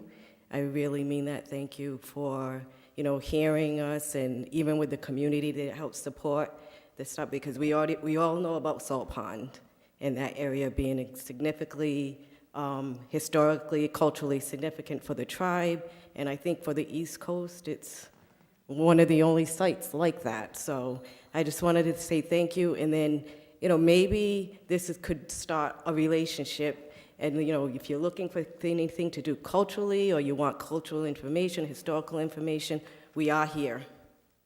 I think there was a whole movement, right? We're still here. If you just look at any injustices done to tribes and the water line that was taking place. But yeah, we're here. So, and we always love to give presentations. We like to talk about our culture, our history. We do August meeting. It's a perfect time to come out and see what we do, who we are as a people. Thank you. Excuse me. So I appreciate that you came and you offered, because one of our goals and objectives that we struggled with in last term was trying to build those connections with the tribe. And we did reach out several times to try to invite them to meet, and we didn't hear back. So if you're a better person for us to at least begin to reach out to, so that you can help us get into the room with the other people, so they might come into our space, so we can send an email. Because that was one of the things that Jess had said, and that we tried and we couldn't reach out, and we don't have that right anchor on your side. So maybe it's you. And so I can start that, and then when things come up, you email me. I can pass it out if I am not able to do it, but I can find. Maybe leave your business card with the town manager. or anything with us, so that contact I'll just info have is to. fine. The secretary, could I leave? And then I did want to say something. If you were not done, I just wanted to respond. Go ahead. That it wasn't Jim Manny has only been our town manager since May 1, 2022. So this project began under a previous town manager. And so I don't want to lay everything at he was very responsible when it came to light in October about the report. It came out at a different venue and he forwarded it to us. He forwarded it to the town solicitor. When he knew he was acting and acting responsibly, I can't speak to all of the other things that happened the 2 years prior.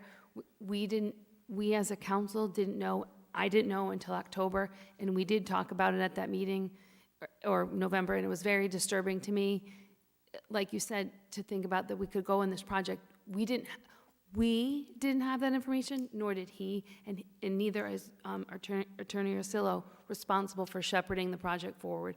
I think honestly, when the information came, there were people, Jess Rose and I were never for the park trade, but other people were, and we're grateful that they've evolved in their voting.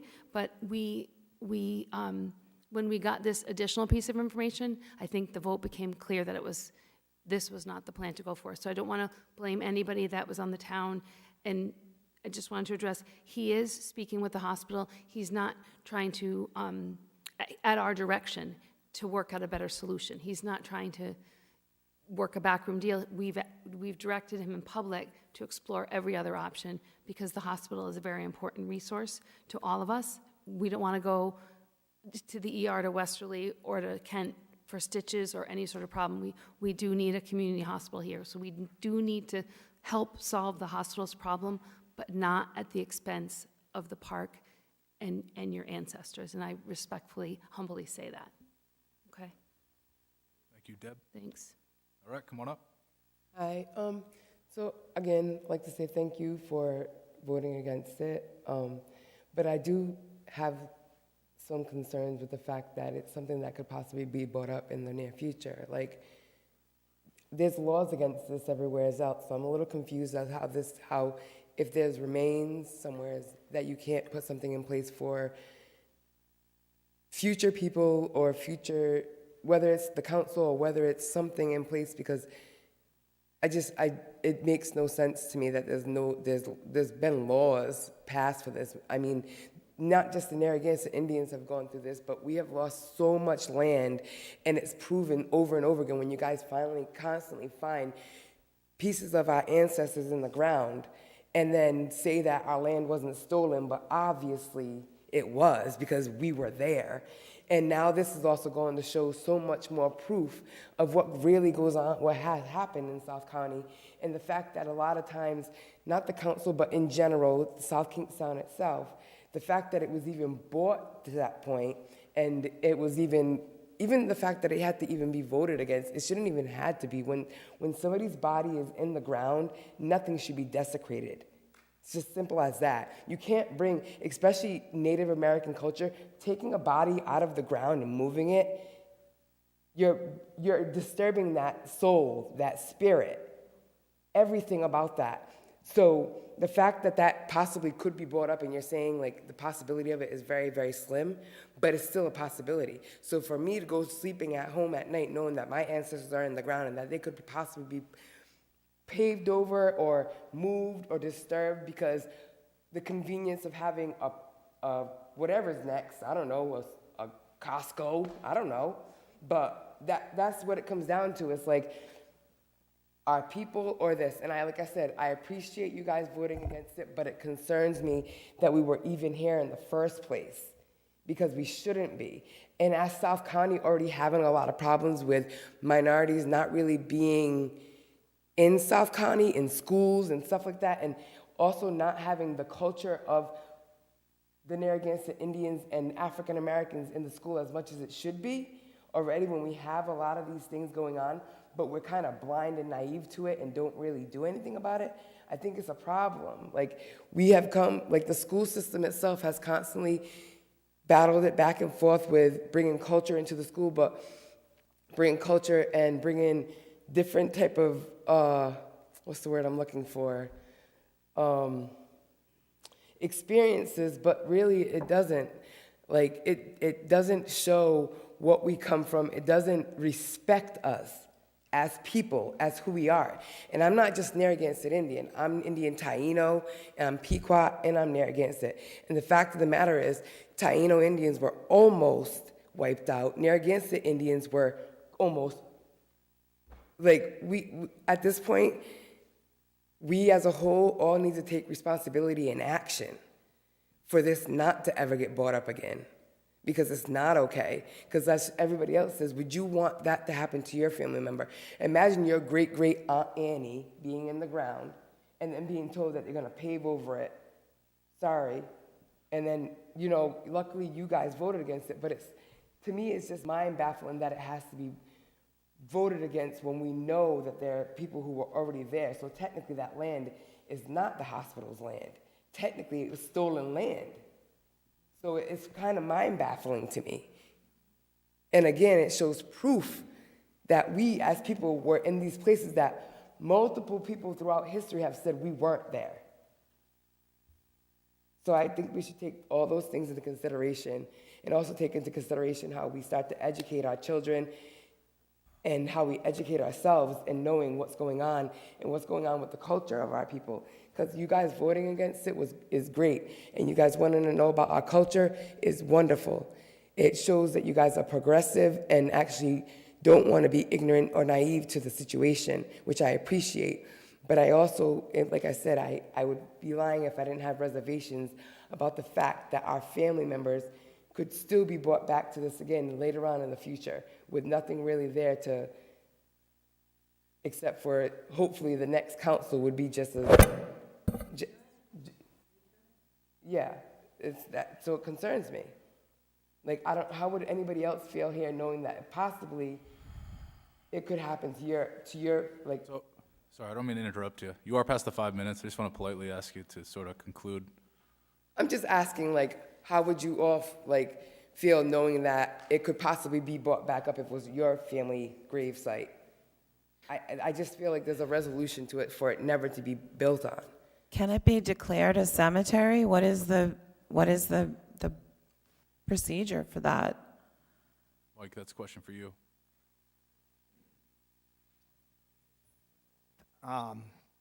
It would no longer be a recreational ball field area, and we would have to verify actual remains underground. That would require, of course, archaeological digs, et cetera. So I'm not sure that's where you want to go at this point.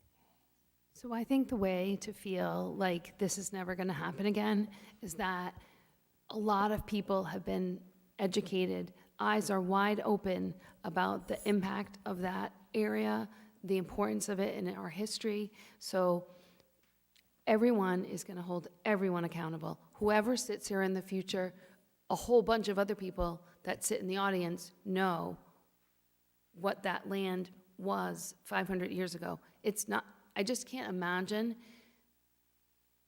there would be a collective amnesia on how meaningful and important that area is as part of the whole Salt Pond area. I guess I don't mean to sound disrespectful, but as a minority and as a person who's seen their family go through things like this consistently on a consistent basis, I can imagine it.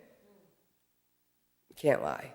Yeah. Unless you've been in our shoes and you've seen what our families and ancestors have all gone through and the consistent desecration to our family, then yeah, you can't imagine it. But if you have been in that position and you live it consistently, you see it, it's not imaginable, it's happening.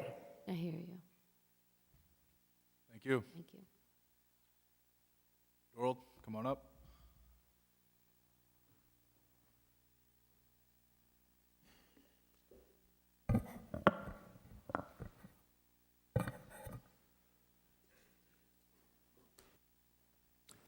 I want to start off by saying that, especially for the people, employees of the town or people that are working for the town, this is the town of South Kingstown, not Kingston. This 2023 is our 300th anniversary. Let's get it right. Town of South Kingstown. Okay. I sent this question to the school building committee, but I've never gotten an answer. Now, I have here, this is the 3 pages of the Jacobs report, which is still today, as of today, it's still the definitive document on the state of Rhode Island schools. Now in here it says, we're talking about capacities, I'm talking about high school capacity. It says that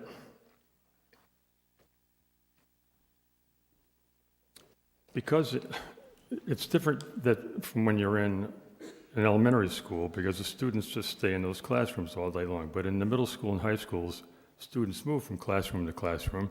So there are periods of the day when some classrooms, especially in the high school, they're empty. So, but you need spaces. You need enough spaces for block scheduling and everything to move all these people around during the school day. So what it says in here is that previous experience indicates that high schools can reasonably function between a 75 and an 85% of their maximum capacity. This accommodates diverse learning opportunities for students and recognizes that a maximum load to the facility at all times is neither feasible nor desirable. Now, I say that because that's not been addressed once by the school building authority or this committee. If you take the number 703, which is our projected enrollment, that was it, 5 years out or whatever, 703, you have to then take that, if you want to go by, if you believe this, that you shouldn't have a school opening up a maximum capacity, then you need to take the 703 and divide it by 0.85, and when you do, you come up with 827. So in fact, Other way. for you to have a school of 85% capacity for 703 students, it should be able to fit 827 students. And the reason I bring that up is this. It's taken me some months, but I finally got the information. And it has to do with how many students this town actually, how many school-age students this town actually has today, and how many of them go to our schools. All right, so we paid, as of, you're going to hear a budget, and you're going to hear a budget change tomorrow night in the school budget, and it has to do with the amount of money that's being shipped out of district for students to go to other schools and other charter schools. So there's schools like other high schools and also charter schools. So we have a total of $4.4 million this year going out of South Kingstown to other school districts and charter schools. That's a massive amount of money. Factor on top of that our $5 million transportation cost. Okay, we get $5 million from the school, we get $5 million in reimbursement from the state of Rhode Island for our schools. That's what we've been getting recently, about $5 million. Well, that just gets eaten up by our transportation costs. There's not a penny, hardly, there's hardly a penny of that money that actually goes into educating our students. Now, $4.4 million, that's equal to at $18,025 per student. That's 245 students that don't go to the school district, to go to their schools. Now you're going to add on top of that. Last year we had 340 some students go to Catholic or parochial schools. I'm assuming that number is fairly close to what it is right now. Last year we had 77 students go to independent schools like Moses Brown and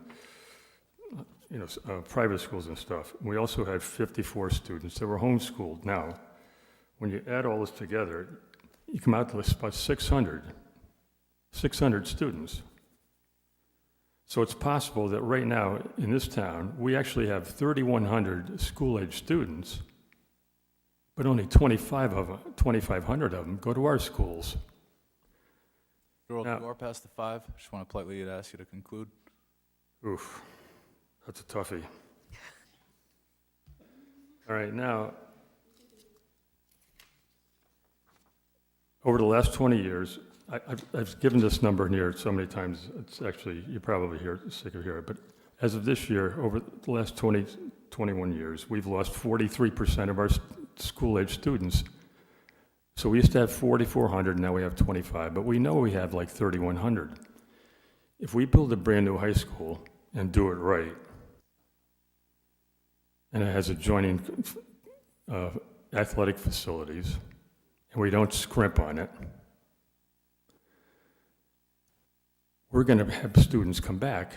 And you've already talked about you want to have students from other school districts. We want to have the old Rob Peter to pay Paul thing too. We want to reverse what we have in Narragansett, where we send 50 down there. We'd like to have maybe 20 of them come here and keep our 50. If that happens, and you build a school that's sized for 703 students, we're screwed.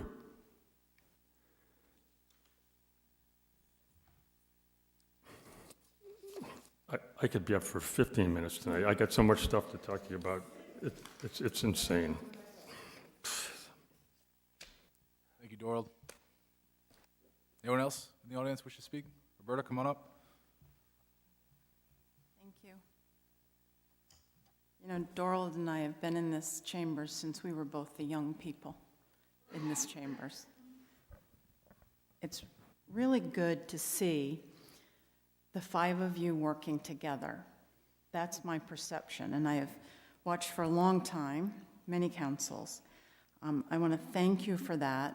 On the 28th, what I saw up there was really encouraging. Your recognition of our collective moral obligation as people of this town was really, it was an impactful moment.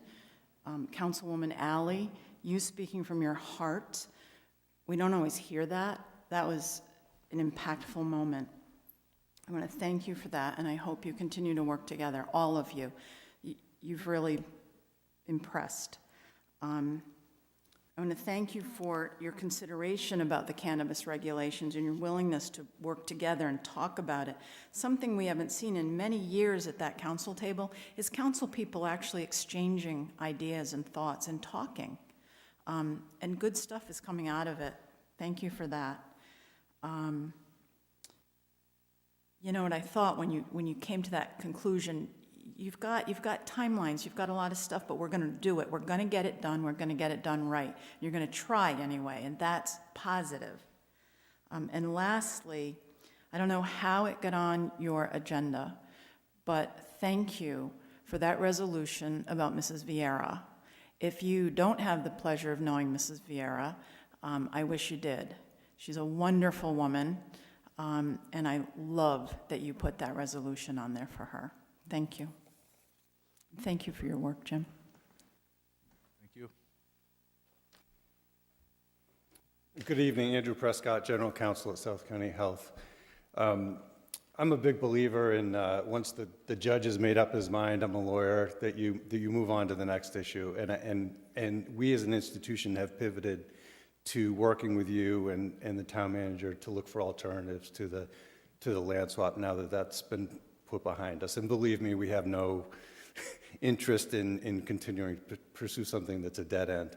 I do have to stand up, though, after listening to all this and being here at the last meeting, to ask that the demonizing of the hospital administration stop, and that the misstatements about the record with regard to this issue stop now. This was not a situation where the hospital and the town and a prior council planned for years to pave over a known Indian burial ground. And that's the way that many of the speakers are rising to characterize the hospital and members of the town council and town administration. And it is absolutely not true. It was not until the August 2021 archaeological report came out that there was any indication whatsoever that there were even artifacts or evidences of prior occupation on that land. It was not until that moment. And that occurred only because the hospital, at the request of the State Historical Commission, commissioned that archaeological report to be made. That archaeological report does not contain a single word suggesting that there is evidence of Indian burials on that property. It simply does not. And a comment by a member of the Historical Preservation Commission in something that was not a public meeting, that was not in writing, that was not empirically supported, has led to a continual statement that there is known Indian burial on that property. That does not mean that we as a hospital do not highly respect the importance of that property, which has now become known to us on behalf of the Narragansetts. We do respect it. But I would ask that the misstatements about the fact that there has been proven to be burials on that property, that there is an archaeological report that so indicates, that the town administration has acted in contravention or ignoring such evidence, be stopped. Because it's just simply not true. And yes, when somebody asked if there were members of the hospital administration here tonight, I proudly raised my hand because no, I am not ashamed of being part of the executive leadership team of such a wonderful community asset and asset to this community. And I will continue to stand up and defend the executive leadership of that hospital because, yes, the nurses and the doctors deliver the care that saves people's lives and delivers the babies, but the hospital doesn't run itself. And we are committed to running that hospital in an ethical manner, sensitive to all of the concerns of the tribe and the community, and hopefully we'll have a great outcome here because we're going to pursue another alternative that won't involve using this property that obviously is such a hot point for the community. So thank you for listening. Thank you. Oh, Bill, I just want to ask if anyone who hasn't spoken yet, to come on up.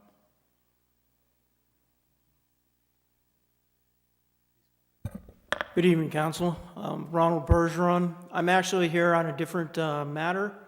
I'm a volunteer member of the 300th Committee, and we had reached out to ask support of the council for the town hall lighting, launching the 300th anniversary this Saturday, and wanted to know if any of you were willing to speak, and we haven't heard back yet, so if you could...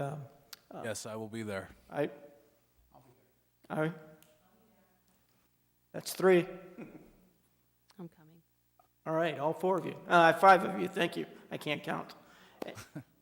All right, thank you. And we look forward to it. All right. Will you have, I noticed on social media that there's merchandise to be purchased. Yes. Will you have merchandise there? Yes, we will. Okay. Are you working with the Narragansetts for any sort of activities for the 300th anniversary? And Yes, we are. We actually have a member of the Narragansetts reading the land. on Saturday, you mean? On Saturday, and I just mean like next year in general, like maybe we could incorporate some. we've already reached out and we're in communication. Okay, with the bonfire also in February for Incorporation Day and throughout the whole year.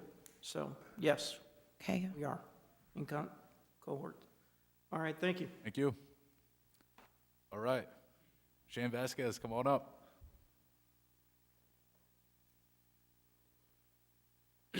How we doing?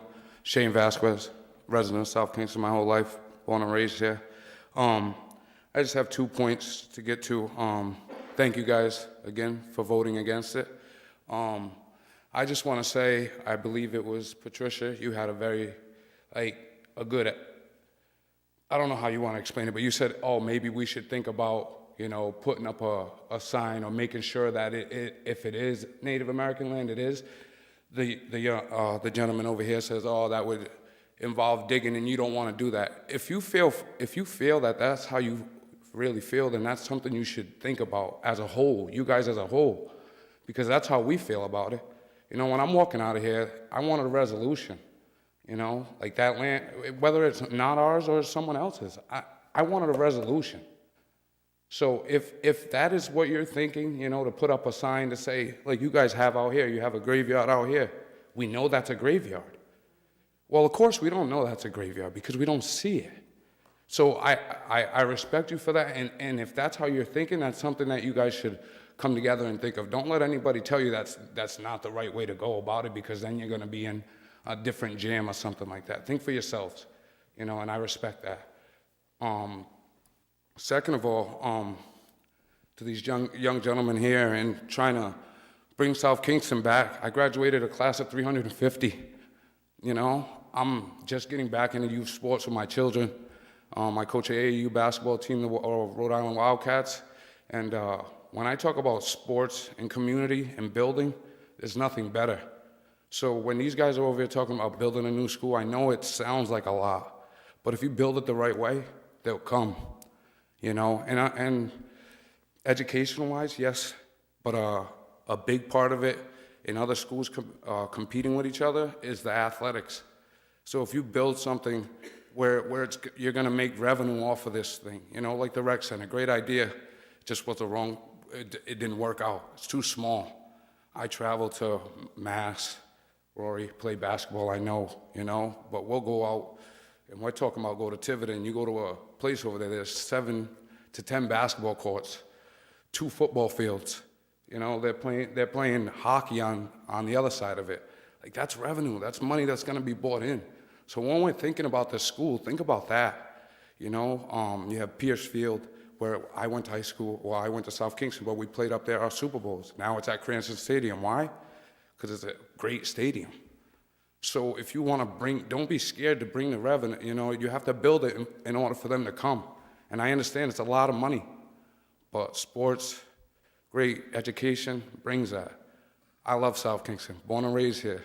You know, like I said, I graduated a class of 350, you know, minorities, all of that. You know, her son, her nephew, in my class, you know, family, a lot of it. You know, we didn't see, yeah, there was situations where people thought about color, but I was raised not to see color, you know? I'm the melting pot, definition of it. And that's how we should be thinking, you know? We all bleed, you know? It's one thing that, you know, if I could really enforce is let's all come together. Tired of fighting with each other. You know what I mean? We could do so much better, you know, strengths in numbers. I tell my tribe that. I tell my mom that when she was here. Family. I got one of the biggest family around here. So that's just all I had to say. Thank you guys. And thank you guys again. Thank you, Shane. Thank you guys. All right, anyone else in the audience wish to speak for the first time before we go second shot? Anyone? All right, Bella, come on up. You're going to get tired of me tonight because I seldomly see you. And it's been years that we never even had a voice. We never had a platform. So if we get a mic in front of us, wow, I got 15 minutes today. Thank you, out of 57 years of my life. With all disrespect to the gentleman there, I received, I don't know what it means, but I received 3 letters. They were given to me. One of the letters was dated in 2021, and it was, the heading, that letterhead was from the Rhode Island Historic Preservation Office. And it spoke about what they wanted to do, the plans. The plans were to build pave a parking lot over the ancient burial grounds, and it said highly sensitive, and most definitely it is to be considered a runoff of Salt Pond Road, and that find. Highly sensitive, and most likely have burials there. The same structure is sound. Highly likely was highly sensitive, was through and through that letter. I can bring it in to you, or you can go on Bellanoka, on Narragansett Aboriginal, and they'll post it right there for the world to see. It also said that if we pave over it, it will not disrupt any burials or artifacts. If we go 3 feet, or they were given specs. I can't be, certain of exactly the specs. But if we go and we do it this way, it won't harm them. It won't harm the burials. It won't harm. And these are letters, again, that you can see on my page with their letterhead. I called the Historic Preservation Officer, John Brown, Narragansett Tribe. I said, did you see this? And he said, they have not responded. It's been a whole year. They were given instructions by the Rhode Island Historic Preservation Office to respond and to contact John Brown. In that letter, it says it. John Brown didn't get contacted within a whole year, so they weren't looking out for the best interest of us. They didn't even contact our Historic Preservation Officer. They were not looking. So when they say they're looking out for the best interest of us, I'm not demonizing. I'm telling you the truth. It's in written form on their letterhead. It's not my words, it's their words. Then the Historic Preservation Office from Rhode Island said, we were told that you are trying to go forward with the plans. And I would I would expect you not to. I suggest that you not, because of the consequences that will come. That's when they started responding, because they were planning to go along with it, and then once it's there, what's there to argue about? So please, I will never demonize South County Hospital, because I had mentioned last time, my children were born there. My grandchildren were born there, my nieces and nephew, and I love the doctors and the nurses. But I do have a real problem with Dr. Walkup, who works out of there, and Lori Anderson, who works for our Narragansett Health Center. And they never spoke a word about it. And I get very concerned if you're administering medicine to my whole tribe. I'm a little nervous. If you don't care about our ancient ancestors and you plan on paving over it and you're aware of it, I'm almost done, and you're aware of it, and you said nothing.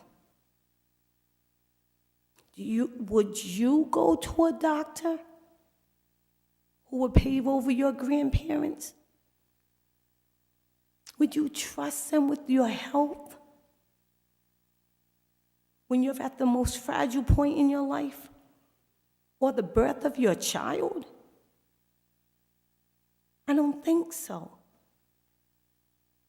I don't know why it's so hard for certain people not to feel or to understand or be compassionate towards another people that doesn't look like them. Ellie, you are past the 5. I just want to politely ask you to conclude. So I don't know if it's money that makes you who you are, but it's not human. I'll tell you that. Thank you. All right. Anyone else in the audience? Doral, come on up.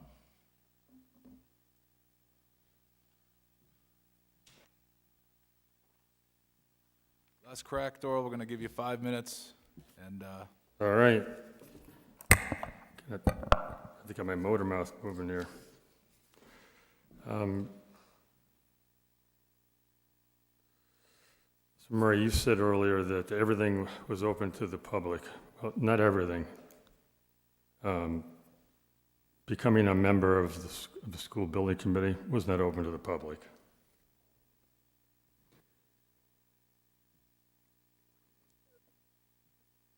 Okay, so Mr. Conte's mentioned some cost savings on energy for a new high school. We have another issue here in our school district, which you might want to address. I got the numbers for our electricity cost for all our schools about a month and a half ago. And what I noticed was, of our total budget, $250,000 went to just 2 schools, Matunic and West Kingston. And why is that? They have electric heat. Now, of the $18 million we heard about for improvements to not the high school, but the other 4 schools, $7.5 million was going to go to those 2 schools for gymnasiums.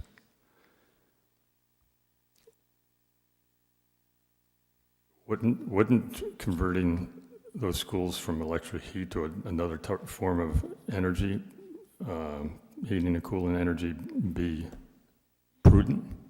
That's a question I have for you. Now, if the deferred maintenance, we have this $100 million in deferred maintenance looking at us in the face. Why is that? It's because we haven't spent a penny on our schools to keep our schools up.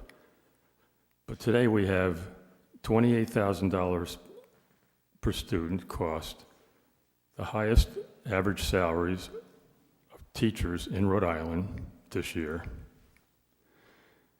and a school budget that's $20 million greater than at East Greenwich, and they have more students. I'm tired of hearing about where's the money going to come from.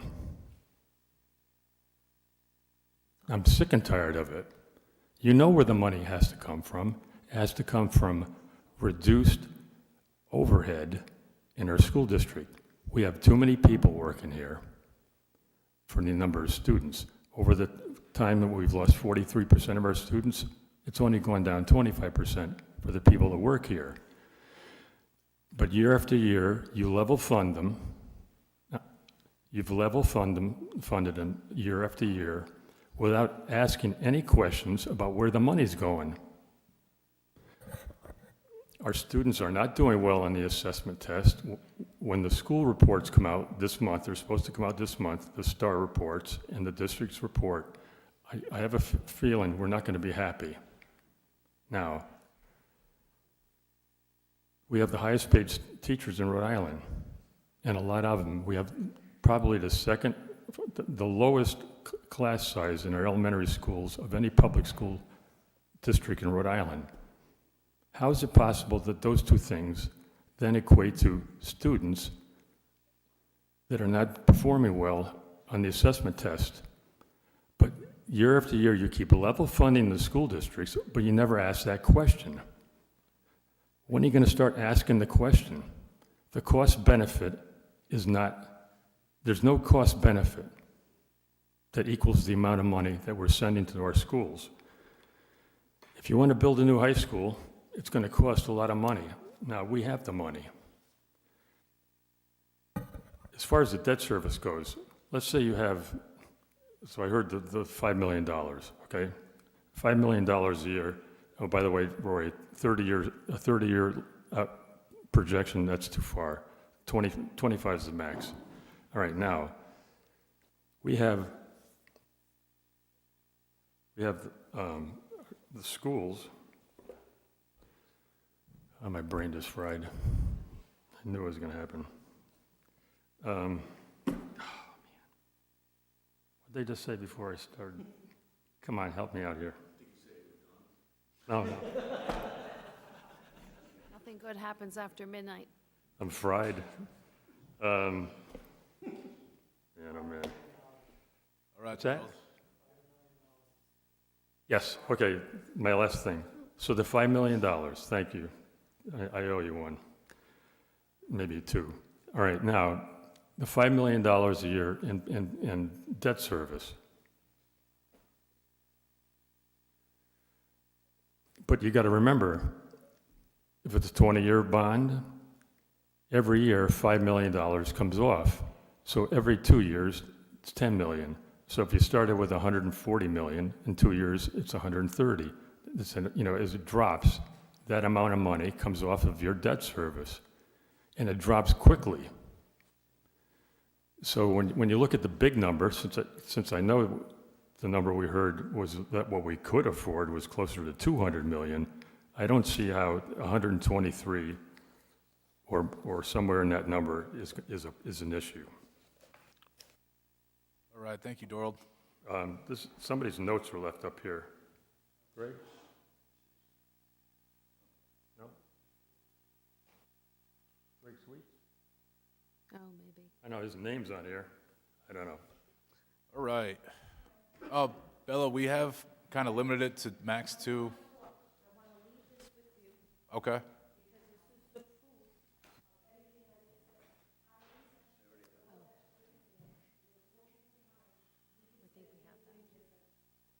All right, thank you.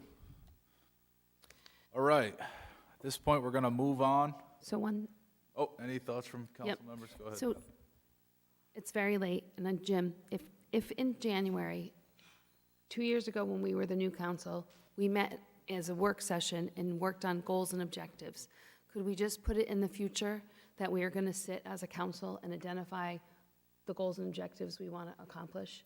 That was one thing I wanted to say. And I did want to ask a little bit about the 300th anniversary, but if you could get back to me about that email, that I had a couple questions at your convenience, Jim. Because I know they're going to sell at the event, but I had a few more questions that I had written to you. And then, one second. And I think that's it for right now. All right, thank you, Deb. Any other thoughts from council members before we move on? Okay. All right, that's going to bring us to item 11, appointments. I make a motion to appoint Leslie Kennedy to the Affordable Housing Collaborative. Second? All right, we have a motion and a second. Any discussion? Anyone opposed? Oh, Nope. all right, that motion passes. I make a motion to appoint William Wallace as the tree warden. Second? All right, we have a motion and a second. Any discussion? Anyone opposed? All right, that motion passes. It's going to bring us to new business, item 12D, which is a resolution authorizing an award to Axon Enterprises Incorporated of Scottsdale, Arizona for 48 body-worn cameras, associated hardware and licensing for a 10-year period in accordance with pricing contract per NASPO contract number OK-MA-145-015, and as the approved vendor for the state of Rhode Island in an amount not to exceed $651,920.68 as described in a memorandum from the police chief to the town manager dated December 8, 2022. Motion to approve 12D. We gave it a second, but Jim was going to explain some of this to us, so.